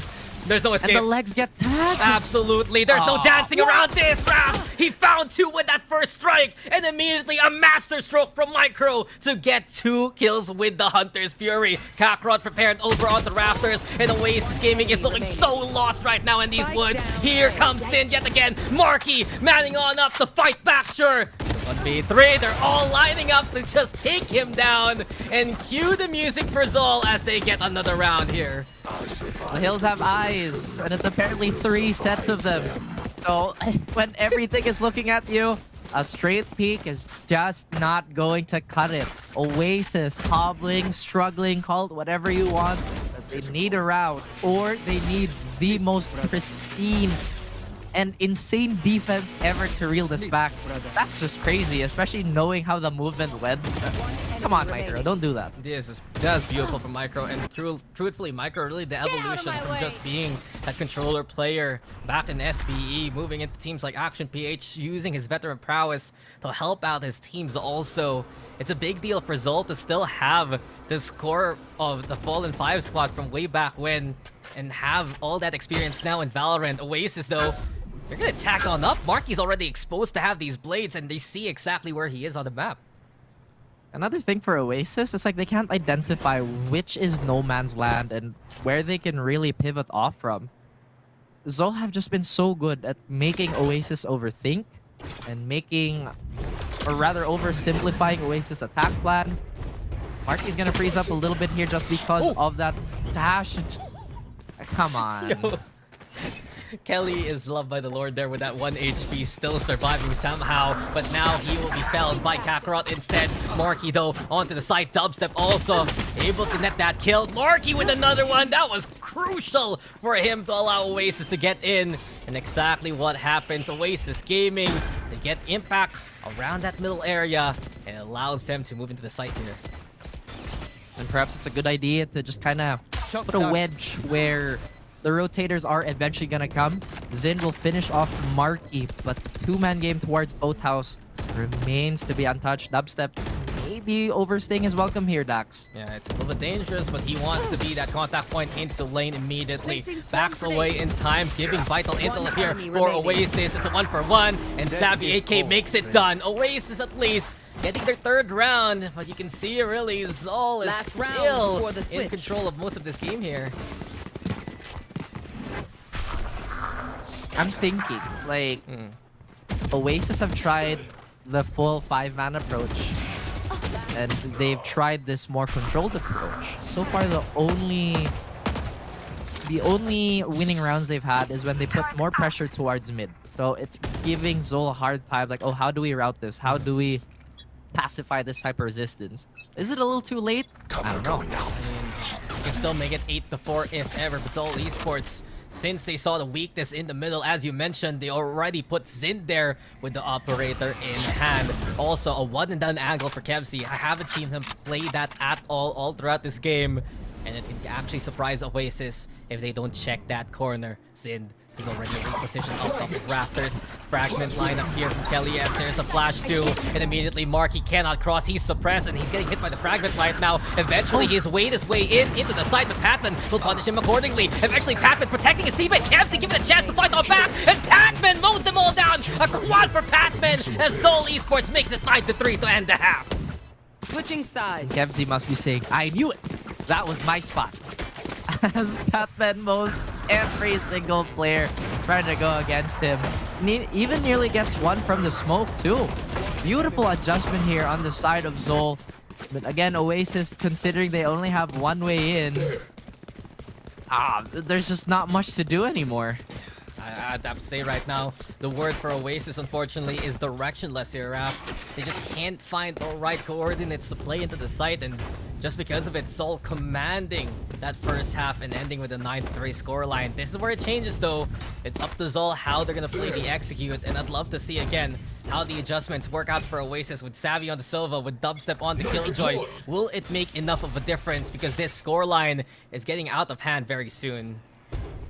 They severely need that navigator, as you mentioned, as they're hitting a lot of sandbars on the way. And Zol, just like sharks in the water, have been picking off the sailors left and right. Now, we are expecting an even hardier defense on the side of Oasis, because what choice do they really have? Yeah, the plant moving on into mid yet again. Zol, whether attack or the defense, they love to play and vie for mid. Oasis expecting that with a double up onto the garden area. And the shock dart's there too, but the smoke covers now the cross into the side. Zol will go. And Oasis will see that, but watch out for the flank here, Raph. Keep an eye out on Kakarot later on.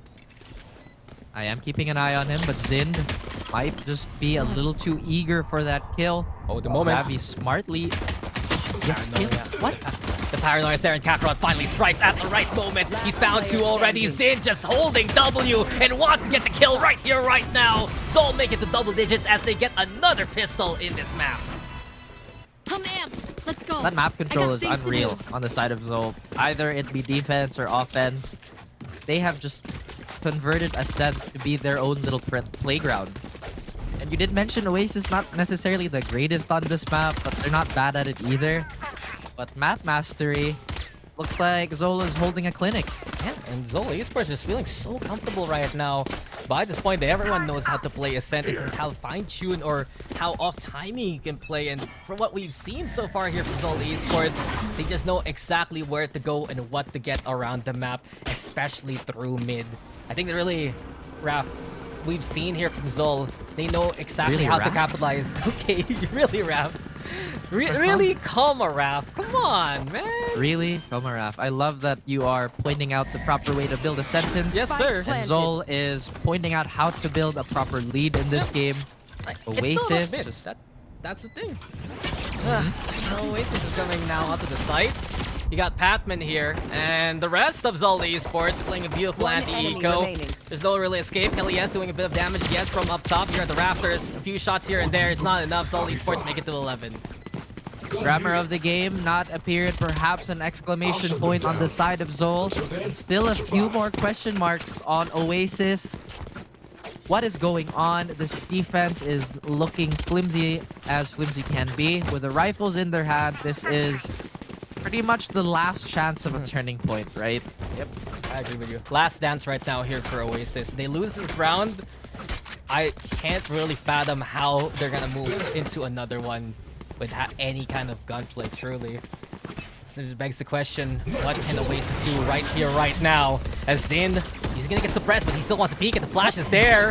And Zol Esports, if you're thinking about going for the execute, but Oasis having the numbers to keep them at bay. So far, Zol can't go for that A play. Cancel DP on, back to the rest of the roster. And now they move into mid to try and pivot from there. They will try to do that, but a lot of hesitation. They know that the range is not on their side, so perhaps mid is questionable at best. Dubstep already going on this defense towards Cat. And Zol using this round timer as much as they can. They have a minute left. And perhaps planting seeds of discord on the Oasis defenders. But look at that, they're still not moving. Man, Kakarot found the head there of Wild Warrior, can hit the shots. Overall, the Oasis assess their defense right now. They realize how big of a weak point mid has been. That's why Dubstep is there. But B-site now is the one that's wide open, and it will have to pull the rotation of Savvy 8K away. So distraction by Micro, yes, and a pick by Kakarot. That is huge here for Zol to move on in. The timing is everything, and Zol find two for their troubles. Kelly S with the fragment now. Kevzy burning in the molly, and here comes a flash also to boot. Kakarot, Kevzy trying to survive. It's 3v2, and also Micro needs to come to his teammates, but Kelly S mows them all down. He's found for already, hungry for an ace. Micro though, the shock dart's there. And Savvy 8K, all he needs to do now is survive. Shock dart lob, the timing should be everything here for Savvy, and the execution is upon us. Oasis needed that one desperately, and they will deliver. A deep breath for Oasis here as they eke out yet another round. Beautiful 4K here by Kelly S. And he will have that null command just to make this retake a lot easier. That economy is going to take a punch to the stomach, but they are still standing. Albeit not on very reliable legs. A decently steep hill to climb, but not impossible. Oasis Gaming, they have something to work with from this point on, but the problem is Zol, it was their bonus a while ago. Now it's gonna come into their buy, and immediately he suppress action. It's Oasis Gaming actually being aggressive here, and with that suppress, Kevzy's the one who has to dislodge himself from the position, but he still comes away with the kill. It's huge here for Zol because they get the pick onto the KO of all people, and now they don't have to deal with the suppress moving forward. If they don't, and that was such a huge part of Oasis offense, or rather retake. And without having that null command, I just think it's going to be that much more difficult. But with Wild Oreo taking out the Sentinel, this is going to free up a little bit of space and maybe, just maybe, shift the movement of Zol enough to give Oasis breathing room for yet another round win. Yeah, Dubstep's ready here. Over onto Market. But he still has to watch mid because Oasis, yet again, stacking up on that A site. Zol realized from that previous round, B is the more wide open site here. Trying to see perhaps where the Killjoy utility will be stationed. Dubstep still holding steady for mid. Eventually the execute will begin with the smokes into play. Fragment now to keep Dubstep at bay. Xin crossing on forward with a sliver of HP still.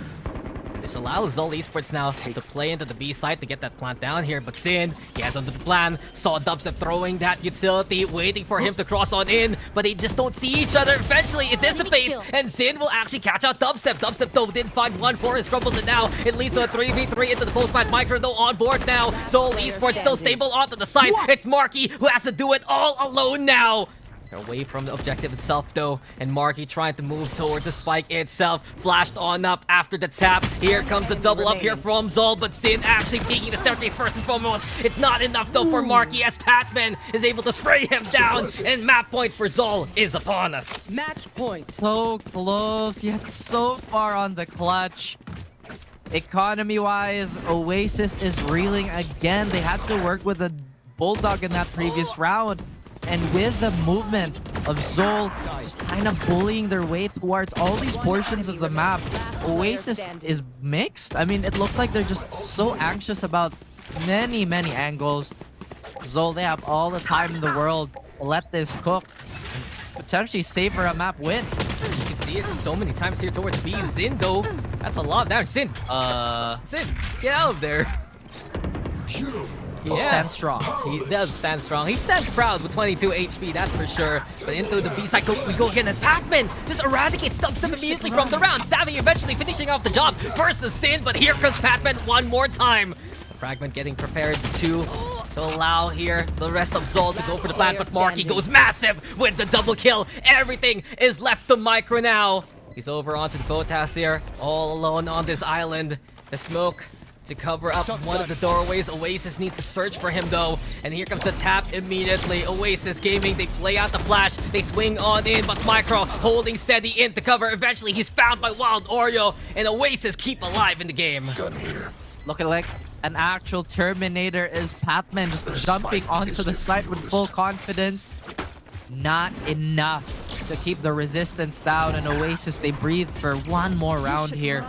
Again, a lot of unfortunate events here as it looked like they were ready to close it out, but Marky, when you need him the most, he will show up. But I can't help but feel the tension on the side of Oasis still very much present. Yeah, you can feel the pressure still for Oasis.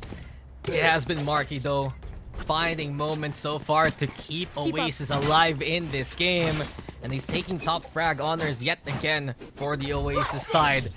Job's not done though here, as all esports, they know that they just need a single round to win out this map and force it aside. Their blades are out for both of the Jets. The flash is there. Mark able to cross into the market so far. Feels like Sid, he wants the enemy battle. Marky, he wins it out, sure, but Patman with immediate trade, and Zol Esports, they found a pick already. Perhaps the bad ending on that anime battle here. A season-ending disappointment of an ender. It doesn't matter here. Xavi 8K with the Guardian rings true yet again, Dax. He's been wonderful with that since Icebox. It looks like the success is going to continue on to Ascent. Zol, they set up for yet another hit. But they are lacking players. Lacking firepower with those picks there, Raf. We can hear instead the credits roll for the to be continued. It's up to Kevzi and Micro to already cancel this program. A darts into play onto the side. Smoke blocking all that vision. And here comes Wild Oreo to just finish off the job. Oasis Gaming have made it to 6. Onto the march for paradise for the literal Oasis, but still a massive deserts across. The blistering heat and the discomforts of sand still in the way. Zol now have to find a way to break through this defense. The operator on the hands of Marky. This is going to provide a lot of long-range coverage towards mid, which is difficult. Yeah. I mean, Marky, it's up to him to find the pick early on, and especially if Zol swings towards that top mid side. Watch out for Kakarot if he can actually play there in the first place. Puts up the turret instead. And immediately Zol, they ping him out. They know that Oasis has someone stationed towards mid already, and the shot rings through to confirm it. Confirmation is all Zol need, and it looks like they're gonna drop so many bodies or just push through with so many bodies towards this A site. The guardsman would be proud. But remember, that comes with a lot of sacrifice.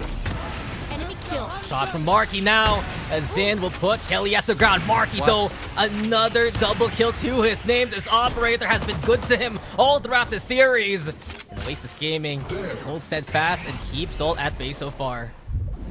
Nobody's still getting Kelly S here, and a very ballsy walkout by Patman. Gets one, but that's about it. Wanted to go for the punish, perhaps. Heard the dash on in to bring Kelly S back to life. Kelly S though down for a second time and down for the count. It's on him. It's on him instead. Micro immediately spotted out there by Savvy. Marky still onto the side, prepared for anyone to swing from A main.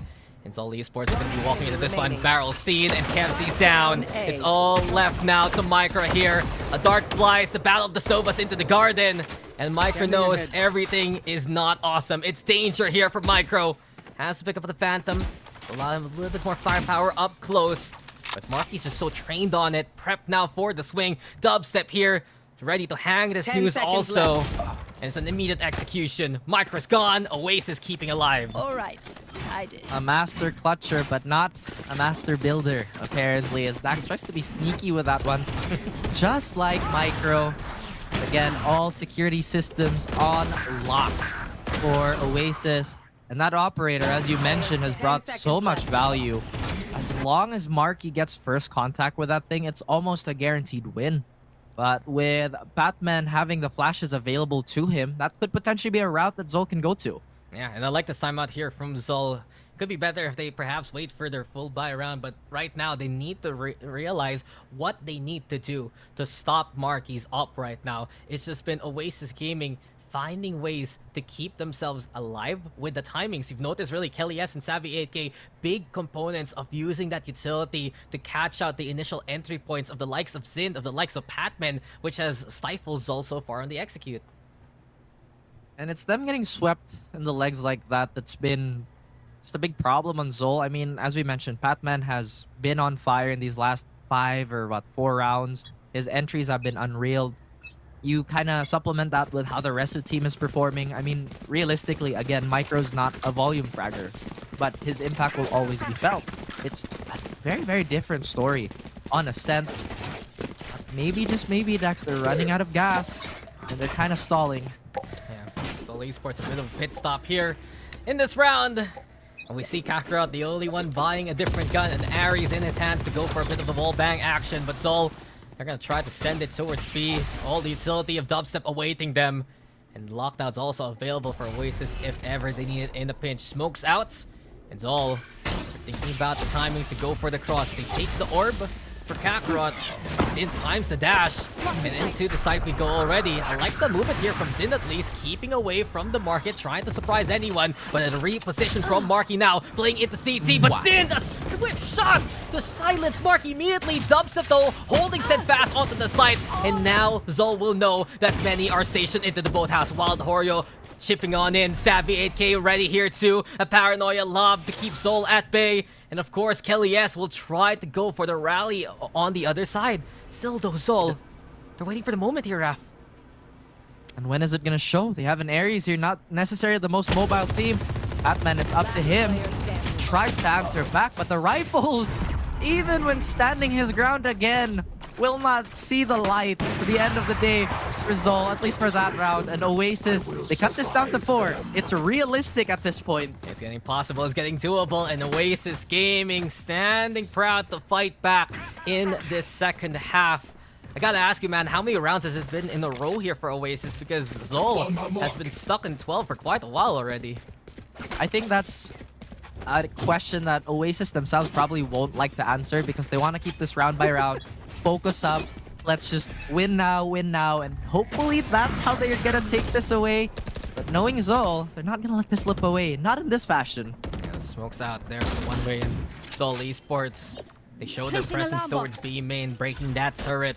Still though, it's the usual Zol antics right now that we see from them on their default. Make attention happen towards B main. Secure that orb also for Kakarot. That is a final countdown awaiting us, Raf, because as soon as Zol gets that lockdown into perhaps the next round or the round after that one, that can be the win condition for them moving forward. I think the worst case scenario is if Marky lands a shot on Patman, it won't knock him out, but he can't dash away. And maybe we'll see a glimpse of that as first points of contact on both these teams are not the said players. Dubstep, who's been a hero, keeping it together, still has that lockdown too, so it's almost monumental for him to stay alive here. Absolutely. And he's the one peeking out here. The dangerous for Dubby, sure. As he goes into the staircase, a dash in immediately buys in. Marky trying to hit the shot, but can't find the markers whatsoever. Savvy AK instead finding Zin. And here comes Dubstep up close personal and just slices and dices Patman to the ground. Immediately now, it's Oasis Gaming in control. They found another set of kills. Kevsy's the only one still standing, but Oasis have made it to 9, and the rally is looking realistic here for the defense. Towers and the pillars of Seoul, they look like they're crumbling under that brisk defensive side. Perhaps they should have paced themselves a little bit better, because Oasis, they are just getting started. Axe one more for the double digits and perhaps overtime. But the one thing they have to take note of is that these Thrifties have been going a decent amount of times into the pockets of Zol. Yeah, and let's not forget that one round in the first half, right? Stingers and the Sheriffs were enough versus a full buy. Oasis cannot make a critical mistake at all. Be careful. Not expecting that from the high ground. Zindo can't hit the shots. The dash is ready here for Marky. He really wants to get a pick early on, but through the wall, there's the damage. Dubstep eventually overrun by the numbers. And Zol Esports considering, can they cross into mid here and pick up a gun? Waiting now over at Pizza, just to reposition and regroup. They can't pick up that weapon, which could be big, and they're trying to gun for it. Savvy 8K has the drone just to maybe avoid that type of situation, but no, Zin already has the Vandal, and he could realistically break through this defense with some hot shooting. Oasis, they still won't overextend. They still will keep onto that stability that's been winning them these rounds, or at least up to this point. Yeah, it's been land here for Oasis. It's been their claim so far. And as stable as can be for Oasis, you still have to be ready for Zin to come your way. He has light armor and the rifle that we have mentioned him picking on up. Did burn the dash though, so it's really just a peek and a swing to allow him to get the kill. 30 seconds left. Marky is waiting for the timing with the operator. The smoke is ready here from the likes of Zol. And not only that, now they expend the lockdown. So Zol, they want to try and finish the job off here as they're running out of time and they need to get that plant down already. I don't know about that one. Post plants with pistols, not an ideal 10 seconds situation left. considering that Oasis only let go of one gun. So it's even Stevens at this point. It's probably them believing in their thrifty capacity from what we've seen so far. Zindo is blinded. Kevsey also exposed by their reconnaissance. Wild Oreo wins the duel, and here comes Oasis flooding into the site itself. They still have control of the lane. Wild Oreo mows down Kevsey and over onto the smoke though. One player of Zol trying to find the impact. Micro's gone. Kakarot is down for the count too. And Oasis, not only do they get the double digits here, Raph, but they've gotten rid of the lockdown threat as well. Belief is a beautiful arbor, but makes for the heaviest sword. Listen to John Mayer, he might be onto something. And again, that's just the biggest thing, Dax. That should have been a free initiating tool on the side of Zol.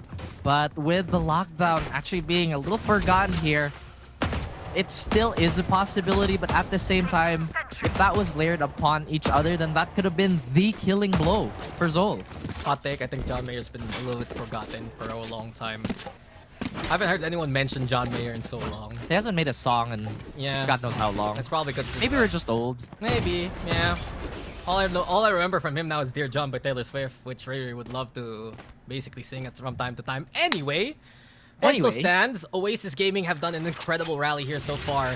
And Zol Esports, they go back to what has worked in this half. Play for mid and vie for the contest. Fragment though, and the paranoia. Zin has to expend the updraft to try and reposition, and Zin still landing on his feet and dying to the ground. Kakarot right now with the pick. Wild Oreo escapes with his life. He's blinded, needs to reposition yet again. But watch out for Marky, as not only does he get the pick with the operator, but that's the spike down. And Zol, they're in a tough spot here. Oh my goodness, bobbing and weaving and throwing haymakers. Oasis playing this to perfection, but the retaliation, Dax. Could this be it? As they march on towards the sites. There's that chip in the armor. There's the flaw that we see from Oasis, unfortunately. And Marky is playing bodyguard right now onto A main. The problem is Micro is on the flank here, and Marky needs to peek that as soon as possible. Timing is everything, and Marky, he's honed in.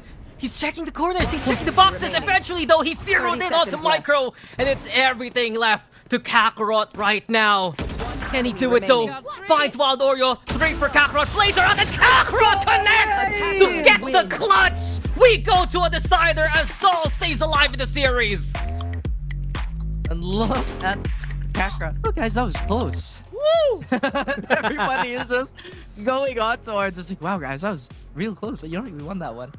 But again, Dax, I'm at a loss for words. It just seems so perfect. They get the pick, they get the crossfire on towards that Killjoy, but why would they double dip onto a 2v1 like that? I'm not entirely sure.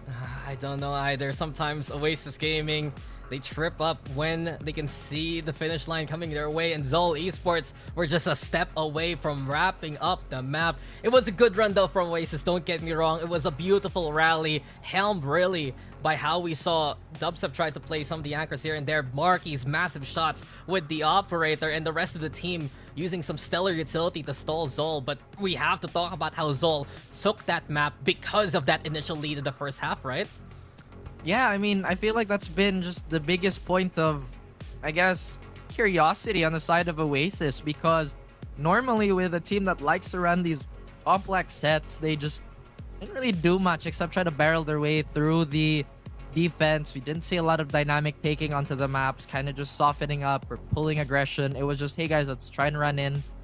But with that being said, I still think that defense was something to behold. So close. But again, Zol, with the power of Kakarot and his clutch, will close it out. Yeah, it's just a massive moment there for Kakarot. We have to talk about Patman here, who provided so much impact around the map. Not only some big suppresses, especially to the likes of, I'd say, Marky trying to play the entry, of someone like Wild Oreo trying to reposition.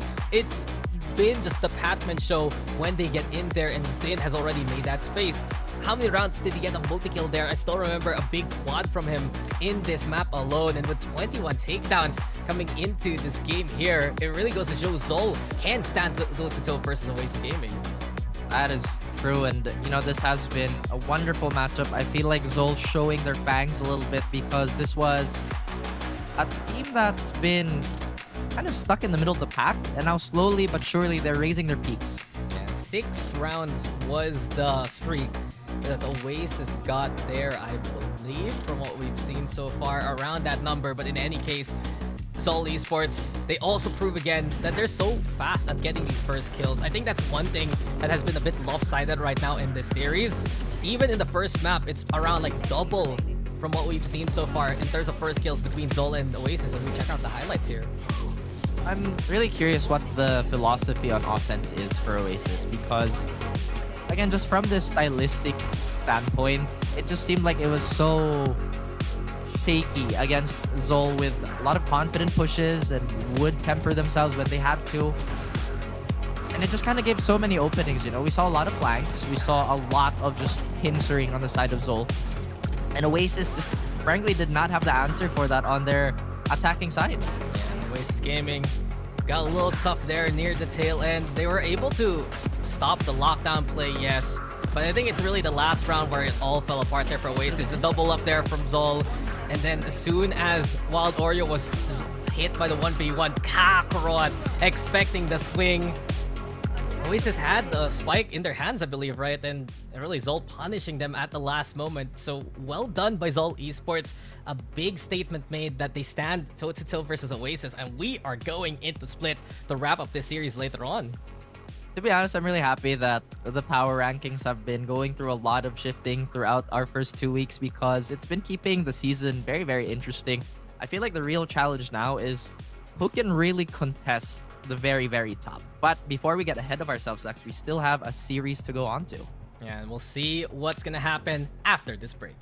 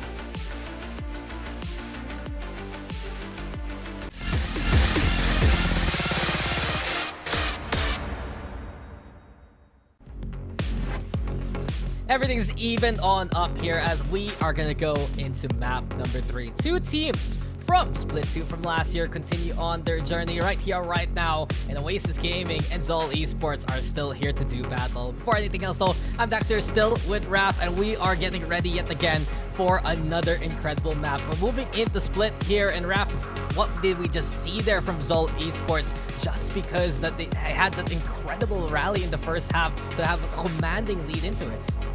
I think it was a mixture of many things, but again, props to Zol, who, you know, basically silenced everybody who's kind of ridden them off, considering just past history. But now I think we are witnessing them break their own limits. And of course, thank you, my king, for the introduction and for the quick review of that Ascend map. I feel like that was just a huge surprise to us, where both of these teams kind of went away from their character or from the statistics and the review we've had from them, because Oasis looked so unsure and just looked like they lacked depth on Ascent. Meanwhile, Zol so confident in their system and just so sharp. As you mentioned, that speed was super blistering.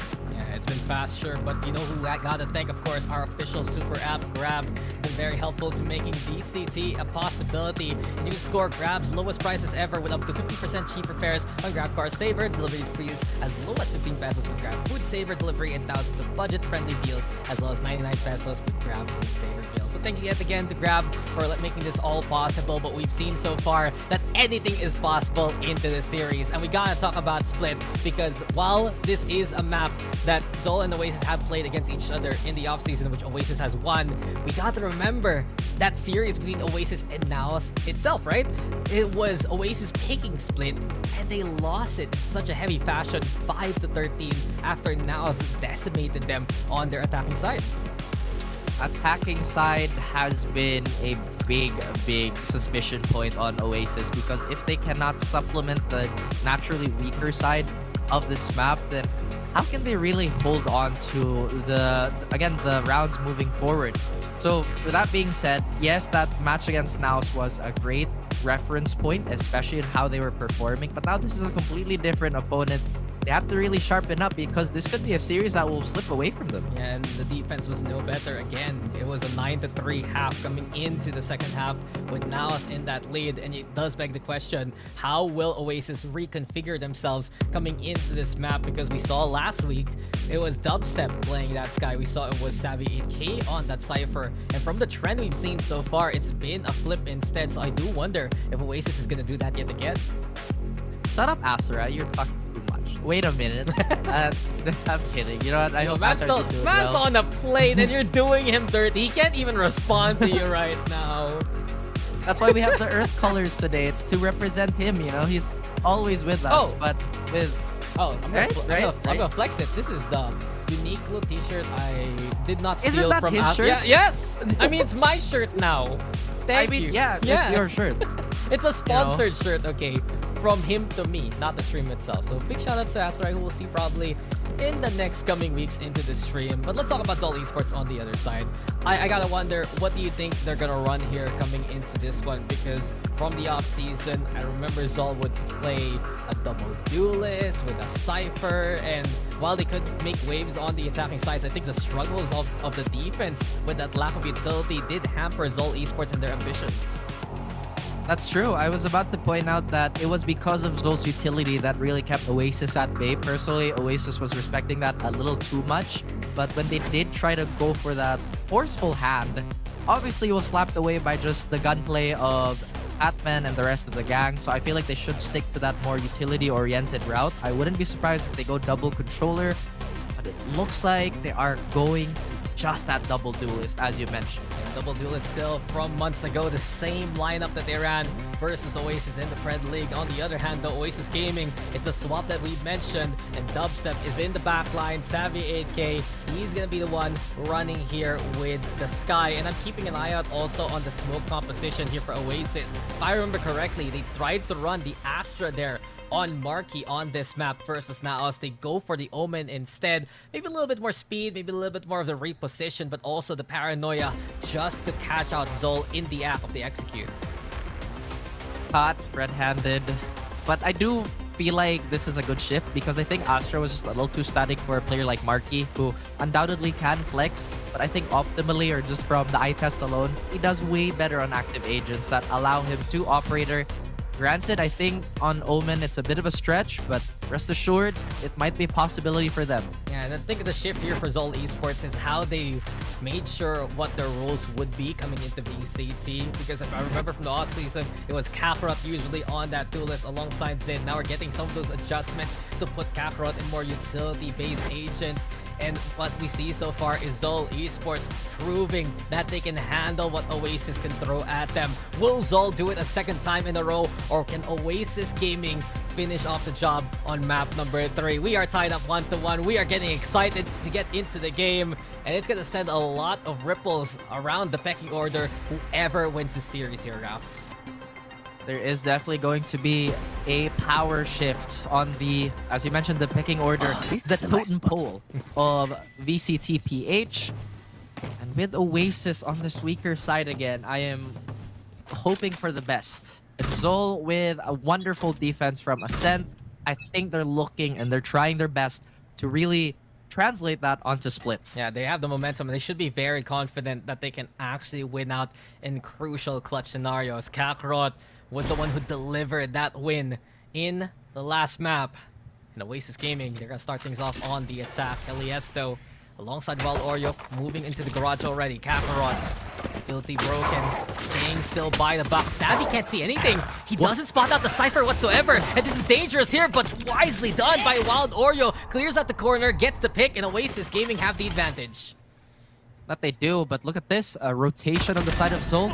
And another unchecked corner, perhaps, Dax? No. Retake will be heaven-centric. Yeah, Patman wins out the fight, and now it allows a 4v4. Kaliasto Frenzy, up close personal. Micro's gonna go on down, and Zabi 8K also sells the intel that there is one here by the alley still. Paranoia gonna get lobbed. Kempsey thinking about re-peeking the same angle, but Kelly same gun, same result. 2 with the Frenzy. Marky staying here by the side. Zin and Batman trying to wade through all these smokes right now, and Marky wants to make Coliseum for himself. Patman, though, hits him down with the Ghost. It's the rest of the races though trying to get back into the action, but the snake fight is perfect from Wild Oreo. Savvy 8K makes the raid work too, and Oasis Gaming, they're gonna get this first round and win out the pistol here. He did try to make a Coliseum for himself, but the only audience was Zol fans as he gets swarmed. I was kind of expecting some sort of crossfire there from, I think it was Wild Oreo. Then again, he was just a little too wary of the flank here. They just kind of go circle around. Eventually, it did work in their favor. Oh my god, I hate seeing that. It's like, Nah, not gonna happen. And not only that, they were low HP anyway. Things like the snake bite, if they step on it, they would just die. In Oasis Gaming, that is what they want to see moving forward. They on the attack, get that attacking side pistol, rack up these points, and just get a better half later on. Dubstep though, big win versus Kevzi. Needed that one after a bit of a blunder the first pistol round. And here go again, Dubstep trying to challenge versus Batman. It's Batman still advancing here, Raf. And not only that, Sewer is gonna need help anytime soon. Micro, he looks away at that right timing. And now Marky finds Micro. No one checks the backside though. No one checks the spawn angle. Eventually, Wild Oreo looking around for a target. Patman eventually hits the share of shots to get that takedown. And in a 3v3, Oasis, they need to decide. What a shot from Patman! And now the showstopper is here for Deliverance. Special package, courtesy of Patman, sends it flying towards Marky. 4 for Patman to make impact into the round.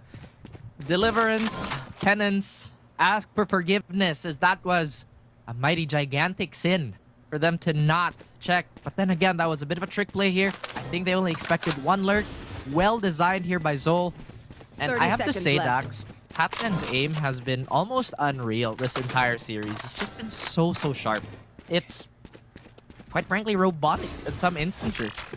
Even though there's no more KO here, Zavi 8K trying to salvage this this conversion, but him and this rifle, although very trusty, is still susceptible to numbers. He's been punishing, yes, from Patman, but then the rest of Zol finish the job off. There you go with a spray down, though. Kakarot goes down. A single shot is enough for Zind to get this one away from Oasis, but Savvy 8K survives and gets the clutch going for Oasis. It was a costly anti-equal here for Oasis. They survived with a Phantom, but that's all they're gonna bring now to the next round.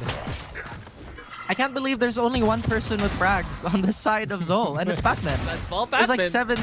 they call him 700. 7 kills and no kills for my teammate. He's a different kind of secret agent here, the one that is making all the noise so far.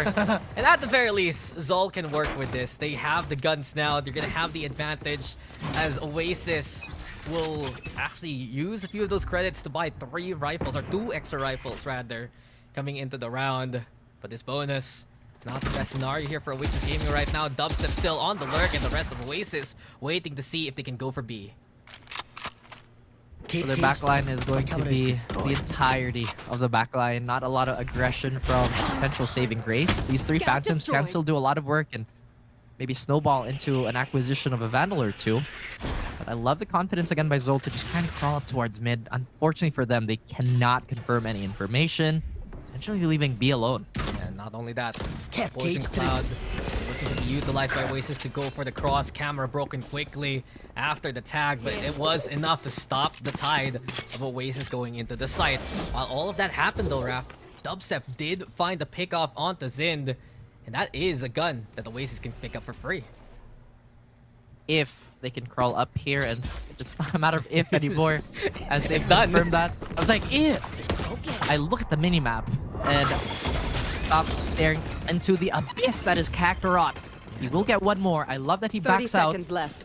Again, this is Kevzi? the cost. Yeah, he's still onto the side. Wilder to find Kakarot though, and Kevzi right now being a bane of the existence of Oasis. Snakebite Lob, Kevzi with another one. Wild Oreo fighting on back, and it's 2v2 now. Oasis has a partition of the site, yes, but Patman is still a threat. He's been fragging out so far. He cannot continue now, as 3 for Wild Oreo is a go. Let's see though, as Oasis Gaming, you got Micro trying to play from the heavens. Here is getting very dangerous though here for Zol. A flash online. Doesn't get any intel towards the alley. Wild Oreo getting back into cover. The spray down into the box kill. Yes, eventually mowed down by the wall bang. And the 1v1. Snakebites there for the stall still. Oasis Gaming wrapping all around. Wild Oreo has a good angle, and he hits a crucial shot. 4 for Wild Oreo, and Oasis make it 3. I was about to say, for a moment there, that vulnerability is essentially give them both 45 HP. He went for the head anyway. Make sure between the eyes even. And Zol, I see a lot of their activity here, but they just cannot respond to how Oasis have been setting up their offense. A lot more dynamic and a lot more demanding, I say, in terms of utility being invested to stop them. And I've been waiting all the series for a Wild Oreo round, and we get it here on the decider. This is such a big momentum swing for Oasis Gaming. They weathered the storm that was Fatman and burned that showstopper. They have the guns moving forward. All they need to do now is be very careful versus these sheriffs. I feel like Wild Oreo is probably one of the favorite players of, I think, in general for the desk, right? Because there's just so many nice things to say about him. Unlike Fluffy, who tries to dox him, he calls him Brain. All the time with the name drop. They are friends, by the way. But Oasis Gaming looking for their foes as Wild Oreo can't hit the shot on the Kakarot. Marky eventually makes a trade happen into the site. Oasis will go, but we watch out for Dubstep instead, getting that contact onto Heaven. He drops down towards Hell, though. Rafters also positioned here for Kelly S, and Oasis Gaming setting up on the site. Looks for foes, finds some woes. Retake with pistols. Not the best. The nade is out. And Zol can't really find meaningful space here. Yes, they'll need Hell, but the rifles are still going to be peeking towards them. One enemy remaining. Right now, Oasis Gaming is about to do, make that 3, and that is done. They were ready all throughout in their spots there, Raph, and Oasis Gaming looking clinical so far. I feel like it's like, oh man, we lost the scent. Damn, that's cool.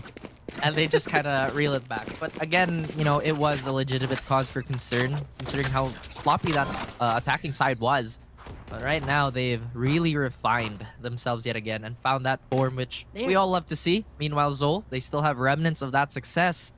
Zind, however, has cooled off just a little bit. He needs a little bit more cinder. Yeah, there's a few embers under his loins, basically, man. And here we go again, Oasis Gaming.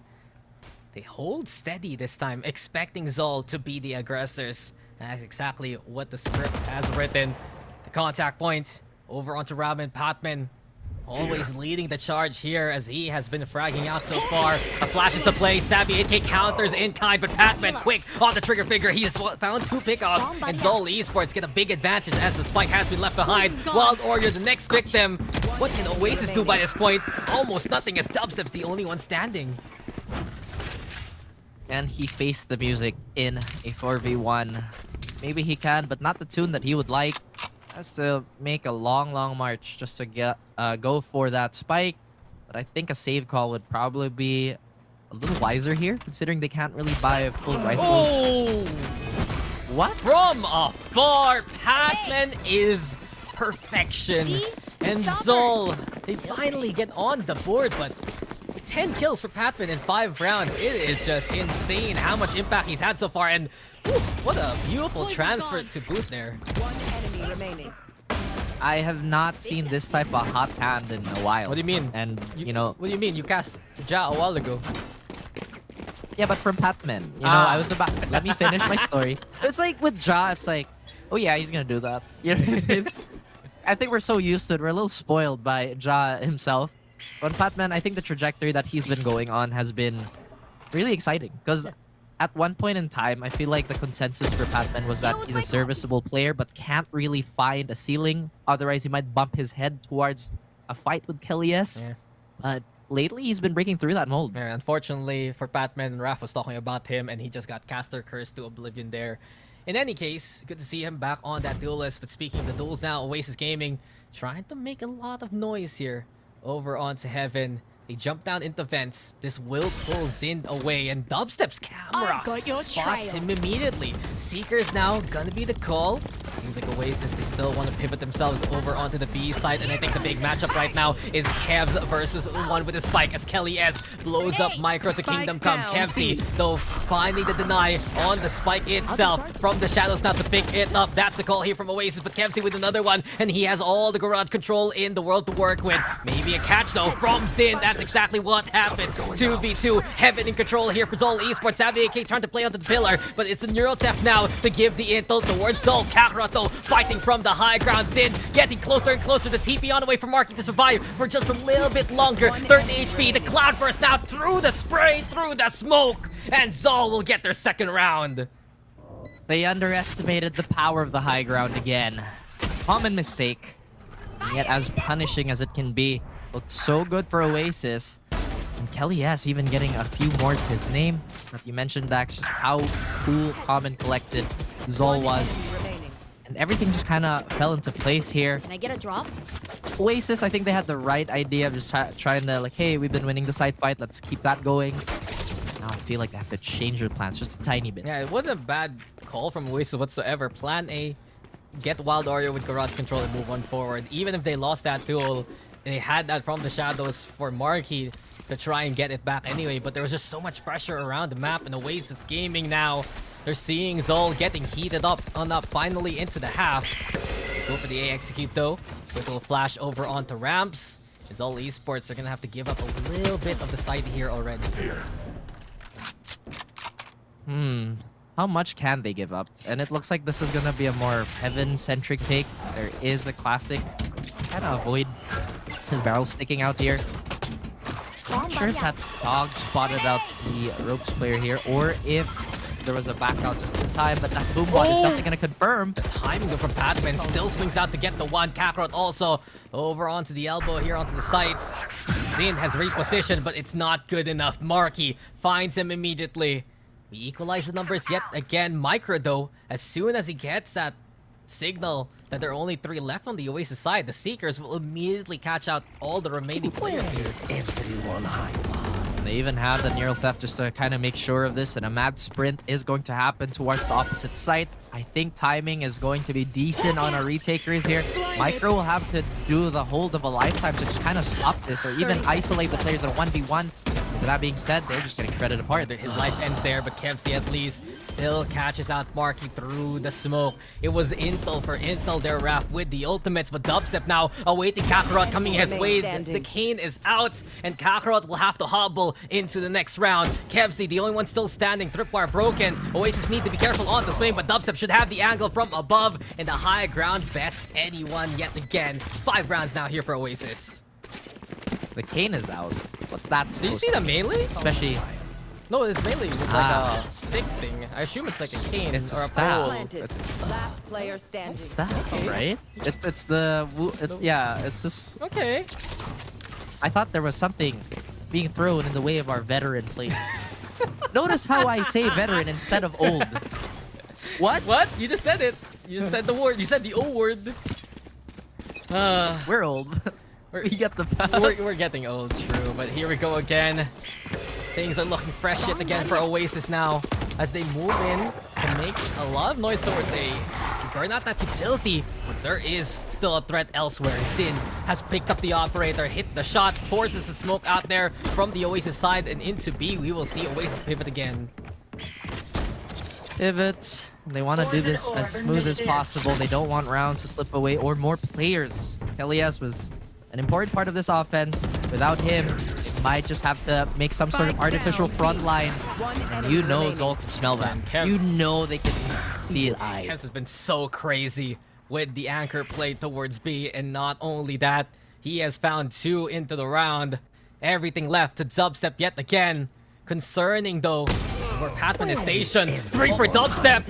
It is looking good for Dubby. He finds 4, but Patman will silence him immediately at the end. It could have been a chance for Dubstep and the rest of Oasis, but Zol Esports, they had the better angle. There. That could have been it. That could have been the clip of the day. But not to be, I guess, given by Patman here, who has 12 kills to his name. He's been really picking it up. I was about to say that I really miss Kevzi on that Sova. I think that was probably my favorite version of him when he would drop 30, 28, 25 a game and still be that backline monster. Yeah, I remember when he was one of the signature Sovas, really, of the PH scene. Kelly S, though, here he comes, and we hear the showstopper from Patman. Deliverance yet again. You said it. Hi, goodbye. Kelly S cannot get anything done there with Zol's setup. Kakaroto moving into the cyber cage. This is his dome. Kevzi with a quick trade, lobs out the paranoia. Dubstep has the angle and the swift shot, even in mid-air. Catches out Kevzi onto B side. We go again. That's kind of clean from Dubby though, as Zol Patman, who's been looking as clean and as dangerous, could potentially find a timing here for our Oasis boys. The stacks. Go shoulder to shoulder. Patman might bump into him. Patman might bump into him, and there you go. Excuse me. Excuse me. Cannot move an inch. Dubstep caught. Patman now with that frag and into the pit. Zol will try to wade in. Still suppressing fire from the likes of Zol. Savvy 8K trying to dance around those bullets, and Savvy 8K actually catches out the 2. Here comes the flash though. Micro thinking about how he can help out here. But the snake bite did force him away. The classics all he needs, and the thrifty from Oasis. Savvy 8K absolutely massive in that round. Excuse me. That was just awkward as awkward can be. I like the fact that they're trying to hold it off before any contact would happen towards their Viper player. And Xavi, again, just to close it out, is a testament to how complete Oasis can be.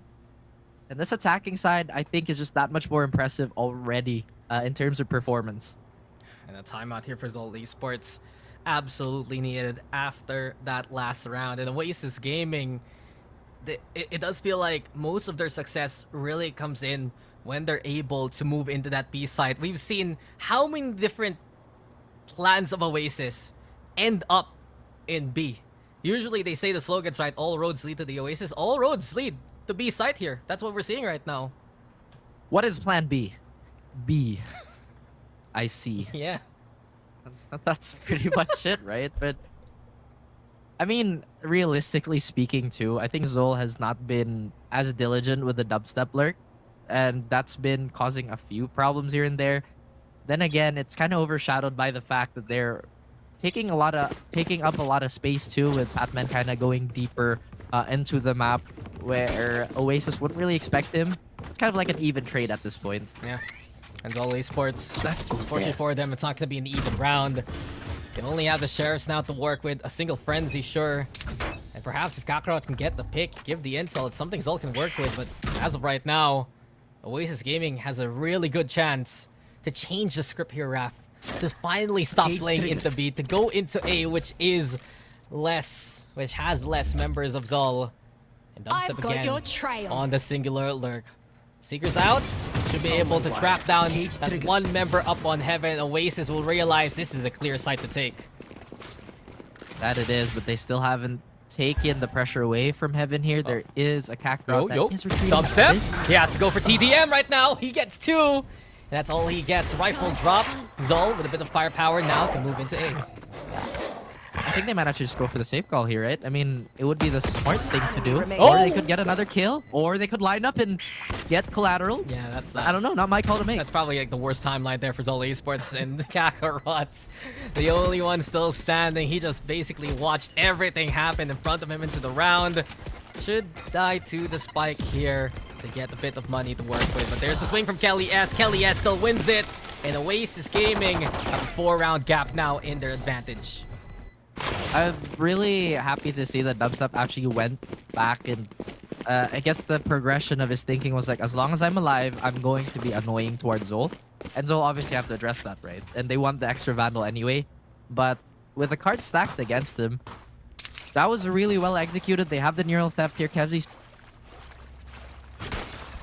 Yeah, rough. But from what we've seen so far, it really feels like for Oasis, one of the biggest strengths we have here is how Dubstep commands attention. Whether he gets picked or not, whether he's the one who gets the pick itself, it's someone like from the likes of Zol who has to go onto his angle. Keliesto blinded. There we have the pain shell. Zol trying to be ambitious in the mid peak.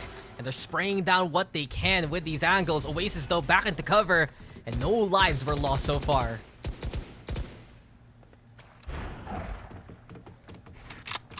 Is trying to get Ref back.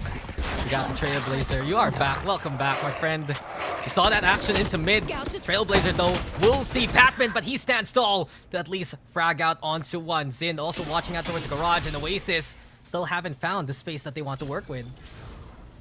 That is quite a bit of space here, and Zin will make the most out of it. Doesn't necessarily need to take that orb right now, but he will take a little bit of decay damage. Might just bite him on the swing. And indeed, it does help with the cause for Wild Dorio. The Neural Theft is all they need, though.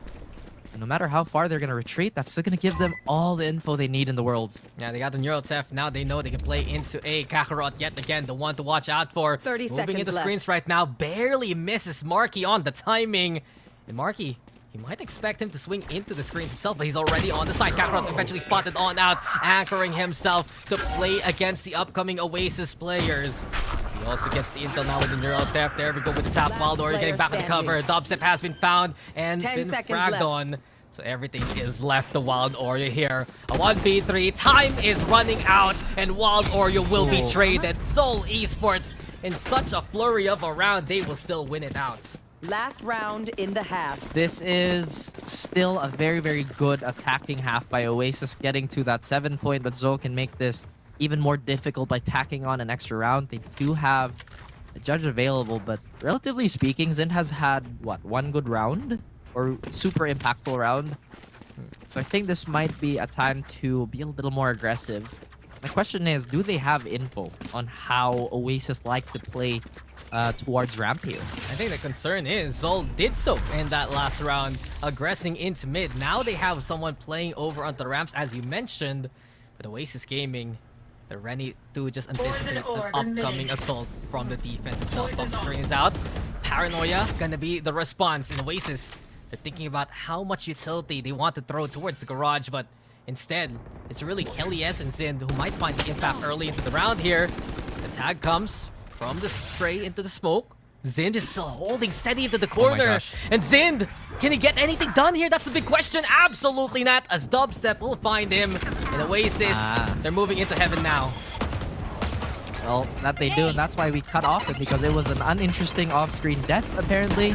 Just like many movies, but Kakarot will best his fellow Sentinel. The onslaught towards the side, halted again, redirected towards mid. Yeah, Kelly S. He's still here towards main, but the problem is those ropes are gonna be watched out for by Patman. Marky with the even trade. It's 3v3 as we go into A here. Orb also. Oh, Kelly S trying to bait anyone out, but he wants his orb for good reason. Showstopper now primed and ready, but Kevzi will not let those fireworks fly. Kevzi with the big double kill. It's left the Wild Oreo now to try and end off the half, but it's Kevzi who will deliver the final blow. We see things for Zol Esports. They make it to 5 at Switching least. sides. Defense is going to be a little more, I guess, okay for the side of Oasis here. They do have 7 rounds on the board, so that's still a good cushion. I just think they shouldn't drop this round. They really want to keep that momentum going, right? I mean, again, they have to erase these types of moments from memory. Just unlucky. Unlucky indeed. Fire in the what? That has to be the biggest mystery coming into the second half. But Oasis Gaming, they still have that double control to work with. You know how strong Wild Oreo can play an anchor even onto the site. Dubstep now looking to prove what he can do on the Cypher too. And on the other side, Zol, you got Patman delivering the goods with the kills. Can Zid also match that pace? Time to see who'll take the series. Double duelist, so they cannot go into a utility war against Oasis here. They will just by nature lose in terms of numbers. So they have to up the tempo. They have to push and push. Hopefully condition Oasis into reacting to these heavy-handed attacks. Yeah, quick little flash into the backside of B, and now they know that the Oasis is ready there. They want to go into A instead.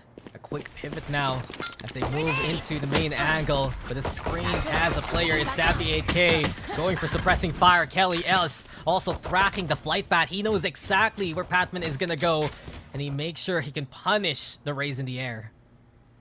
Galaxy Brain for Kelly S here, as he's been relatively quiet. Now they try to double up, but a member on the side of Oasis is going to be traded out, as Marky is going to be that pivotal backline support. Again, Dax, look at Zol. I think they don't want to re-hit this. Yeah, they're mine. They're very much so wary of the Oasis defense, and the numbers are in favor of Oasis because of those picks a while ago. Still, 30 seconds left. Zol can get the site and put the spike down. Oasis throws out the smoke here. We're on to Heaven. Counteracted here by Kevs, and Savvy 8K, he still has the flashes to utilize, Spike so planted. a big chance for Oasis to just pop the flash and go in from that point on. They check things out in Heaven though, and because of the smoke, Kakarot is unseen. This might be a dangerous assumption here for Oasis. Paranoia now for the stall. Micro and Kevzi setting up the crossfire right now. And here comes the flash to go for the play. Kevzi with one, Micro with another, and Micro mows them all down. Zol was prepped for it, and Zol will take that round. Oh dear me. They had the right idea. They even cleared it, but the quicker shot is Micro, and he's been performing out of his mind this entire series. Beautiful adjustment by him. And now Oasis, they have a decision to make. It looks like they're going to take the more conservative route here. Wild Oreo hoping that the Toxic Wall or the Poison Orb is going to soften up a target for him. Maybe get a finish off of the Classic. Unlikely, potentially. And Zol Esports rocking the 3 Bulldogs, going for the flash, and already making sure that Dubstep cannot push any deeper into the garage. So Zol will take garage control from this point on. You're also taking a page out of the Oasis playbook. Kakarot's the one on that lurk on the other side. And here comes Batman now, led by the Trailblazer to make his way into the site. So Oasis Gaming seems B for the time being. The action instead gonna go towards Kakarot here. Batman though, a silent shot onto Wild Oreo. 2 already here for the likes of Zol Esports. Batman looking for more for himself.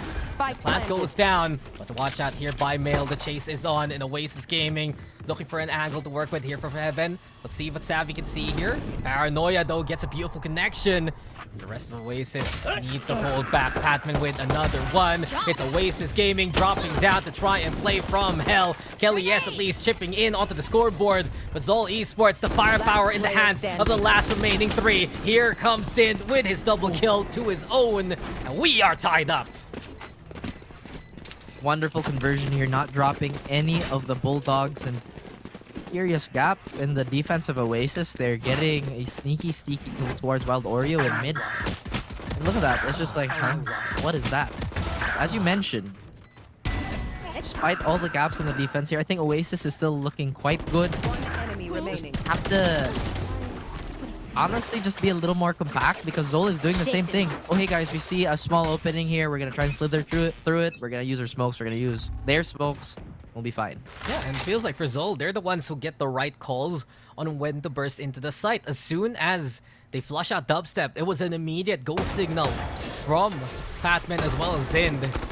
Now with Oasis having the firepower, they need to prove that they can actually defend this middle area. Wild Oreo alongside Kelly S. They're stacking on up right now, providing pressure. Trailblazer though sent to the other side. Patman wants that contact point right here, right now. As the Boombot tries to find the target. Pain Shield's also flushing him out. Kelly S confirms the kill. A little bit greedy there. Trades are gonna happen, and once again, the utility shuffle just will not favor Zol here. So I'm glad that they're taking a more aggressive stance. They're taking a lot of gunfights, and they're trying to whittle down the numbers when they can. But without a Cypher towards B, this could be a tipping point for Oasis. Yeah, beautiful double swing there from Oasis. Both members peeking out from different areas of that angle. And now Zol, what can they do here? The spike still heading the way towards the garage. It seems like Kakarot has the Snake ult to try and sell. But this is a little bit dangerous from Oasis. They're lined on up. A bit of a high load. No, they're both low here. They're both crouched down here, Raph. What's the angle to play? Eventually, Marky stands on up, and he mows down two right in front of him. Next on the list will be Kakarot, Oasis Gaming. They get their defensive round of the board here. I think that's actually such a cool play. I feel like we've seen it quite a bit on Lotus as well, where I think they were high-lowing the stairs on A, and I'm glad that there's some sort of application here. I mean, that's definitely one way to create an off angle, right? It's just you are running the risk of getting just sprayed down. All I have to think is, there was a point where they're trying to decide, okay, who's going to be crouching? Who's going to be standing? You want it to be me? You want it to be me? Who's going to make that call? But watch out now, as Kelly S has the showstopper in his hands. Oasis, they have the advantage here. That was Zol's bonus, by the way. But what we see so far is Zol stacking themselves to play into A. It looks like it is going to be the point of contention here for Zol. I feel like on their minds at least, they've conditioned mid enough.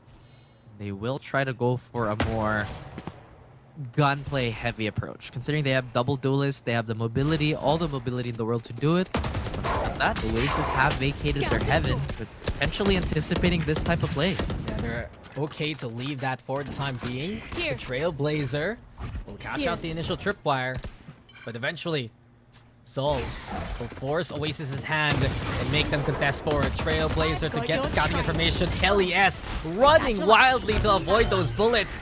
And Patman now onto the side. Dubstep though can't be shot whatsoever. Savvy 8K wins out on the timing game instead. And Oasis Gaming already with the advantage. It's 5v3 as Zin tries to move into the screens, move into the side, but he's just mowed down and sprayed down by Kelly S. Eventually Dubstep has been sniffed out by Kakarot, but the advantage is clear in the hands of Oasis.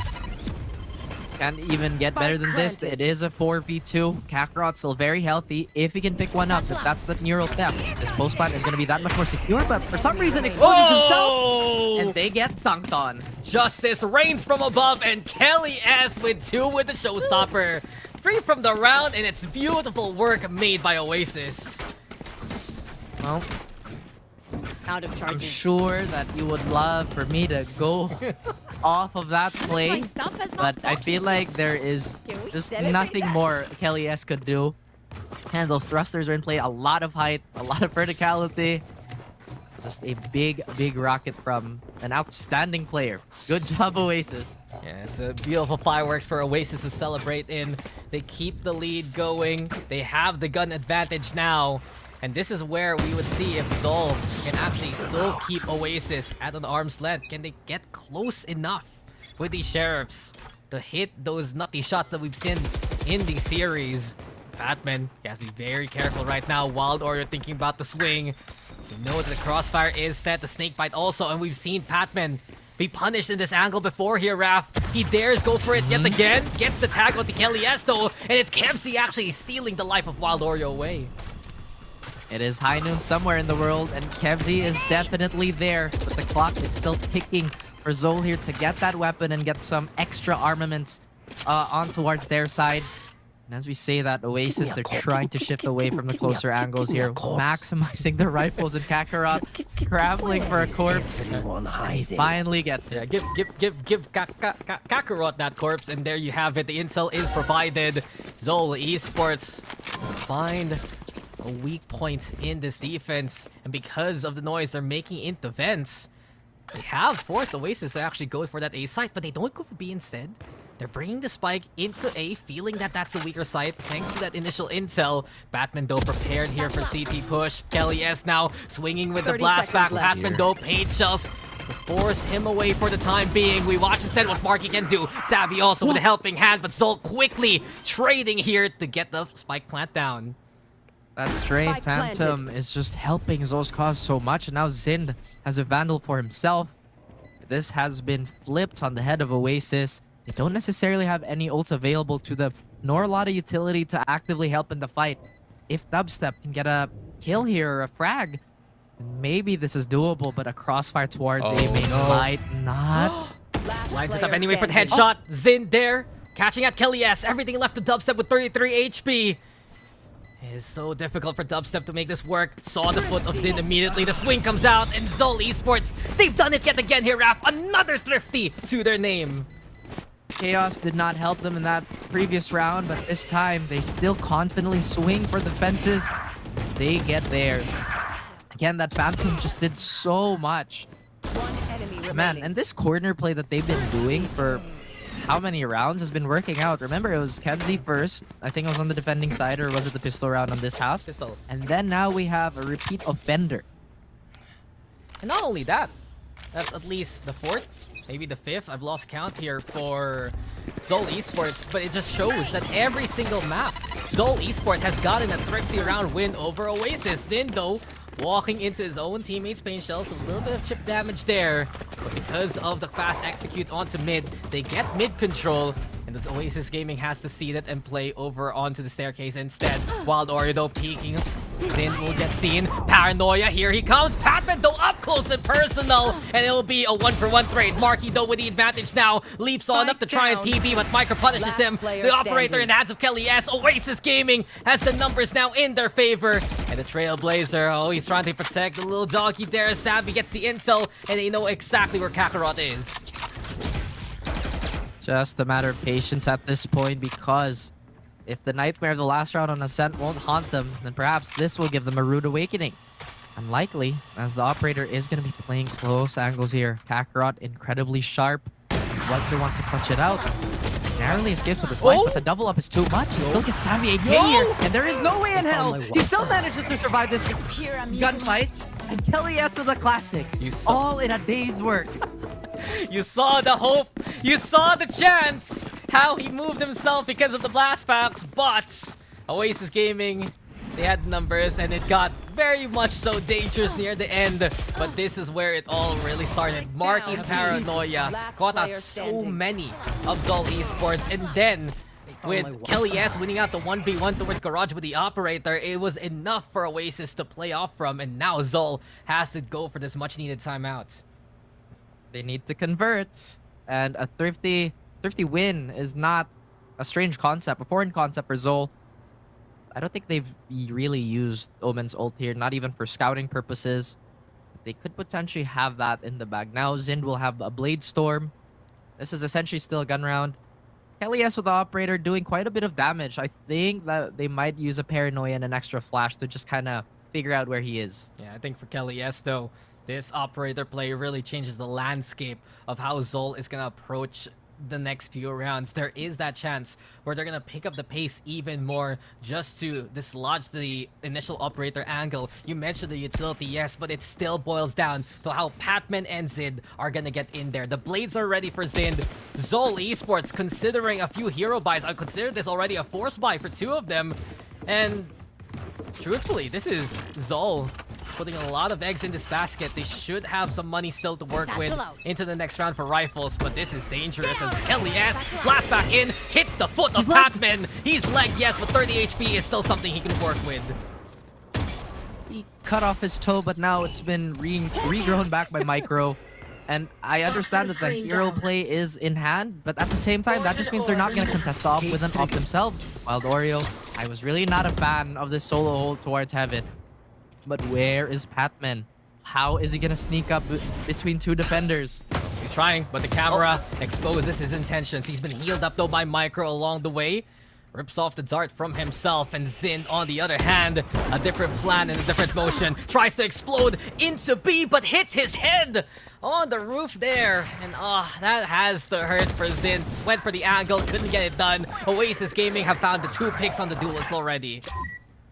And with a neural theft inbound for Oasis, this is just going to add yet another layer of security. Dubstep still has an additional tripwire if he wants to do that, but with Heaven, B Tower has been vacated completely. Xavi 8K is going to make sure that nobody exits unharmed. Kakarot will get blinded, but no opponents in front of him. Another round where the paranoia finds its targets, and Marky delivers a good bit of utility there. Oasis Gaming, they're gonna make it to 11, and they're 2 rounds away from finishing off the series. Behold the double crouch, the high-low, but only lows peak again. This time it works though.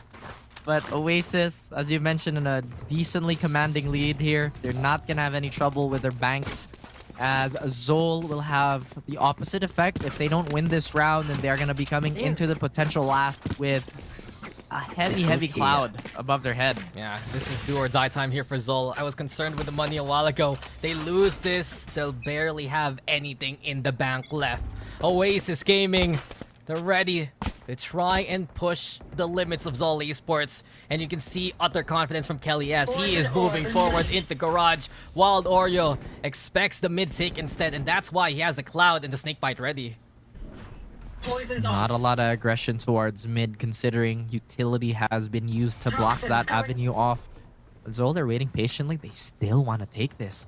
In the rope play, it's not going to be expected perhaps with Kakarot's been discovered. So Oasis, they're just going to back out. They want to go for a retake-centric style here on this round. I actually feel like you can still see Dubstep having those tripwires to try and protect himself onto the site.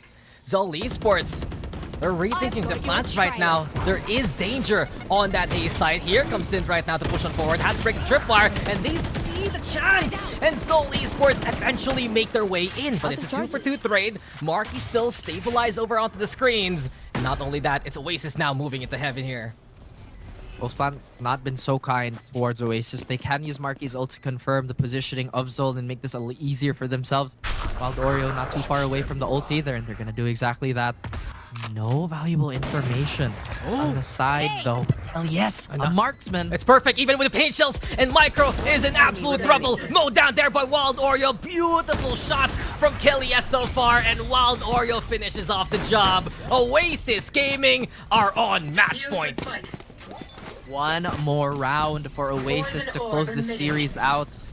So, I think they're gonna have just enough for half armor and a rifle here, at least on one of their players. I think, well, not really think, but I feel like Zol, they're hoping on some sort of catch here. Oasis, they might be a little more passive, but this is gonna work so well in their favor, considering they have an op and a Viper's Pit.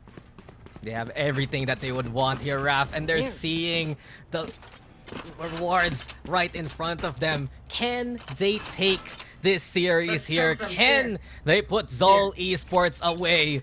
We're gonna find out very soon. A few bulldogs here in the Zol hands. Rifles for the rest. And into mid, we see the Vi yet again, but it's a little bit different this time from Wild Oreo. He threw out that snake bite, and that's all we'll see from mid. Oasis will give it up. Here. They're giving up a little bit of control here, but overall, it's not really hurting them. This could be a potential bait and switch with the flash into the op, but Wild Oreo, unsupported in heaven, is going to use his utility just for a little bit of comfort. But again, Godspot, I don't think Patman is going to check this when he swings out. Oh, this is dangerous. And Patman, does he expect that angle from Wild Oreo? Wild Oreo, though, exposing his intention. And look at how Oasis is set up towards garage here. That spike is gonna go into a potential dead zone as soon as possible. Do they expect this coming? Kelly S. Oh, he unscopes at this time. There's the flash, there's the swing, and Savvy 8K and Wild Oreo looking to find picks on both sides of this defense. Big shots from Oasis. Soul still a chance with the spike, but you can see the damage done already. Oh, they could make their way towards A, but 30 look who's seconds left. reinforcing it. The numbers not aligning, and the stars even more so for Zol as they try to go for a heavy-handed B take, but everything is against them, and it's only getting worse. It is not looking good for Zol Esports whatsoever. Oasis Gaming, they get the series retooled, refreshed, and looking reinvigorated. This is the Oasis that we expected.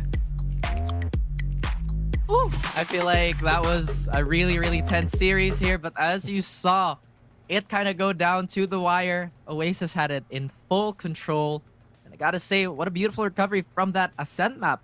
On that note too, I hope Zol will find their footing on other maps to just kind of get that type of performance going for themselves. Yeah, unfortunately for Zol, it feels like they ran out a little bit of steam there near the tail, and they won that amazing thrifty round, but Oasis answered back immediately, and the tempo just kept going Oasis's favor again and again and again. I do have to say though, when you look at this map pool, right, that we had here, it felt like for Oasis, they had something to prove in every single map after losing out on those maps in the first week. Now they know what they need to work on. Now they know how this configuration really pans out. And truth be told, everything looks so much clearer with Savvy playing that initiator, with Dubstep playing that sentinel, and the rest of the team feeds off that energy to deliver some incredible performances. That is so true. And again, with some of their losses here, I feel like they have been taking down so many notes. And as you mentioned, it's not really like too much of an L as long as you know what you have to work on. You know the type of things that you have to kind of patch up. And even with just kind of like a map-to-map basis, right? That type of mistake just really did not happen anymore in Split.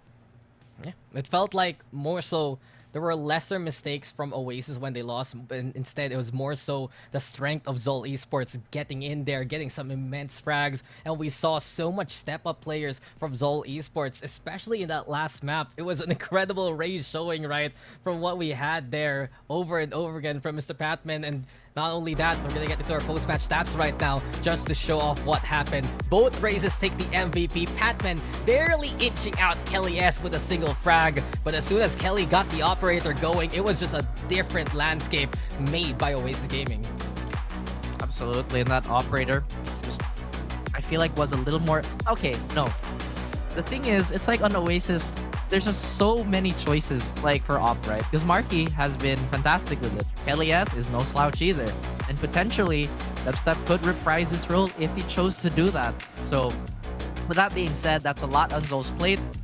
On their side, though, there was a lot more tendency to go for the rifles. It looks like I don't want to play that range. We're just gonna go in double duelist anyway.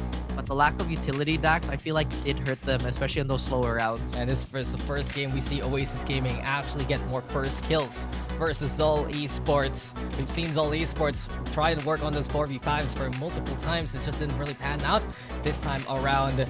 And it really felt like for Zol, it was a slow start coming into this game, right? You mentioned a while ago at the start of the first few rounds, it was Patman, the only one with kills. And while he put on an incredible show with the Sheriff, it still was Oasis Gaming getting those rounds, and Oasis Gaming was able to work from there.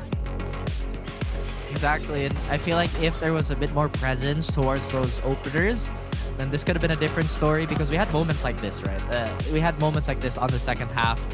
If they're just a little bit more present, then maybe this could have been a bit more competitive, perhaps even stealing the series away, but not to be had, as Oasis just had that much more consistency. Yeah, I think the highlights really for Dubstep especially is how his lurk presence was always getting attention. Marky also had some massive paranoias, and when Kelly S had the operator, it was also some great utility usage. I still remember that A rating where he hits the operator shot, throws the pain shells to help out Wild Oreo, and that was enough for Oasis to get that round win. Those moments are what make Oasis Gaming. This is the setup that we have wanted to see for Oasis Gaming, and overall, it's just a comfy look for the Oasis faithful. I think that has to be their biggest, I guess, priority right now. It's to just get everybody comfortable in their roles, because by right, they're all-star players. By right, they can really push the limits of the team. And when everything is going, Oasis can just steamroll everything. If you kind of look back at their history, Oasis have like the highest of highs or the lowest of lows. And it seems that we are going for the former instead of the latter. And we are going to the panel to break down what just happened.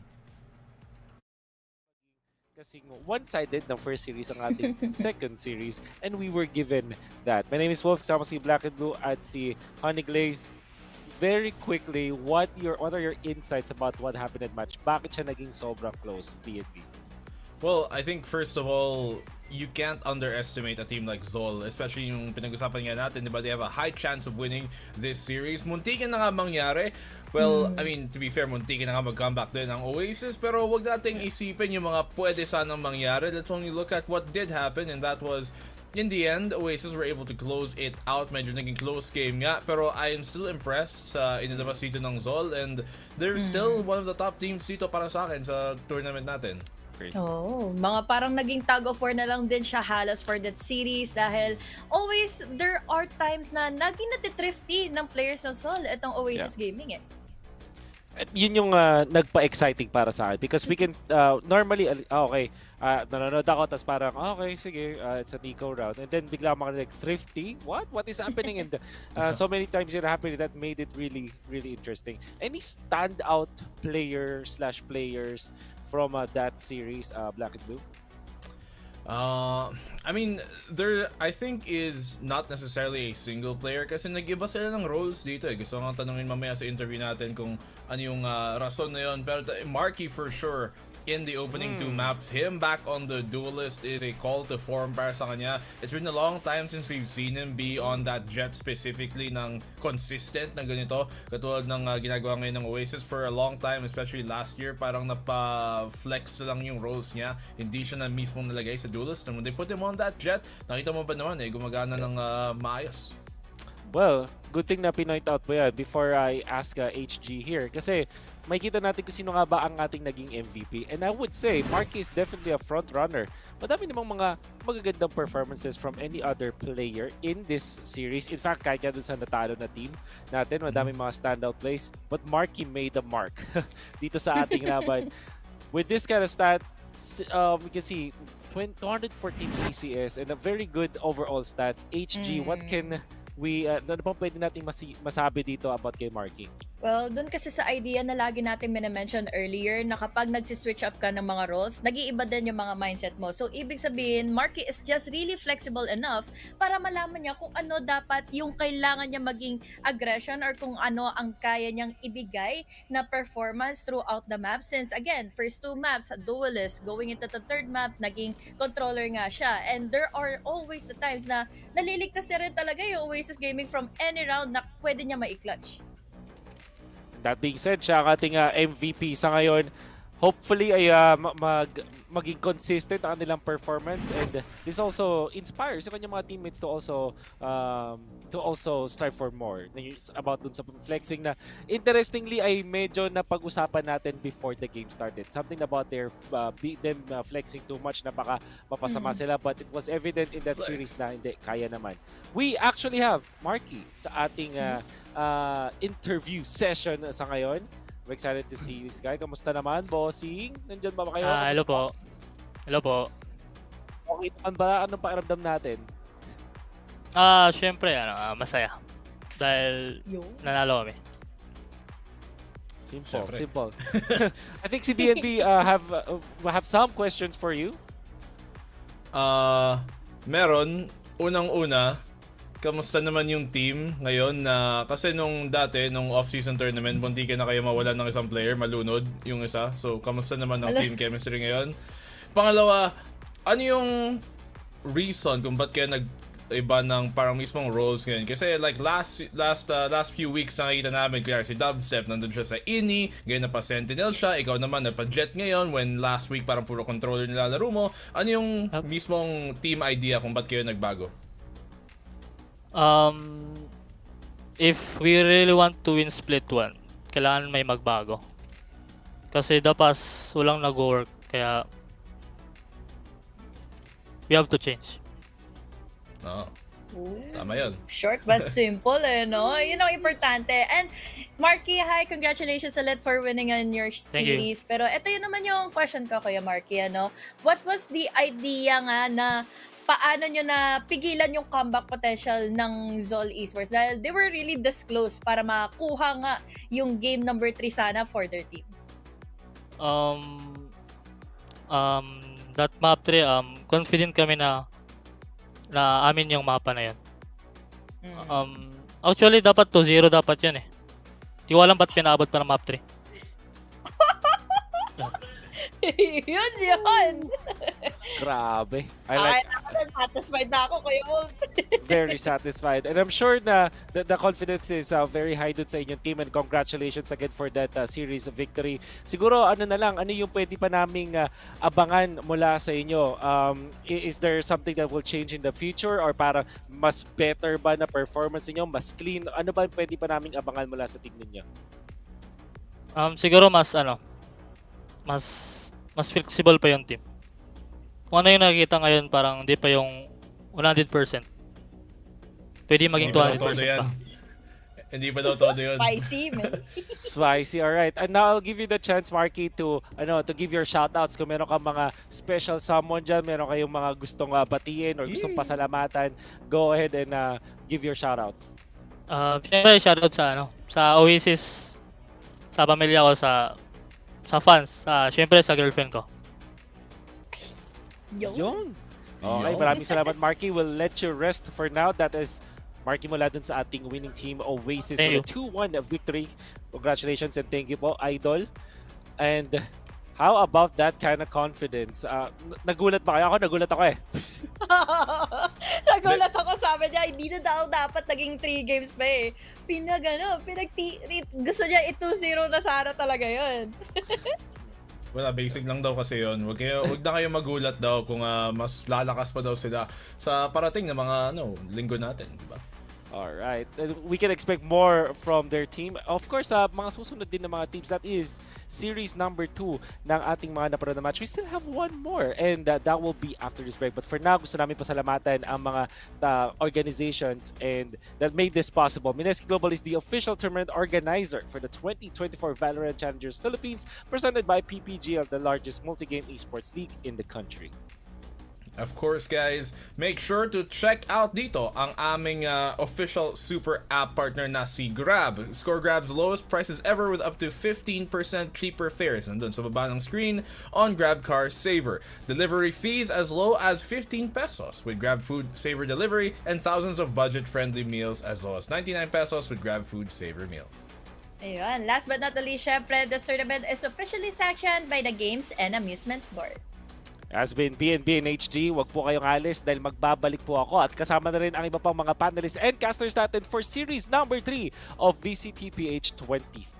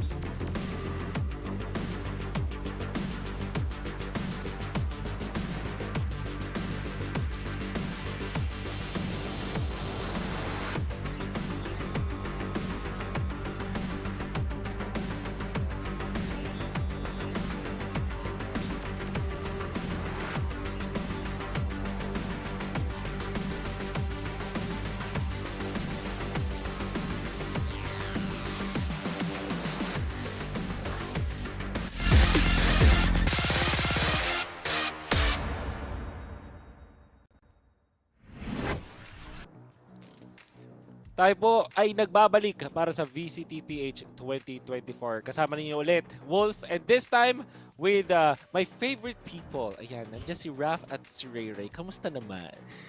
So, hindi mo favorite yung iba? Oo nga, parang... Well, biased ako towards you guys. That's true. Sige.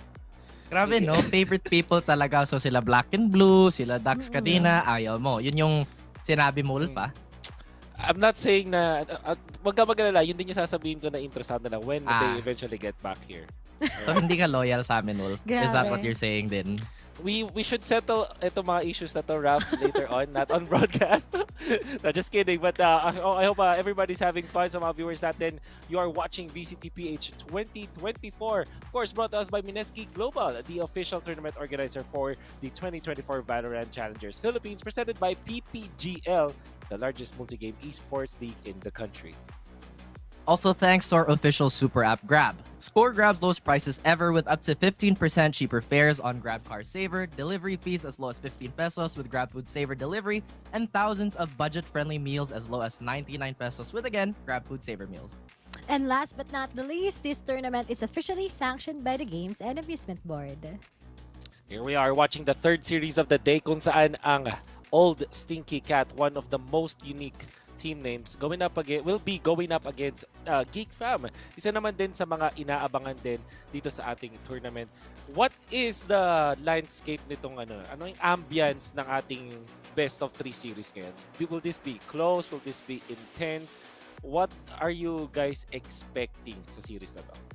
Para sa akin, yung landscape right now is medyo tense kasi sabi ni Wolf, we will have to settle this in private because he's going to say that his favorite people is gonna come back, even though he said that to me, and I'm a little jealous about that. But jokes aside, I actually think it'll be a close match. You know, I'm a little waffled here, but yes, close.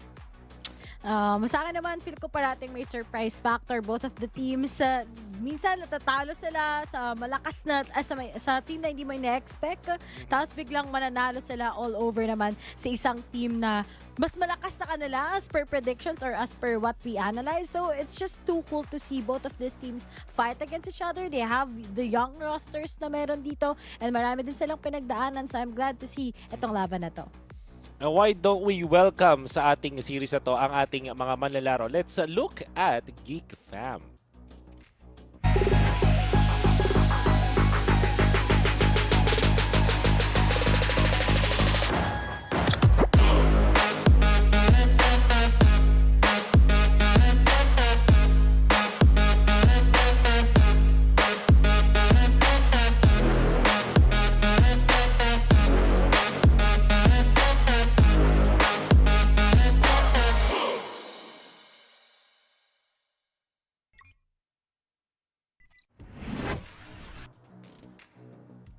This is GEEK Fam, Hydra Kid, V-Black, Exotic, Slatham, as well as Blurred.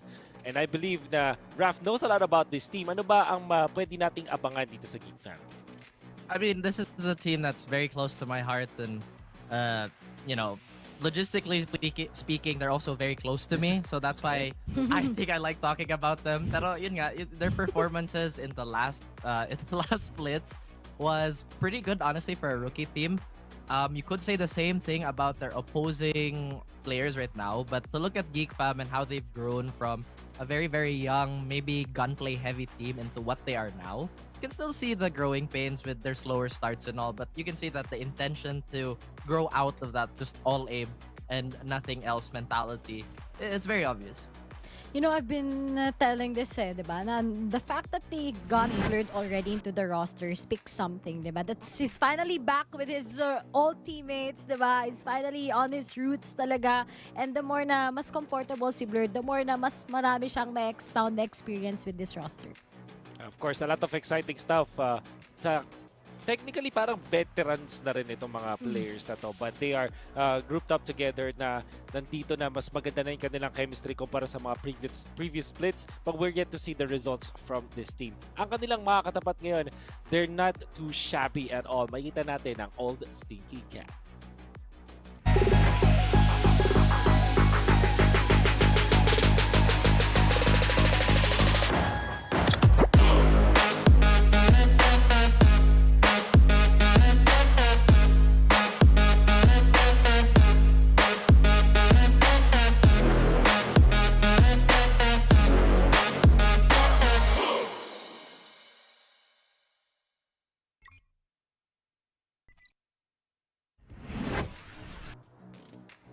I can see all the Stinky Cat, aka Meow. Pag nakita nyo yung kanilang tags, that's Aeonix, that's Dizzy, that's Folex, that's Dignified, and Owen Cutie. Ray, anything about this team ba na pwedeng i-look forward ng ating mga viewers? Siyempre, alam naman natin yung most of the core members ng old Game Lab, nandito sila. Ngayon, we have Aeonix, we have Folex together with Owen Cutie. The experience of these three people, talagang mas lalong naging solidified ang isang old Stinky Cat team. But then, with DZ FPS, nakita natin yan, is also a ranked demon, while Dignified naman, we've seen a lot of LAN tournaments with this guy. Sila yung mga nag-replace doon sa old members, and now they finally got a 5 na sobrang ganda ng compact place nila. I think this is a much better roster as of now for all Stinky Cat. They always give us a lot of surprises. At proud din ako actually na kahit ba sabihin natin hindi ganon kasing level ng VCT experience si DZ together with Dignified, na kakasabay sila sa tatlong membro nila.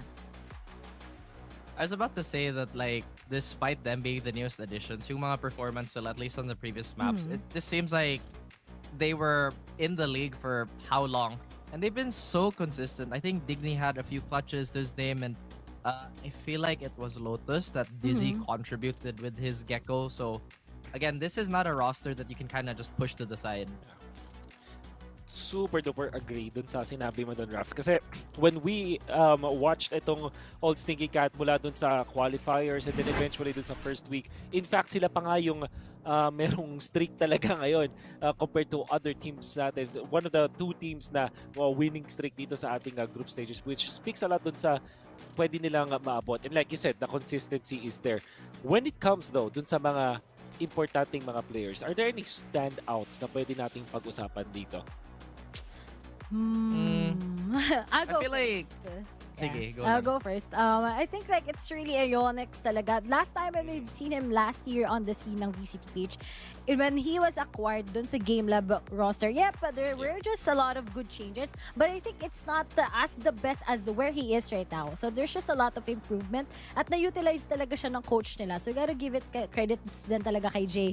The prep right now ng old Stinky Cat has been very great. And finally, there's a coach already sa team na to. Yes, I agree. Copy answer ni Ray tapos yun yung sabihin ko. Oh, galing ni Alex.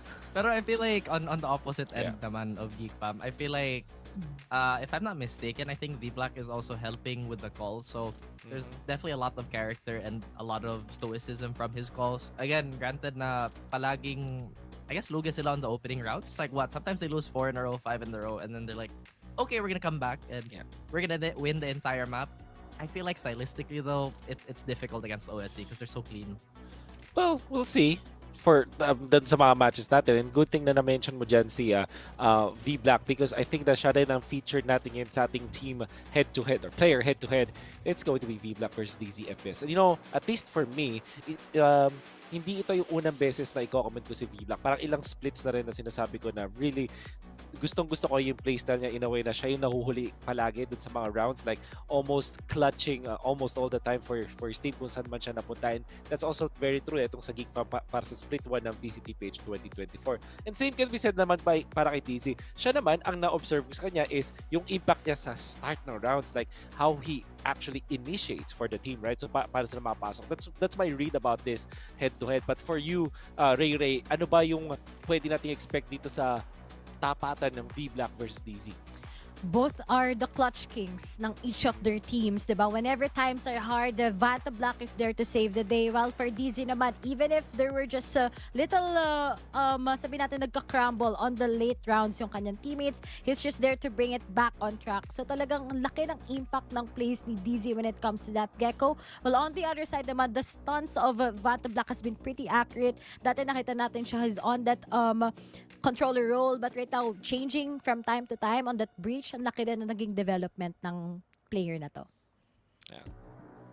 And obviously, very exciting stuff na pwede nating expect mula dito sa dalawang players natin. How good is V-Black, man? Alam mo, gusto ko tanongin dito yung guy with yung guy na close, logistically speaking, to V-Black. How good is he as a player? So what are you saying, Wolf? Because I'm from Cebu, that's why I know.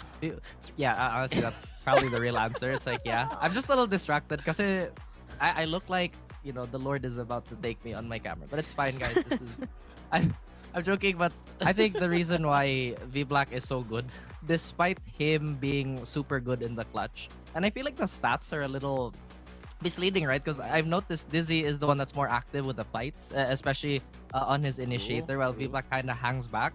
So with Dizzy being more active and having lower deaths is scary, but at the same time, V Black is not afraid to do what needs to be done, whether it be clutching or it be the frontliner, even when his role doesn't necessarily push him to the front line.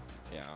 And yun yung mga bagay na pwede natin expect, which means na hindi itong match na to, probably we're not gonna be looking at it dun sa mga explosive na mga frags, yung mga talagang nag-entry frag. We are gonna be looking at the clutch because both teams have their own clutch masters at yun ang exciting dito sa series ito. Which now brings us to the question na tinatanong lagi dito sa panel na very tricky predictions. We are gonna be asking you guys kung sino ba sa tingin niyo manalo. And nagawa ko na rito before when I was asked here, this panel, kung sino yung boboto ko. I voted for GEEK Fam and I'm gonna do it again. This time, even up against a team like Old Stinky Cat, feeling ko kakayanin nila. And it's just like, there's really something between GEEK Fam tsaka Wolf. Parang sarap pakinggan. So parang, di ko rin alam it just rolls in the tongue, you know?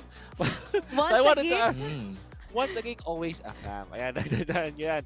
And yeah, let's ask Raph first. Who do you think is gonna take this series? Again, I'm a bit of a stats guy because if you look at it, Old Stinky Cat with that core did take, I believe, 3rd place in their last split, and they've been consistent against better teams. And their system is just so reliable kahit sino pa yung mga player nila. So with that being said, I'm still going with GEEK Fam because they're very close to my heart. Okay, di kayo na. Kayo ng GEEK Fam, guys. Joke lang, GEEK Fam. I love you guys. But right now, I just do think there's always a time na parating may surprise yung Old Stinky Cat. They just always surprise us with not just with the wins, but also with how evolved their players are. So I'm gonna put, of course, ang aking prediction sa mga taga-MEOW. MEOW, of course, yung kanilang napakagandang tag sa team, right? So, and then even the logo itself. So, this will be a split decision mula dito sa ating panel. And I'm very excited to see kung ano nga ba ang mangyayari sa ating laban. So, wag na nating patagalin. Ipasa na natin sa ating mga casters.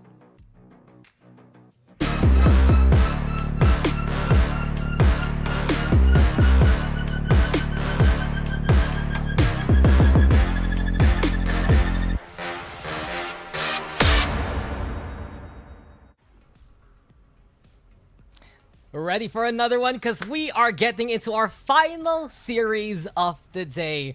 And before anything else, I'm just going to introduce us. I'm Daxter with Black and Blue. And man, you gotta pay attention to this series coming our way. Because yes, you can see the names already.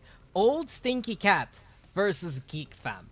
But if you peel off the layers, you look at the history, this feels like a very interesting rematch of GameLab Alpha versus MVP Esports, as Black and Blue is looking around trying to see where the layers are peeling Pay attention to this game. I'm not even paying attention to you. No, I'm kidding. Of course, you never do. Dude, your name's even cut in half. It's because half the attention span of yourself is already gone to the conclusion of this game. So what do you think about what's coming our way? I only use 50% of my brain at the time. So for now, other I'm only black and no blue. Yeah, the No, other but I mean, 50% is when you stack, don't you? Yeah, totally. I mean, you're talking about it, MVP versus GameLab, and this is not a tale as old as time, but one we have read in the past, and one we have seen in the past, and they're two teams who have actually, I think, kind of shown us varying degrees of complexity. There was a time where they were a lot more one-dimensional, but they have kind of developed into a bit more multifaceted approaches to the game, and so I do like how both teams here respectively have progressed. Yeah, I really look at Old Stinky Cat as that evolution of GameLab Alpha adding new phrases. On the other hand, it's GEEK Fam getting the maturity from that MV Esports banner. But we're going to start things off with our bans, and we are going to see Ascent actually removed here by GEEK Fam early on. I was expecting maps like Sunset to be actually banned on out by MEOW, and exactly that's going to happen. It's one of their perma bans so far in this run. Well, I'm looking what they did play as of recent, right? You look at GEEK Fam and their matchup specifically against First Mega Saver, that was a form of the buys. it was a bit of a struggle again on maps like Lotus, on maps like Icebox, and so I don't expect them to necessarily pull that out here, but never mind. They actually do swap into Lotus, so that's a curious decision. This is very wild for GEEK fam. I'm very curious right now because truth be told, Old Stinky Cat's best map in their VCTPH run so far has been Lotus. They've only lost once versus Carti Esports. They took down Valhalla 13-3, and you know how star-studded that roster is, and then you go for Old Stinky Cat picking up Icebox instead, a map that GEEK fam has lost the first Mega Saver and Sol Esports in. So far, it's looking so good for the MEOW team here. They take out Bind as well, which leaves Split right now in the contention to be played. A map that we have seen it be actually pretty successful for GEEK fam when they went up against the first Mega Saver, that the Buy squad, who have recently kind of renamed themselves after their pickup. It was the only map they were able to win against them, that star-studded roster in that series, and so I would assume that is where they're going to kind of prioritize this map veto to be going on towards, as Bind was banned.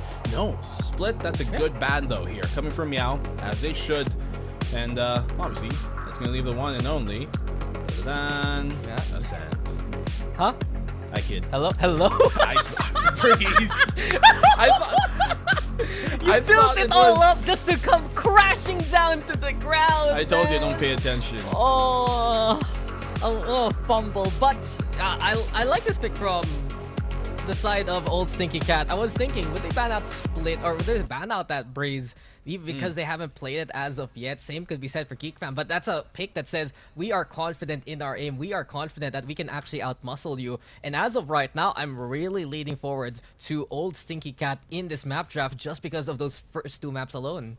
Really? You think so? It's Old Stinky Cat? I'm sure you do, as a cat lover yourself. Who has... How many cats do you have, Dax? 2 here, and then 3 in Claire's house, so that's like 5, and then you add in my sister cat, that's like 6, and then I don't know, man, I've lost count. Let's just say minimum 6. Let's call it that way. Okay, for a second there, I thought you were gonna be like, you're including your sister as a cat. No.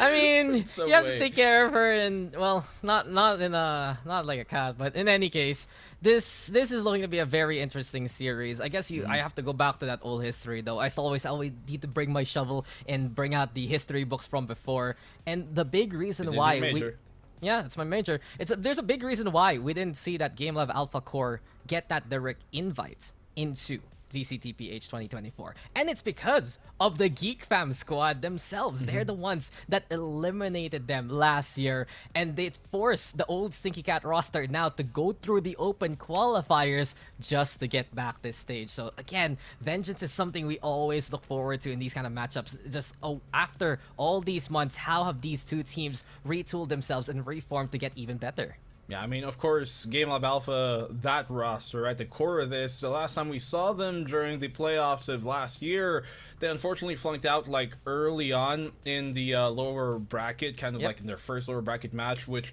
was in stark contrast to what they did during Split 1. So hopefully this case, they can kind of pull back more of what we saw during the opener of last year instead of the tail end, because they did kind of fizzle out.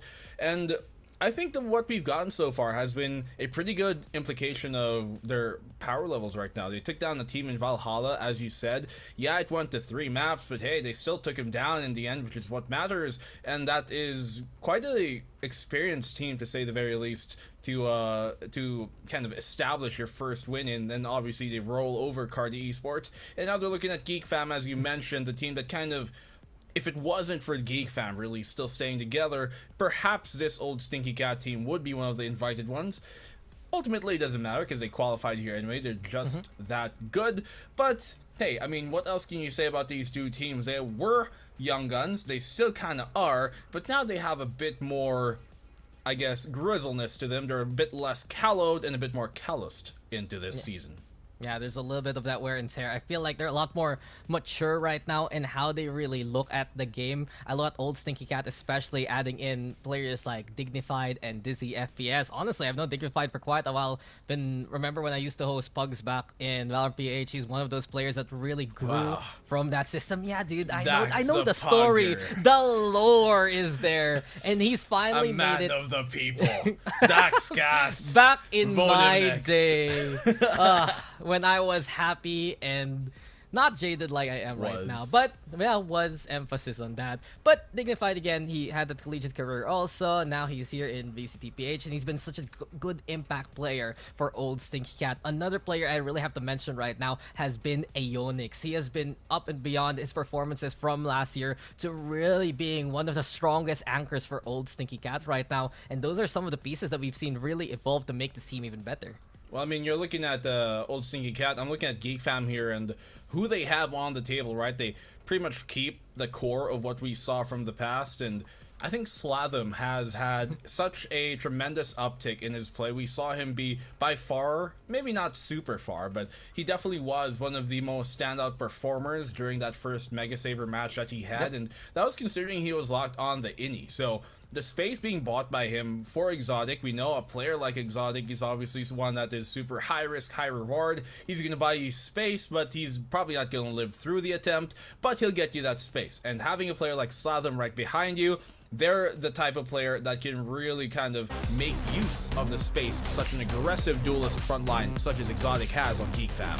Well, it's time for us to get into our first map soon, and the agent select is upon us. Old Stinky Cat still whipping out that Gecko there for Dizzy FPS. Very much fitting because he has Dizzy ability there too. On the other hand, GEEK Fam still tried-tested. They just love that Breach and Fade combo. I guess really my biggest concern here for GEEK Fam, yes, they can look very comfy on a map like Lotus, especially on the defense, but do you remember what old Stinky Cat did to Valhalla on this map? It was an 11-1 attacking side from old Stinky Cat. They finished that map 13-3, and if they can get the right executes with the Sky and Gecko to set everything up, old Stinky Cat can start trying to play that momentum game and move forward from there.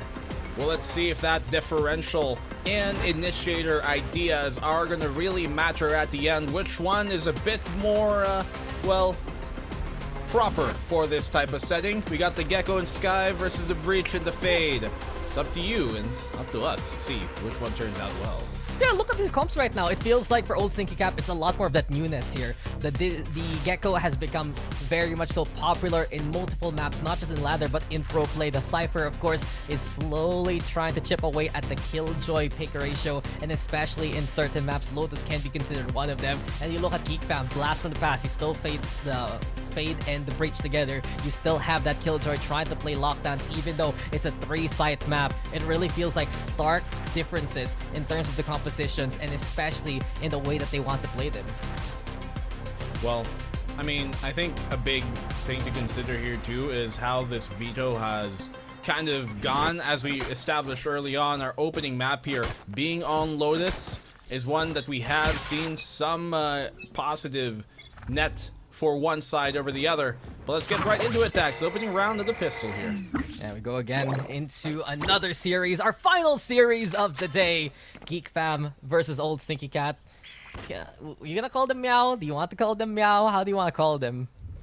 Meow, like but with an actual meow. Yeah, like a hype. Oh. I was gonna ask if you wanted to be high-pitched or not. Okay, you gotta do that all game, huh? You started it. We're gonna have to do it that way. Okay. Until someone gets mad at us in the chat or whatnot, we are gonna say meow like that. But in any case... Speaking of chat, I see Tosh Bunny in chat. Oh no. Oh yes, Be my quiet. favorite. Man's trying to silence one of our watch partiers already. But in any case, it's time for us to get into the action as Team Meow are moving into C. No, I can't do that. We need to do this properly. Oh, and Cutie though with the first frag. B Black will fall, and of course, Wingman delivers the spike to the site. Spike planted. Well, you can see the lurk here by Aeonix. He's been found out though, so it's going to be a bit difficult for him to get out of this one. Exotic, rightfully so, gets the punish, but they're extending further in the mound. You can see him trying to contest here. Oh, and Cutie. It's actually Fallex who gets the opening pick. See Hydra Kid try and do some work. What are you doing? He's trying to have some fun with it. Fancy, Somehow gets a spray.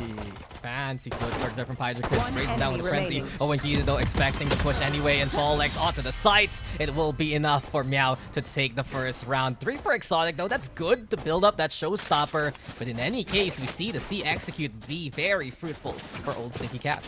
I'm actually surprised how aggressive they went on that post plant hold here, coming in from MEOW. I thought I would have expected them more, maybe to push out towards CT, but with a flank coming on in, no, they chose to fight them at the gates. They chose to meet them outside instead of using the choke, and somehow it works out. So for all good. So in the downtime, you're gonna do the high-pitched one, and when you're explaining something, you're gonna do the low-pitched one. Yeah. Okay, gotcha. I love this new black and blue that we have here, or should I say blacken? Yeah, because that's the name now. I am blackened now.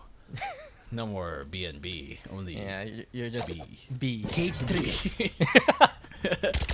Anyway, Aeonix, he does peek on out with the cyber cage. It's a good way to try and test perhaps any kind of outing for that robo control. And Aeonix sticking around towards 3 here. Exotic, does he dare to push? Now is very much so ready with the guns. And Owen Cutie finds Exotic already. Dizzy gonna be out from Dizzy FPS. Broken on down on the side. And Aeonix clears out those 2 hiding by the boxes. A good hunt there from Sladum. But he does have the intel. He doesn't have the shot. It's MEOW overrunning this one. And it's 2-0 now in favor of Old Stinky Cat. I mean, what else is there to say, right? It's just MEOW have all the utility that they need to punish in that case. You have the nade, obviously, in Fall X, but it's the flashes that will come on in big. The paranoia to clear out half of the site, and then the Dizzy, plus that guiding light from Dignified is always such a huge threat, because one, you have to shoot out, the other you have to dodge. You throw them at the same time, well, good luck. What do you even do by that point? And Dignified, he has 6 assists to the 10 kills MEOW has right now. So it really feels like MEOW here working so well with the utility that they have. Building up a bit of a lead. Geek Fam though, guns are out. And watch out for how C's gonna get defended. Blurred here has the nano swarms moving into the bend. He's also gonna set himself up towards the holes here. Pain shells out immediately. Blastbacks for full X to clear, but Blurred tracks down that raise. Knows exactly where he's gonna go. And Geek Fam, they have the advantage so far, but they're gonna push it. Hydra Kid, Sladum already finding the impact here. Aeonix getting 2 for his troubles, yes. But MEOW is so much so a struggle. They can't really come out and peek to get that spike here. I like the push outs here from Geek. Coming back. To make sure that they don't simply give up the site for free. Get the one and bail out, and successful they were in those attempts. I mean, it's obviously a bonus here for MEOW, so I have not too much, but some economic gain would assuredly be welcome. He gets the 1 somehow. That's 3 for Aeonix, and now the Neural Theft also online. This gives vital intel here for MEOW, as they know Waterfall is where they're gonna play from. But Owen Cutie spotted, still Exotic with the pixel angle. Denies the plant, the Boombot also with vital intel. Aeonix, he's gonna swing on out, but the flash dissuades him. And this is where Geek Fam looks so dangerous. The control that they have, but Aeonix with the ace! The transfer unreal, the spray down is real! And this is why I'm talking about Aeonix aces the competition! MEOW! MEOW! Yes. MEOW! Ridiculous. That's all I can say. MEOW! My co-caster has turned into a co-cat instead after that one. Actually, I think instead of MEOW, that deserves a bark right there. Bark, bark. My goodness. Aeonix absolutely smashing, hammering away. They somehow connect. They don't collat, but it's just as good as any. And an ace. Beautiful work. Beautiful work from Aeonix. He's just so reliable, and immediately he just used the Neural Theft. Now he's halfway into another one. And Geek Fam, they're the ones taken aback by this one. They rely on holding steadfast with those angles, use that utility to just flush them out. But that was one of those instances where Old Stinky Cat, they show their strength, and into C we go again. Showstopper now prime. Blurred might be the victim. He sends it over, but he doesn't realize Sladum's there. So Sladum at least trading it out. Tries to pick up the gun, not enough. Owen Cutie and Dizzy FPS though very clean on the C site. Yeah, great punishes here from MEOW. Obviously, taking over the site shouldn't be too much of a problem, but it's a good shot from B Black. Dizzy trying to chime in for more, and the timing is sublime. 4-0 for Meow. That's perfection from Meow so far. It feels We've easy. seen them just know exactly where to lob their utility, and this begs the question, how can Geek Fam respond? It's not enough just to have Blurred there with the nano swarms, and yes, Sladum trying to be very cheeky by Bend. I'd love to see perhaps the breach fault line to try and stop the rest of the push. I'd love to see perhaps what they can do with the C's, and it's really where Geek Fam right now is struggling to find an impact. Hit them fast, hit them hard. Well, for sure, the impact felt by Onyx is rippling through right now. 4th round in their way. Exotic cannot dodge it, so opts to fall back instead. He does have that showstopper. Knowing the race is there, I'd half expect Meow to try and go the other way. Yeah, Hydra Kid. He's the one playing at the waterfall. That's a paranoia position if ever Meow decides to go for the Mound play. But the Onyx has another plan. Still has a Cyber Cage if he wants to go for the cross. Sladum trying to mark the long angle, and a little bit dry here from Meow compared to their usual peaks. Now they pop the Cyber Cage. They're going to go for the push and look to get door control here. Monster on the loose! Well, it is Sladum alone on this site, so if they get on it right now, they could overrun. You can see Sladum giving up the site instead, opting to play retake here as a whole Geek, making sure that Meow doesn't push up further in the stairs. Some utility, but Geek's not committing. OwenQT gets a huge pick here on the upper, and now they can actually explode on towards the B site. I love the pivot here from Old Stinky Cats. They find the openings through the link, and into the B side we go instead. That plant also, it's for the main angle. The Prowler though can spot out Fall X onto the default, so Geek Fam knows there is someone onto the site very, very close by. Paranoia gonna be the answer. Sladum trying to peek on out. Angel's gonna be lobbed again, and Meow already has found 2. Make that 3. Exotic doing some damage, yes, but it's Meow with a handful, and still keeping up with the momentum. 5-0 here, Black and Blue. Goodness. Meow not losing steam at all. They are just bulldozing right now. I love the call too. You mentioned it. The pivot there into the A-Link, into B rather, was perfect. They knew that, hey, we've taken lots of space here already. We've committed the Thrash, the ult of the Gecko, towards that A site. We've fully sold the defense there, who are probably ready to fend us off as soon as we step foot in the site, and so they pivot. And especially with OwenQT already waiting by B main and him finding that pick, it just opened up the gates for Geek Fam to flood on in.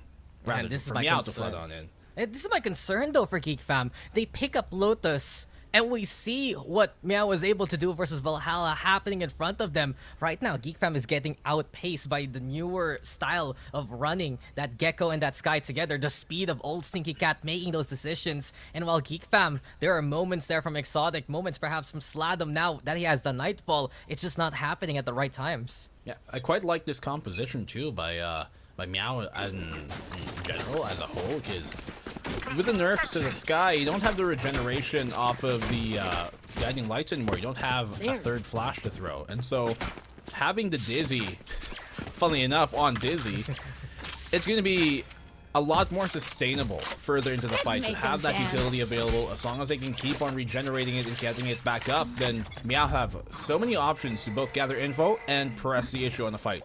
Yeah, gotta be a name buff by this point. If you play the Gecko, just be the Dizzy yourself.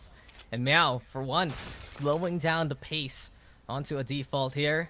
They're watching out, perhaps, if Geek Fam wants to push into the lobby area. Rubble controlled here by Hydra Kid and Sladum. There is a plan also with utility. Fault line gonna be the call. And here comes the Dizzy now and the Trailblazer to fend off the close members of Geek Fam. So at least Geek Fam, they're able to burn utility so far, but will it be enough for the next wave of attackers? Meow, obviously recognizing how much utility has been committed here by Geek. I should signal to them that, well, now Geek don't have as much to fight with. Now they can actually bulldoze this as long as they find a pick, because the paint shells have been expended, at least on one side. But now they actually are going to commit to it. Okay, good pick by They have firepower. I mean, it can go either way, right? But in any case, MEOW have strolled their way in over onto A. Folex though stunned on up. Wingman gonna get the plant anyway. And Hydra Kid trying to suppress from the side there over at drop.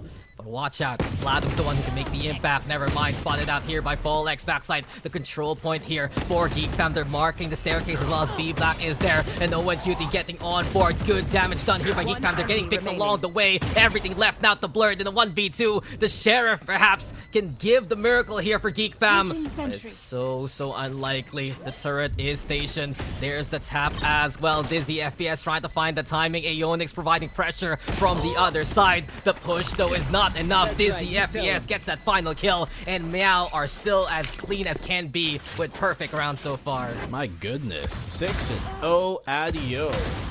I am very curious still about this decision to go on over here, knowing that old Stinky Cat, or rather, are practically flawless on this map so far. Yep. Valhalla, they took him down 30-3. Yeah, they lost to Cardi, but that seems to be by far an outlier over anything else. So, I guess MEOW here really reaping the benefits of this veto early on. It really feels like this is so perfect right now for old Stinky Cats. And GEEK Fam is the one who has to prove the stats wrong, basically. It's been the best map of MEOW for their VCTPH run so far, and now with the Thrash, they're looking to prove it yet again. Boombot still ready here for Folex as he clears out even closer into Waterfall. This site is absolutely free here from MEOW. It just begs the question, what's the plan for GEEK Fam? They're trying to set on up, but immediately MEOW is the one that's proactive instead. 2-for-1 trade.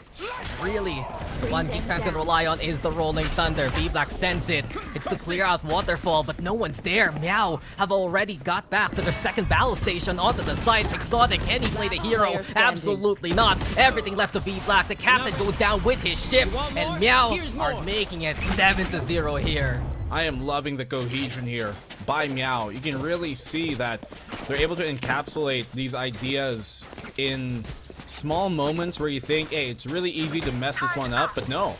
They have done such a good job at executing some of these ideas, and we saw that especially there, like towards that double peak on the water. They have the flash coming in from Dignified, and then ONQT and Folex push towards that waterfall, get the 2 picks, easily buy themselves map control in the post plan, and from then on it was just an uphill battle for GEEK, and it still is.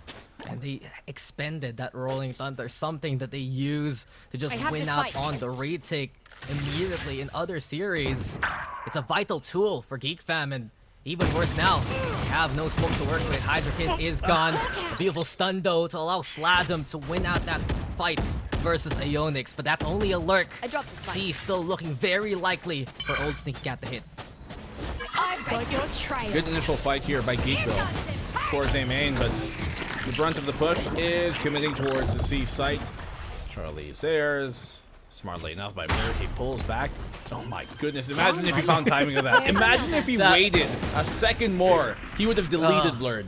Blurred would be like, I even escaped already, but here we go yet again. Sladum forced to use the Prowler just to clear out Waterfall close. B-Black though with the rifle in hand, and this allows GEEK Fam now to pivot off the Nightfall. They have 3 battering down onto the site. Watch out though for ONQT. He might not have been hit by the deafening. And Showstopper is out. Dizzy FPS is gone. GEEK Fam trying to clear out all these angles, and finally we will see it. GEEK Fam will get on the board. Finally. I mean, it was a bit of an overheat there, but good punishes coming from GEEK. This opening fight, sure, they won that one fair and square, but in this moment, I'm not too sure if I would recommend trying to close up the engagement distance when you're against ecos. You kind of want to play a bit further back and let them walk into your sights, but they did the opposite and walked into GEEKs, so MEOW rightfully so punished. Could have worked out still though, but ultimately doesn't, and so I have to harp on them because I am petty. I like to see black and blue. Thanks. This man is just ready to be venomous if need be. But in any case, there's the first strike from GEEK Fam. Can they continue with momentum? Dizzy though is out. A beautiful blind. It's not enough to save Folex though. And GEEK Fam, they have the numbers advantage. Well, Stinky Cat, can they press the issue? They teleported low and QT to get that rumble control, and because of it, Dizzy FPS catching Sladom in the cross. A trade is made, but we watch out for what Aeonix can do towards the middle of the map instead. I still got that spam going on, even though he was behind the smoke, but good catch. They saw him trying to fall back, and the punish was there. Cover going out. Don't let them get away scot-free from those attempts. It's a deep smoke here that also kind of prevents them from being too aggressive, but it doesn't necessarily close off the A main exactly. This allows now them to pivot into B. Yeah, exactly. They were thinking about it, and they break the turret to go for the confirmation. Still, though, Dignified making noise towards A main, keeping Exotic around that area.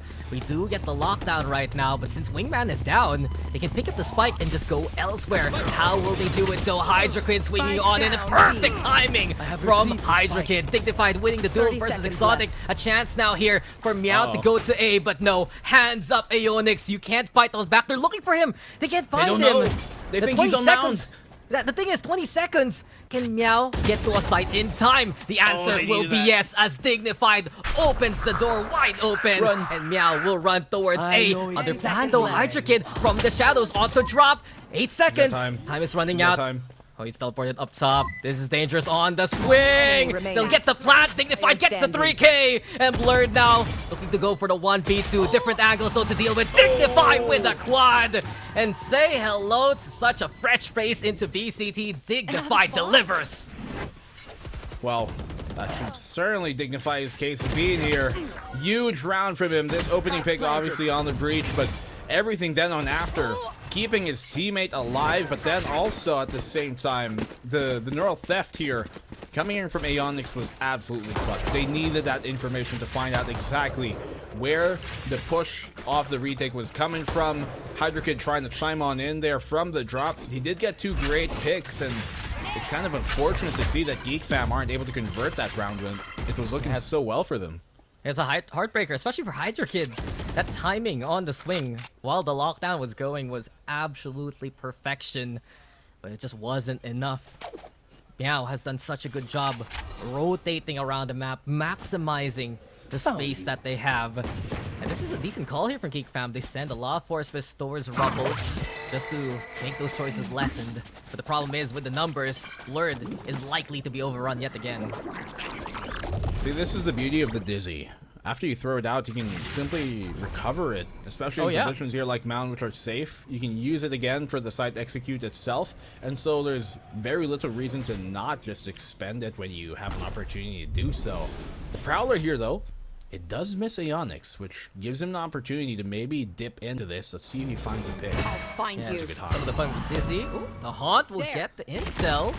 Aeonix will be stunned on up, and he is dead to rights. As we mentioned, Paranoia also keeping old Stinky Cat at bay. Hydra Kid gonna break down onto Wingman, and Owen Cutie will actually get the kill onto the Omen in response. So sights taken here by Meow. They're planting onto the corner there by the bend. A bit of cover for Meow to work with, but we hear the Thrash now unleashed. Dizzy FPS looking for anyone to detain. This is intel though, no one into halls. Can anyone from Meow actually play off that angle? The answer gonna be no. It's all about the waterways here. Dignified and Dizzy FPS already catching out to Meow, still winning all the duels that they need. And it's all Meow all day. Dignified seals the deal, and we will see a 9-1 standing.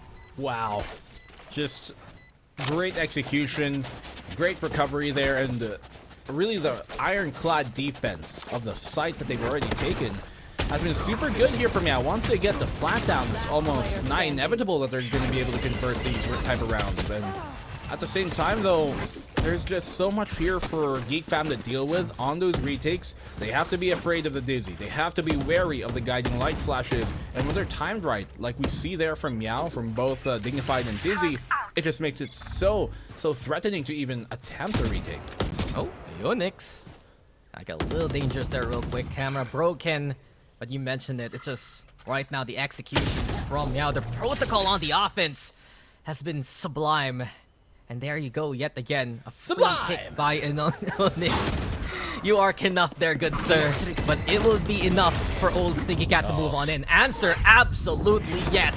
Sladam, the one standing against them over on the rubble. But it's just all falling apart here for GEEK fam. Now we see Hydra Kid having to back on away, use the paranoia already. Does he get sniffed out by Trailblazer? No. A pivot again, potentially into B. They open the doorway, trying to psych out GEEK fam. Hydra Kid staying stable, eventually hits the shot onto Dignified. But 3 for Ionix. He's hungry for another one here. Spike gonna go on down. Dizzy FPS finishing up the round already. And double digits made by Old Stinky Cats. Hydra Kid almost took down the Onyx there. Took him very low, but ultimately doesn't necessarily finish the job. Speaking of finishing, it seems like an early one here potentially for MEOW, at least in this map. Attacker sided as it may be, they're reaping the benefits of it for surely tenfold even. Operator out for GEEK fam and triple operator out for MEOW rather. Whoa! Yeah. Okay, Old Stinky Cat, we know you guys are winning, but this is interesting to say the least. And not only that, if you look back at that history again, versus Valhalla, 11-1 on the attack. Can they repeat it here? Will GEEK fam at least get a second on the board? Prowler though, the confirmation players are on lobby. Beautiful push from Exotic. Dignified though, sees them lined up, and that's 2 for him. Sladam gets the trade, yes, but still 3v3 right now as MEOW is looking for targets for this operator to find, and this is getting interesting. Hydra Kid tucked away behind the box. Up to you, Ionix. Do you check it or do you not? There's Time a turret, to find though. on out. Oh, might have seen There's this a go. turret if he crosses, so it's not going to be safe for him to actually... Never mind the turret, he took it back. But still, timing works out in Hydra Kid's favor as the door opens. They have the pincer, though. Now it's a 2v2. They have the Thrash to try and buy space. Yeah, it was wicked now. Oh no, hands up, Blurred. You are gonna go downtown. Here we go yet again. Sladam versus the world. He's had 10 clutch rounds so far in VCTPH. Can he get more? Absolutely not. We see history repeat. We see MEOW get another 11-1 half on this map. Yeah, it's a tight game, you know, 1-2-1-1. So who's the third team with the another same one? thing. Same thing. Okay. You're right. Yeah. You know, Dax, it's really hard for me not to be dumb for casting now. You're a genius. Because we haven't casted together in like half a year. Oh, yeah. And every time I talk to you during the off season, it's about something dumb. And so I'm dumb. All I can say is you can blame Master Rai, you know. Yeah. He took me for Pred League, and then he took his talents to Pacific. Yeah. And it was like he was hugging me the whole time. I missed you. Yeah, you know, I'm glad we're together again. Even though we don't queue up each other with Valorant because you have a better stock, you know. What do you mean? It's okay. I'll get the diamond real quick first, and then we can play again on your main. Anyway. Yeah. VCT is happening. So Old Stinky Cat. Oh, he tagged him. If they win this pistol, this game might just basically be over, and this is really a bad sign here for GEEK fam. This is their map pick, and they are in such a deficit. Such a deficit? I think that's putting it lightly for sure. Very much. They are in a terrible spot right now, to be honest. This pistol has to go the way, otherwise GG. Fall X connects to the one. Somehow Exotics farming them on the site itself. So good hold here on the push, rather, from GEEK fam, and 2v4. Spike planted. Very much so. GEEK fam needed that one. They burst through the 3. They get into backside, and it was enough damage with the classic to actually catch out anyone anchoring onto the sites. So, GEEK fam, what they needed. They get it. Shot rings, goes through the wall, headshot even, and the Ionix from up top in the 1v3. I am a believer of Ionix. He got the ace a while ago, but not perhaps against a turret that will kill him. Blur gets confirmation. GEEK fam get their second round, and they stay alive for now. Okay. Better late than never, for sure. But obviously, I think really, if you're able to continue this realistically in the map number 2, the way that they're able to overrun the site if they start on the attacking side in the first place, that has to be one of their biggest benefits, especially with a comp like this. You have that information. If you're playing fast, it can give you information at the ready immediately that you may need, and that's hard information either. That's not soft info like a Dizzy or a Guiding Light may be. At least they get confirmation with the ping right from the Haunt. I guess my concern here for GEEK fam overall in this series is if we even move into Icebox, GEEK has not won that map as of yet in their run. So stats really don't lie right now, but they can try to make their own kind of mark here. Anti-Eco with 2 Guardians plus the Bulldog, Ball X. Maybe a flat peek out from C main, and immediately, I just said it and he did it! Now gets the opening pick, and Ball X will back away with such a beautiful shot. 4v5 though, still, so MEOW are, while they might have the man advantage, certainly weapons don't favor their case, as Hydro Kid kind of equalizes those numbers up a bit. It's gonna be difficult for MEOW to barge their way in here, considering the position's taken. Yep. Never mind! Stop doubting Folex. Yeah, be quiet, caster. And this the FPS also. MEOW, all they need are pistols to do damage. Sladom hit in the head with the classic vaultings. And Exotic might get overrun. Oh, a duty from the side. And MEOW is just a monster right now. What's around on the retake? The eco works. Black and Blue has forgotten how to speak in English, but Full X! Man, what did we just watch from him? Meow. Look at that. Another one. Another one. And another one. He's got them for days. And the pincer as well here on the bend. I mean, when you're exotic there, it's difficult. You have to isolate those fights, but he's in a position which is very difficult to do so. And man, Full X is just shown to be such a incredible young talent. Impeccable, that's all we have to say. This old Stinky Cat roster is just looking as clean as can be. The paranoia is perfection, and Owen Cutie getting away with his life. Somehow he's still alive. How are you surviving here, Owen? I would never know, but old Stinky Cat with the numbers advantage. Spike will be down on the ground here, onto the B side, planted. Sure, Slado is found. Here comes Lurd peeking out from the smoke, and it's all up to him, but Wingman is on defuse duty. He can't spray it down. Wingman's gonna stick it. Wingman's gonna do it. Actually, Brett's broken halfway, but that's all he will get. Old Stinky Cat with an absolute clinic here in map number 1. They take it 13-2. Just simply pawing their way through the competition in this map. Old Stinky Cat, MEOW, whatever you may call them, they are the king of the jungle right now, at least here in this series. And my goodness, the way they were able to simply strong arm, manhandle, whatever you want to say, whatever way you want to put it, they were absolutely destroying here the competition. GEEK fam have certainly, I think, have got to reconsider their choices on how this map veto has gone in the first place. That they picked Lotus against this squad, against MEOW, ill-advised for sure. Yeah, it's a bit of a stumble now, and it might get even worse as we move into Icebox.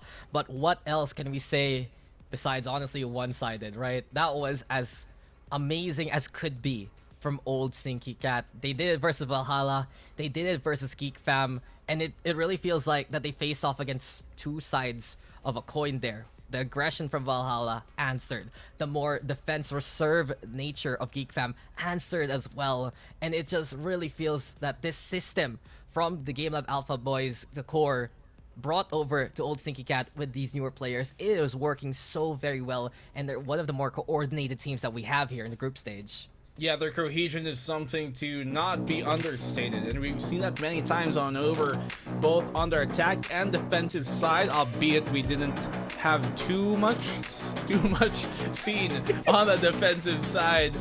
Director, I love your you're talking in the background. If you can just hear what our director is talking to us, shout outs to them, we love them very much. We have a third panelist, okay? They have thoughts too, and they did mention something really well in our ears. He had good input. Yeah, Sladom performed well as per usual, but the problem is he couldn't find those clutch scenarios whatsoever. The rest of the team absolutely struggled, and I feel like it really is GEEK fam being forced to play against a style that they're not accustomed. They burned some ultimates where no one was there just because they needed to feel safe. MEOW, on the other hand, the disposable utility that they could take back with the Gecko. Clear out this corner, get it back, do it again, get it back, go onto the side, have that threat still in their hands. It was just pressure again and again from old Stinky Cat that gave them the advantage. Well, we did see some moments here from the rest of the team, but Director was right to an extent where Slalom was one of their better performers in this case, albeit he wasn't in a position like maybe Exotic, as we see Onyx there, where he could follow up on the contact made by other players like Exotic, and so he wasn't necessarily put in a position where he was out of position or he wasn't ready more often than not. There's a punish on him, but I think the team as a whole, we saw that from the initiators, especially Dignified and Dizzy, were so I think huge in adding to really multiplying the force that they can bring into this fight. They have such great utility in multiple moments that really won them this game. Yeah, MEOW very proactive, and in clutch scenarios, we have players like Aeonix and Dignified that made it happen. And what else can we say from this point on? The scoreline says it all. And it really feels like for GEEK fam, they need to figure out something else coming into these maps. It's always, I say, iconic to see them play that Breach and Fade, but is it gonna be good enough coming into the rest of the group stage, right? And especially picking Lotus against a team that has shown dominance on it. It is a cause of concern there for GEEK fam. Old Sneaky Cat, very happy right now. We'll see you guys after this break for more.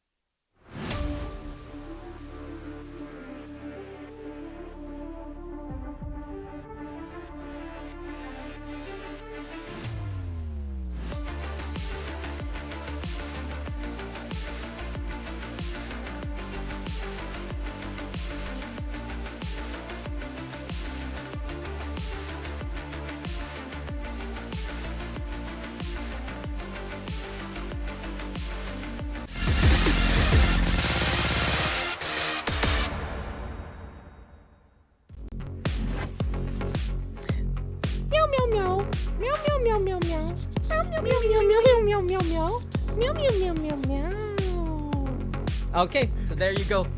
Even my cat has chimed in, and she basically said, Old Stinky Cat won that first map. So yeah, thanks, third caster. High five to you, Machi. But we are back here, ladies and gentlemen, as we are gonna continue on with our series.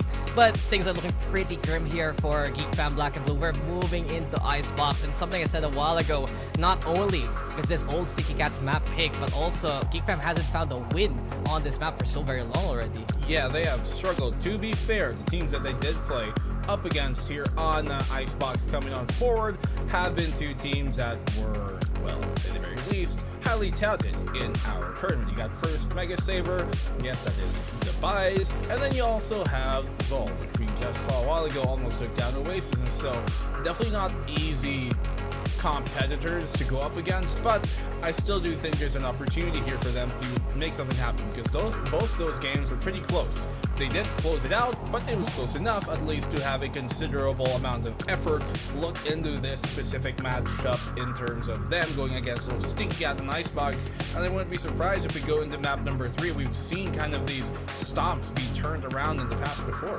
I mean, to be fair, right, the Geek Fam, we've seen them recover in multiple series, and not only that, that matchup versus All Esports, it went to overtime anyway. They have made adjustments on the compositions. I wonder if they're gonna run double control or double duelist yet again for this map. But let's pivot on over to Old Stinky Cat on the other hand. They've won this map, I believe, twice in the open qualifier, especially versus Carti Esports. This is a map they're very confident in. They know how to play. They run something like the Sage Viper together, so it's a little bit more old school right now. But I guess I gotta ask you, Black and Blue, from what we've seen so far from Old Stinky Cat, it really feels like coordination is where they really shine.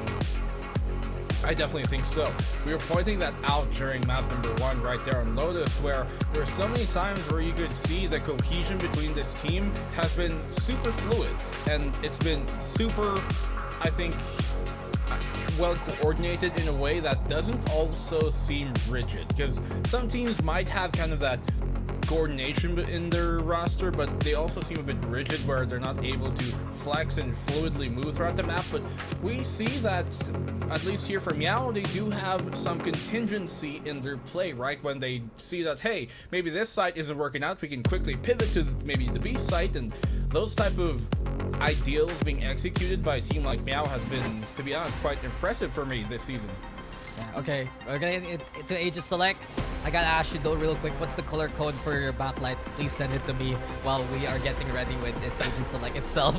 I'm trying to find the right color for VCT, okay? I can't hit the right shade of blue-green. But anyway, Geek Fam, they're gonna be running the KO here, and I'm very interested to see this one because it's different again from their configuration. They ran the Reyna with it, they ran the Omen here on this map, but now they're gonna go for double Ini instead as Old Stinky Cat stick around with a Sage. Well, I mean, the KO being pulled out here, I don't think it's a bad idea. It certainly is not necessarily super common, but it's not uncommon to see here in Icebox, and so Geek Fam swapping that on in as, you know, opposed to what they would run sometimes with maybe the Reyna, or they would have a double controller set up with the Omen. It might be just what they need to take down a team like Old Stinky Cat. The Sage from Ionix, though, is a bit more standard. They don't have that passive information gathering in the Killjoy, but it does bolster up their retake potential considerably, I think, here for Old Stinky Cat. And perhaps knowing that the KO is now out on Geek Fam, playing for that retake might just be what they need when they do play the defensive side. But their attack, well, that's going to be a different story. Yeah, and the single control is played by HydroKit rather than B-Black. We usually say play a Viper on this map, so he's going back to his initiator role but pivoting away from something he does play more often than not on Icebox. So it's an interesting consideration here for Geek Fam. I guess really right now for Old Stinky Cat, the big difference is what impact will we get from the Sage? Does it become a battle stage to play with the rest of the team? Can it even watch the flanks or just go for the stall itself? And I really wonder right now, will it be enough for Old Stinky Cats to get that 2-0? Will that extra life in the cards perhaps later on be enough to push them into a sweep here? Well, it's another highly touted game between these two teams. The first one maybe not living up to the expectations of the fans of Geek Fam, but it has been a very exemplary outpouring of play we saw from that map number 1. Just the amount of differing ideas that they were able to bring out on that map and still make them work out were great. They knew how to play passive, they knew how to play defensive, but they also knew how to aggress here for MEOW. So, MEOW, what do they got to bring to the table here on map number 2, which should be theirs? Let's see, as GEEK Fam on the defense. Yeah, it's time to get into the game. Old Sneaky Cat 1 away from getting another series win. GEEK Fam, on the other hand, looking to tie up the scoreline and get into a decider. Already we see, though, GEEK Fam a bit aggressive towards the orbs, but that's all they're gonna get. Never mind. I would have thought they would back on away, but Exotic and Sladom deciding to push this one a little bit deeper. Ionix is the one isolated right now. The rest of MEOW looking to play into the garage and burst into B. No one peeking as of yet, and Ionix, he's in trouble. V-Black, he spots him out. Ionix now no, the swing comes on in from Exotic, and Ionix still at least makes it a trade. He gets the 1, but more importantly, he gets information that there is 3 on the A site, which should leave 2 at most on the B site, which should be the go signal here for the rest of the team to W key it onto the B site and go for the plant attempt. You can see MEOW doing just that right now. They go for a snowman wall. Very interestingly enough, here on the pistol round, that's curious. Bird gets the 1, but now Dax, they put themselves in a very difficult spot with that wall. Yeah, it might be very dangerous if anyone swings from Snowman. That's a long angle that GEEK Fam can utilize. They have the numbers. Owen Cutie, those fighting for his life, can't get away in time. Hydra Kid also with a bit of peppering, courtesy of the shock darts. It's enough for GEEK Fam now to go for the tap on the spike. Everything left to fall. Lex here has the ghost in hand, but he's tapped down by Sladom on the other side. And GEEK Fam, they'll win this pistol, something they need moving forward. GEEK Fam, good opening start here. Squeezing away map control early towards that A main was certainly beneficial for them to recognize that, hey, it's probably going to be a B site push, and so the 2 left remaining there on the B site were absolutely ready for the push to come. And even though, once again, Ionix was able to gather that info, wasn't enough for them to hastily make their way on towards the site. And I'm not too sure about the snowman wall being established there early on in the pistol round, when it didn't seem like they had much intention to necessarily take it aggressively. Yeah, they didn't push in to where the wall would separate the defenders and the attackers. I guess right now, you think for Old Sneaky Cat, will Ionix play with the team moving forward? His wall is imperative to some of these takes. Swings on out, spots out the turret, uses the heal on himself. That's only 30 HP, by the way, for the Sage. And this is gonna get dangerous from MEOW. They only have sheriffs to utilize now. Painful there for Ionix. Obviously, as a Sage, you want to keep him sustained in the fight. And Aldron even. Yeah, 50 HP, that's all he'll get from it. MEOW, on the other hand, ready to be led by Fall X. I'd love to see what Dignified can also do. Towards the belt angle, he decides to regroup with the rest. And the Ionix tries to climb that rope, but this time, he cannot escape the sight lines of GEEK Fam. So 410, there's gonna be control here from GEEK Fam. Fall X now moving into the maze and trying to cross on Earth to the other side. Sladom though with a tap. Sladom, the guardian truly of A sites. Getting 2 already. Exotic ready for anyone to swing in the middle. And oh, knifes out. He wanted it, but V-Black will get the kill instead. And GEEK Fam, a flawless second round. Thought we were gonna have a assassin land on him there. Would have been an ninjutsu as well. But yeah, GEEK, they open up with a 2. Relatively clean by all means. It's greatly done by them to get themselves back into this game. Really, we have seen countless times that a team that wins map number 1 in just such dominating fashion like that, 13-12, or rather 13-2, doesn't matter what it is. If it's a stomp, we've seen the opposing side come back many times over and even win a series. So that first one, you can let that one away, because it might mean 1-0, but GEEK Fam don't care. Yeah, you just gotta shrug it off, right? And especially because it's a fast map, you just say, go again, don't worry, we got the next one. And GEEK Fam proving that their mental is unshaken so far. And not only that, they're well kitted moving into this round. It's only V-Black, the one without a primary weapon in hand. You also see MEOW here having the spike towards the green. Ionix lurking all the way over at A. It really feels like here from MEOW, they're gonna take their time early on into these rounds here, black and blue, and then they're gonna execute when that timer is a little bit closer to when they need to. Don't think they can hear the rotate from that far, but Site right now a bit more exposed for them to take. The defense has shifted here towards the A site. They're clearing out mid. They've drawn out A main. But here comes the execute, which should be, for the most part, going unhindered. There's going to be some mollies, but they go for the classic DRX. Vision Striker is going to plant here. They're able to fall back from it. Yeah, they have the sight lines, and getting away from that angle is already a good sign here for Old Sneaky Cat. The second kill here, courtesy of Owen QT. So Pressure gets the intel of V-Black, lots of fragments, even ready with the flash, but who can really play off it? V-Black the only one getting a kill so far here for GEEK Fam. MEOW with a stellar execute and some great sidelines with yellow control. Saddam still, Guardian in hand, free for angles if ever, tries to go for the taps, not enough. And can't even get to that spike. Beautiful shot there from Dizzy FPS. V-Black the only one still standing. Just go for the fight, go for a pick. Not gonna happen. MEOW though, get on the board. Great shots here from MEOW. And clean as well. They only lose Fall X, which is definitely a welcome sight for their side. To not lose too much economy, but look at now, Exotic pulling out one of his favorite tools from the bag, the Operator, in the round number 4. That could definitely be, especially in a map like Icebox, what they need to start gaining some momentum, not just in this map, but in this series as well.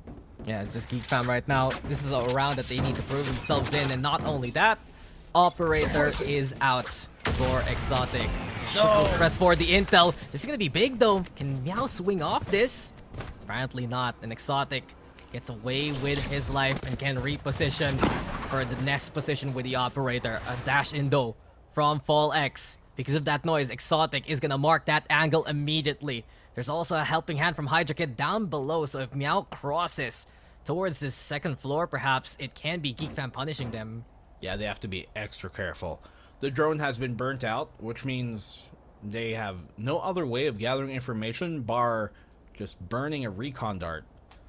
That's going to make things a lot more precarious now for MEOW on this attack, as GEEK have kind of equally spread themselves out. The drone confirms nothing on towards the A site, which, if MEOW continued that way, little do they know it'd be ripe for the taking, but they're doubling back on B. And we see a lot of teams do this, kind of double back on the same site, but they don't really make a point to pull the defense on the other side. They don't smoke anything else. Now they put up the orb in mid, but will that be enough? Now, the play is to try and cross into kitchen with Owen QT. GEEK Fam though so stable in their defensive locations, and this is gonna get interesting real quick. MEOW. Yeah, I want to go to mid. There you go. We asked for it, right? And Blurred, he couldn't swing because of the snake bite. The Nano Swarm, though, is going to be perfection. And GEEK Fam just so prepared for it. 2 down here from MEOW. They've run out of time. They're running out of players. It is as flawless as can be for GEEK Fam here. That's the thing, though. They try and kind of re-hit the same site that they have done nothing at all to try and pull the defense away from. We don't see any pressure towards the A side there to try and make sure that the defense stays on the A side with such a long rotate. It's important to do that on maps like these, but in that case, it seems so that MEOW thought they could get away with trying to lurk their way up mid. They should have had foresight that there's no way they're going to get up there safely, because if there's not the turret, there's probably an alarm bot in kitchen, and that it was. Doesn't it beg the question who can actually do that for this team? Doesn't feel like Aeonic should be doing that on the stage. Owen QT, your shot caller, wants to play around the rest of the roster. And this time around, you see MEOW playing as a 5. They go for the Owl Drone. They also get the Orb to try and get Fall X these blades. But there's just no escaping the sidelines of Exotic. A beautiful swing out here on the rafters. Exotic trying to get a second one. Able to get away in time. Dizzy FPS can't hit the shot. Same can be said though for Exotic. So MEOW have at least gotten close to the site. Get the wall down, get the spike planted. But watch out for these shock darts. And the Hunter's Fury is on. Sladam already tagging too. There's the first kill. Will he net a second? The answer is no. But the damage has been down. MEOW fighting back, though, getting 2 for their own. The flank is a possibility. Watch out for Blurred. It's crystal clear that he can get an angle here. Sees the barrel, sees the head, and he is dead. GEEK Fam will get another one now. Yeah, big flank as well for Blurred just to secure that round, because 2v2 on the site could have been disastrous here for GEEK, but ultimately enough, Exotic with the Operator in hand was just such a big threat. Otherwise, you'd expect maybe for MEOW to kind of push out there a bit, kind of spread themselves wider, but they had to play compact. They had to play within relatively safe cover simply because of that threat of the op. As soon as they peek out, they know Exotic has got a good beat on them, and it allows as well Slavim here to make sure that while they're kind of bunched up there in the front of the site, he has a target-rich environment for him to throw that Hunter's Fury ult out. And not only that, the shock darts, the fragments, keeping MEOW in corners they don't want to stay in. Exotic though, suppressed now, needs to get out of there. Hydra Kid though has fallen to Fall X, beautiful position. Here comes the flick, it's not enough for the shot, the shorty. Is it gonna be enough damage too? Knife is out, Exotic desperate for it, brings out the blades instead. Slide though with the pick, it's absolute chaos here over on the orange. But Exotic right now painting the town red with the rest of GEEK fam. And MEOW, they went for a very quick execute, but they were just entrapped for their own wall. Did that knife against Fall X just go through the snow pile? Show the Did he replay. wall bang him with the blades? Because his crosshair wasn't on him. It was like on the box right underneath him. And I need to see that again. Guess. I'm gonna have to watch that in the Although vlog if I'm not ever. mistaken, if it's very thin, like at the very corner, you can kind of. I'm not sure, but I like mean, it seemed to be the case. A blade can I'm go just through perplexed. paper, yes. I know you're surprised, but the fact of the matter is, GEEK fam just containing MEOW yet again. Partly because of their utility, partly because of MEOW's own utility with a plant like that. And it's just so quick how GEEK fam are collapsing on their opponents right now. I do like the mid to B call there though on the eco, especially knowing there's an op. It's one of the best ways to shake up an operator player that's going through that orange. ONQ able to follow up on Slavim. They have the res. The wall doesn't place itself as they would. It kind of creates a reverse one-way, one that's difficult for them to cross. Luckily, they're able to make it through. Look at Exotic here though. Oh, he's waiting for push, and the Viper, and the Sage are down! 2 for the price of 1 clip! Exotic is exquisite with that shot! And now we see GEEK fam in control. The spike hasn't been planted as of yet. Fall X, as well as Dipsy FPS, they wanted to play the off angle instead. They're trained in the sights of Exotic. 3 for Exotic. Dizzy, the only one still standing now. The operator knows exactly where he is. V Black also tried to play the longer angle. Still some time though for Dizzy FPS to play with. Sees him. That's a dart 2. You said it. Intel provided. There's the jiggle. There's the peak. And a love tap even. Dizzy FPS. What do you even do by now? I'm not too sure if I would save the dart there for Snowman. You kind of have to use it to deal with the op. That's a bigger threat right now. No information anyways that he's, potentially that because of that. See, Exotic can simply put his nose on him and take him down on the cross, so bit of a difficult position for them to be in there for sure, but Exotic, man, here in the kitchen, he is cooking. Just massive from Exotic and is a cuisine truly to enjoy. But we've seen this here from GEEK fam. The bounce back has happened before. You were touting it already before getting into the game. I look back at that matchup versus First Mega Saver where GEEK fam rallied heavily on the defense, only gave First Mega Saver that lone pistol round. We're seeing it right now. GEEK fam answering on back. Exotic though. He gets a shot. Goes for the cloud burst, so the dart doesn't actually scan him. But beyond that, MEOW, they're stationed nearby. We hear the null command now into play. Owen Cutie finding Sladum. This is a go signal here for Old Stinky Cat and the rest of the roster. Already onto the site they go. They've taken down 3 along the way. Yeah, what a fast push there, making full use of the ropes of the zipline to close the gap real quick. Nicely done on the attacking side by MEOW. You can see that players here like Vivak, Sladum, absolutely overrun on the site, taken over by surprise. Violence of action. Dizzy FPS gets a trade off, but it's a 1v4, and it's all on the Hydra Kid, who I don't know how many heads he's got left in this one. He takes one. That's all it is. They finally get the second round here, MEOW. Yeah, and this might be what you want to see here from MEOW.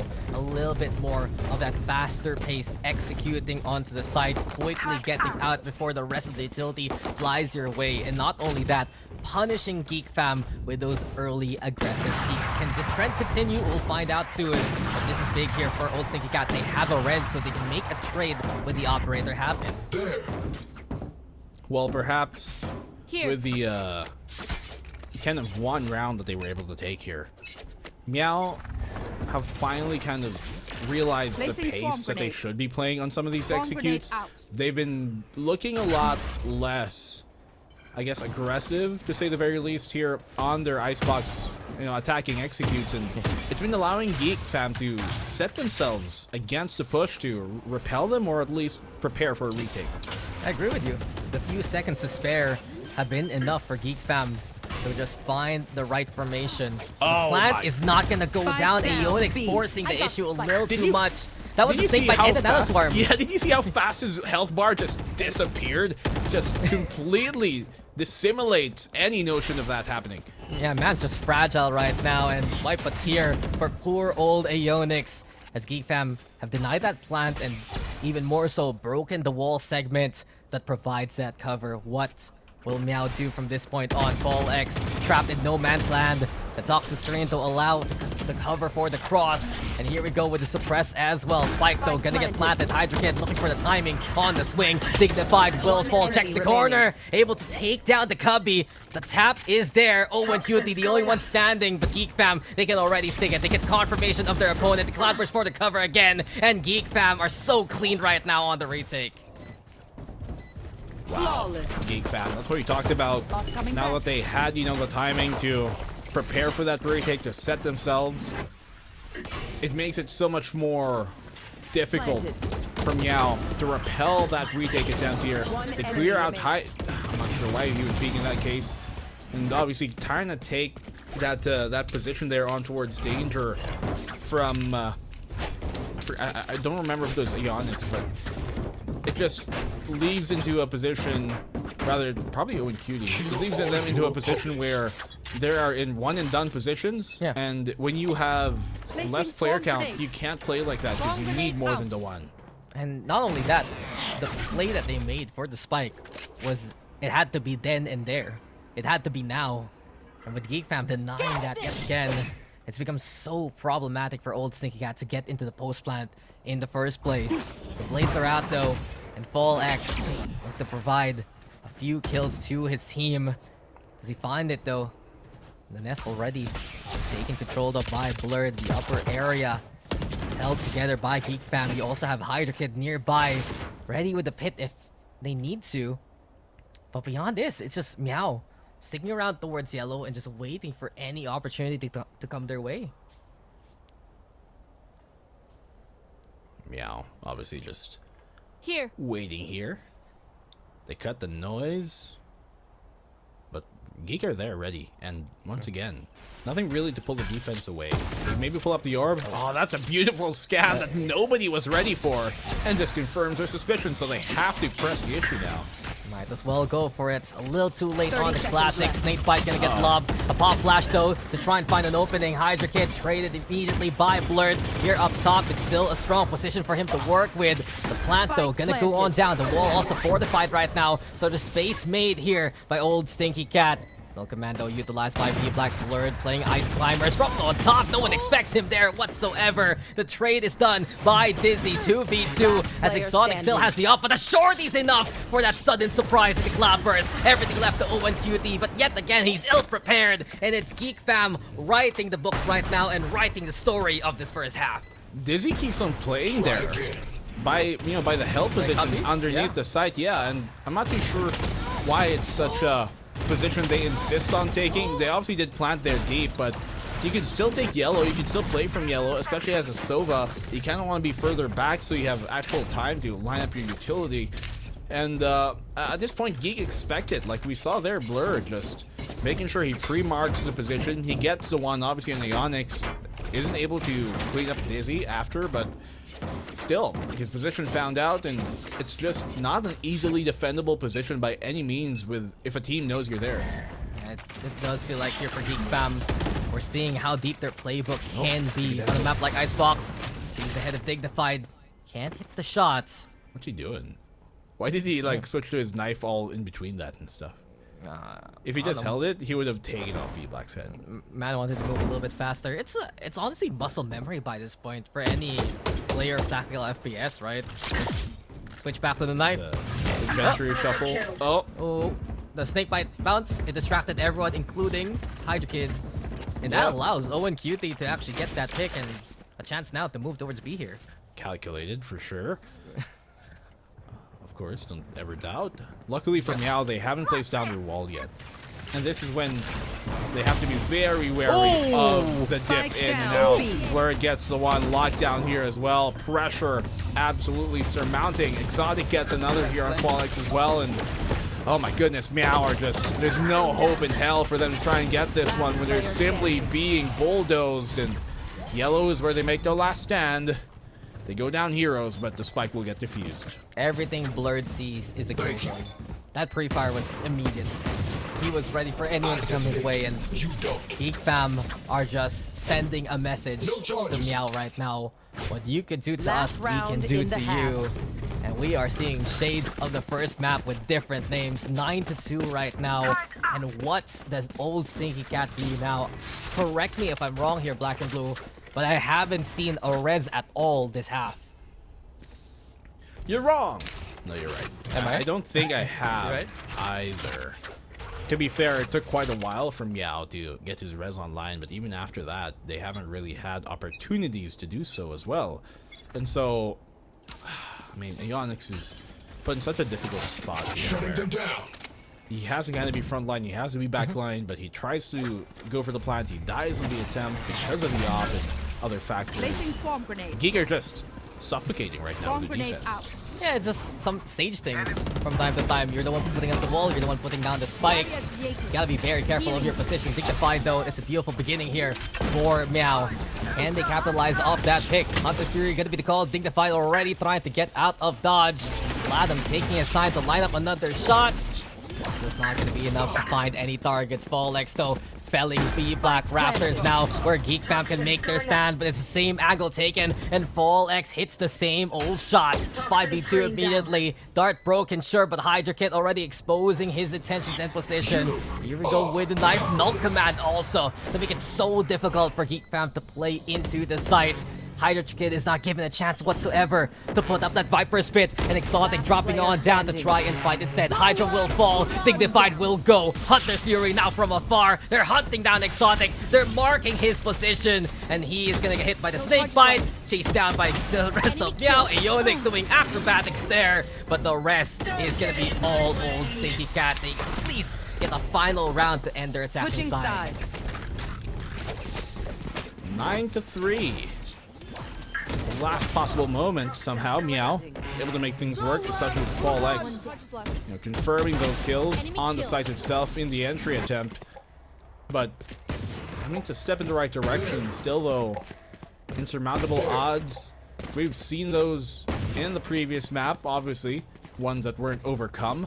But this one's a bit easier to deal with over the 11-1. So, who knows how MEOW might, well, deal with this.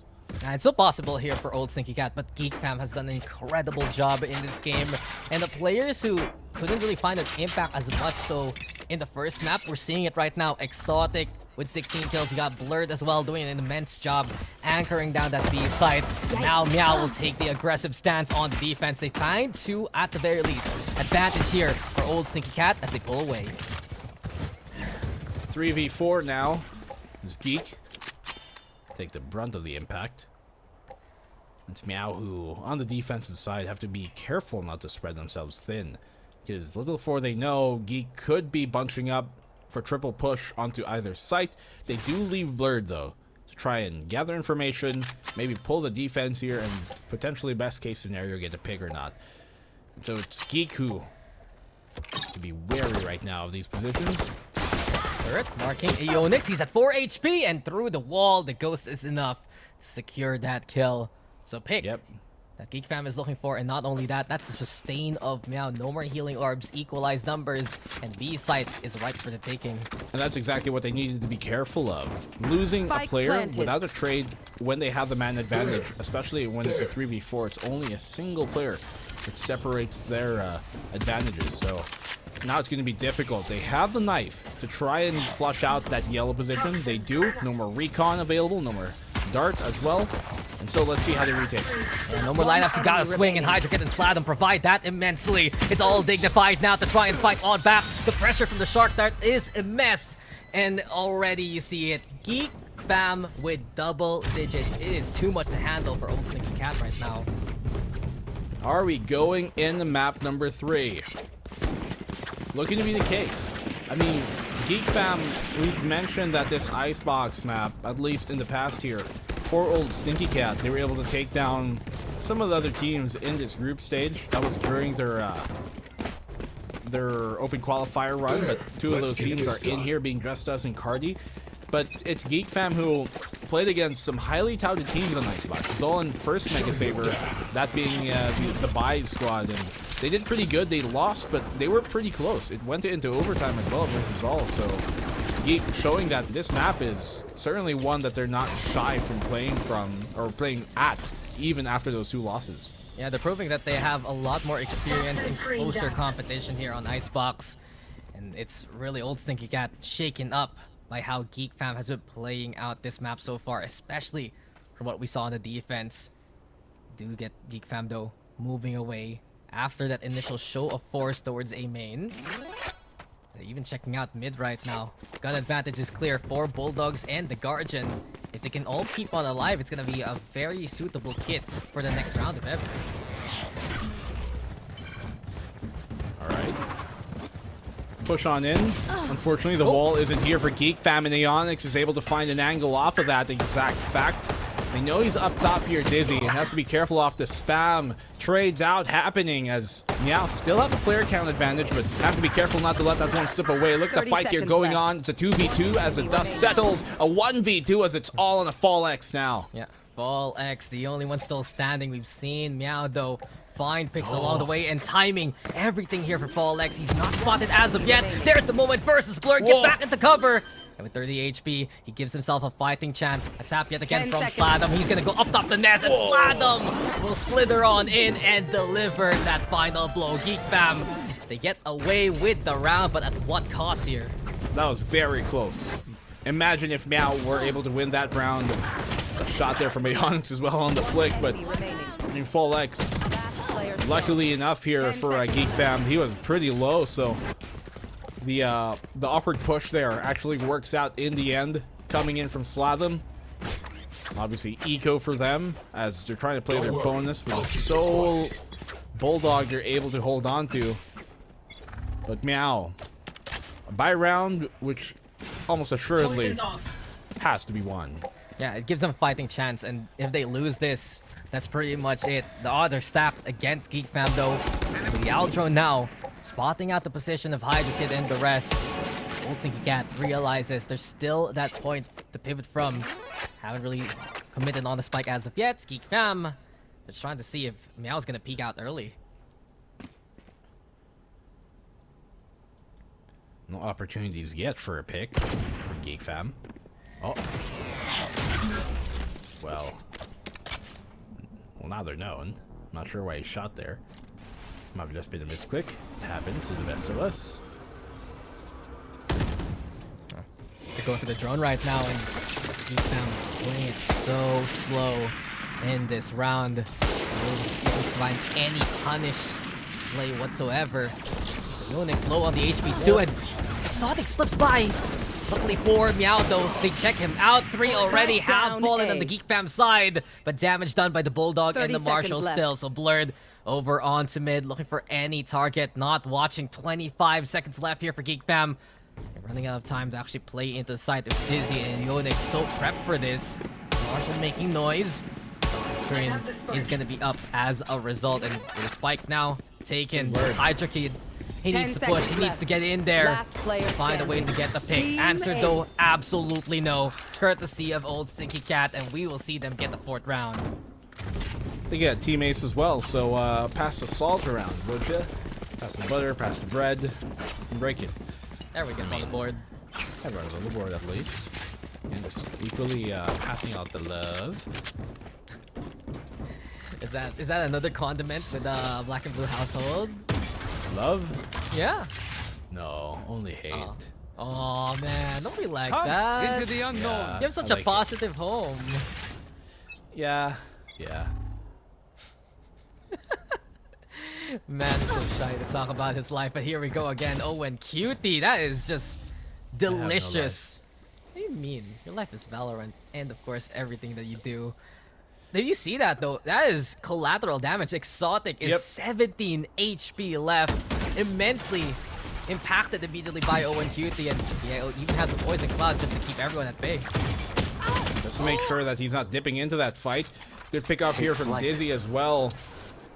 Gives him an even better fighting chance of this, and knowing that, you can see how Owen Cutie's pulled all the way back here to make sure that he doesn't get found for free, that they have to fight for more space just to try and get a shot at him. Hydra Kid does take down Owen Cutie. They're able to equalize things up, but they've taken a beating in that fight. They're all pretty low, and because of that, Slalom's easily found as well. Hydra Kid and Exotic, they remain here out in the open, but what a shot from Hydra Kid. That is huge to keep GEEK fam alive here. They found that moment also when we saw Fall X dash over into cover. Isolated fights instead. Spike is planted as a result. Viper Spit now online. Hydra Kid setting it up. Dizzy FPS trying to play the guessing game, and it works out for him. Straight into the middle, into the heart of the pit. Hydra Kid has been felled, and everything is left now to the flanking Exotic. He's up top from the kitchen, finds a beautiful shot onto Ionix. Dizzy FPS, though, has cover to work with. He's thinking about it. Does he stick it all the way? Goes half with it, and he finishes off the job with a quad for the round. MEOW still in the fight. That's 5 rounds for them now. Huge round here for Dizzy. Obviously, that's able to kind of build up the Hunter's Fury in a crucial part of the game where this is where momentum shifts can easily throw this game around. We almost saw that between Oasis and Zal a while ago. With such a huge lead, you take a few rounds down, send them into a bad economic state where the leading side is going to have to eco, which now GEEK fam is going to have to eco. Right here. And then potentially 11-6. If you get another, then it's anybody's game at that point. It's a cause of concern though for Old Stinky Cat. The way that they're down to only giving up a single round, or else they lose this map. They cannot make any mistakes really from this point on, and it's a sign of maturity. We'll see, perhaps a sign of leadership from Owen Cutie even more so. But Ionix is already down. Dignified gets the trade, but that's the stage gone from the fight. No way to go for any reses.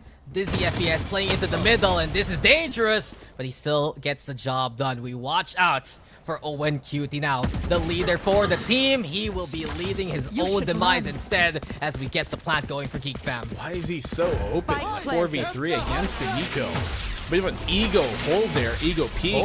Oh, Hunter's Fury, he might actually get one. That he does. V-Black taken out. Luckily for him, Dizzy is on fire, but Exotic is still here in the fight. He's got blades as well to utilize. He's got a gun, even better. What is a knife to the gunfight? It's all on the Fall X once more. Not the way you want to see this for MEOW, and they will fall now. GEEK fam get to map point, and this is what we were concerned about. Just some mistakes made by Old Stinky Cat around the map here.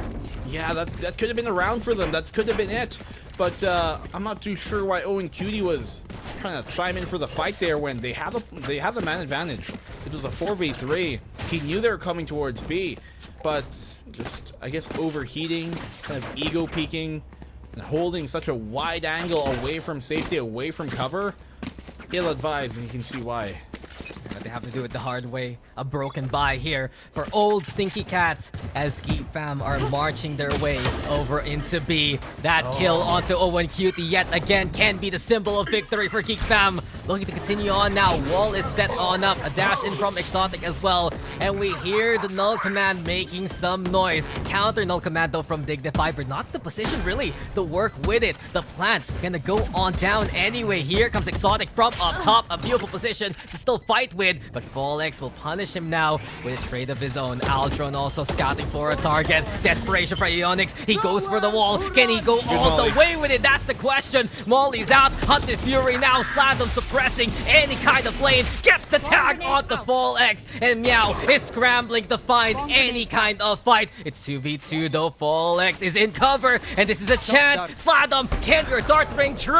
It's not gonna happen at the right time. Beautifully done by Sladom, yes, but MEOW get the defuse anyway. Barely, just in the nick of time. I almost thought they were going to have that round there. As that shock dart connected and took him down, but really a split second after it's diffused. GEEK fam somehow don't come out with that round. Somehow MEOW are able to take it even without the Viper wall and Owen Cutie for the retake. They don't have no smokes, and yet in a 3v5, able to turn things around. The ultimate there from Sladom as well on GEEK Fam was huge, and yet somehow, once more, MEOW, the Sage Wall is what saved him. They got the lifeline, yes, but how sustainable can it be? Again, the broken by a Spectre and 1-2 with the Guardian. And it's not the best situation for old Stinky Cat whatsoever. Same can be said though for GEEK Fam. They're pressing the issue with the Blade Storm. Trying to check out these corners already. Here by 410. It's Dignified scanned on out, and Exotic is going hog wild right now. 2 with the Blades. It's already the A site wide open. Man, my goodness. A few picks here, and suddenly the tempo has shifted. Dizzy FPS somehow gets a spam through the screens. Exotic is still going huge though. He gets a 4th. He's looking to ace this to close out this game. He's stuck in a corner, Ionix, and he's gonna stick him in the ground. GEEK Fam bring us to map number 3. Style and substance. Exotic showing what he can do. And some brilliant blades after the scan, working on what GEEK Fam could provide. That's what we expect to see from GEEK Fam. That coordination, that temperance truly. And not only that, the way that they would able to find their moments when old Stinky Cat would give them those precious seconds. We'd see them falter, yes, from time to time when old Stinky Cat pushed the limit and went for the send. But when there was hesitation, they would break down these walls, they would exploit the walls being set up there by old Stinky Cat, and you have incredible anchor players all throughout that GEEK Fam roster that provided that victory. Yeah, just great stuff all around here from GEEK Fam, both on the attacking and defensive sides. I thought earlier on that, you know, maybe the game was going to end quicker than it was, but still, the fact that they were able to kind of ultimately enough return the favor of what MEOW did to them during map number 1 is a statement that they're in this to play, and that's why we go into map number 3, because both of these teams, as we touted, very similar positions. Freshmen last season, sophomores now, from Calode to now a bit more Calust, and they're a bit of that greenness kind of removed from their shoulders, and so they're a bit more used to playing these hard fought out matches now. Yeah, and old Stinky Cat, I guess the concern here is what else do they have in the playbook? Because Ionix, he was magnificent in that first map, couldn't find the impact on the Sage, and it really begs the question, should we be putting Ionix on Sage when he cannot play the angles that he would want? But we toss it over to GEEK Fam.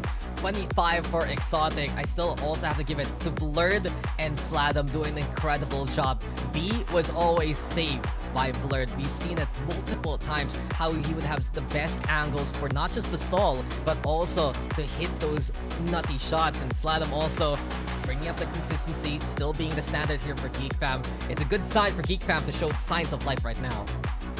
Well, GEEK Fam have certainly made a case for being a team that is not to be simply swept away when they are in a difficult spot. They're a team that has shown prowess in terms of gritting their teeth, you know, kind of resetting themselves from a prior map.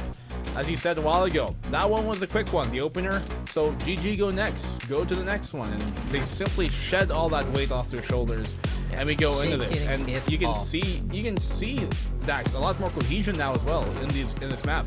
Yeah, I mean, we agree completely that it's just GEEK Fam getting back into the groove and looking better than ever. I do feel like old Stinky Cat, in many of these rounds, they just forced the issue a little too much without respecting what GEEK Fam really had in store for them. And prime examples of the highlights, that wall over onto orange, very dangerous. Sure, it was the eco, but still. And then, yeah, the snake bite plus the nano swarm, the push into halls when there's a shorty waiting it for you. Sometimes you can see for old Stinky Cat, there's still a bit of that newness since they came from the open qualifier, and GEEK Fam took advantage of that fact. This could have been it though, that moment with the wall and the shock dart there, courtesy of Sladom, but Exotic has had enough of Icebox. Hits an incredible ace to finish off the round and the map, and we are tied up because of it. Yeah, just what a shot he's able to land there at the end. Obviously, the ace is one hell of a way to cap it off. Exotic has always been one of those younger prodigies ever since his kind of first outing in the VCT earlier on a few years ago, and well, we've seen him definitely come into his own here today so far. But the map number 3 is what awaits us, which shall be when we return from the break.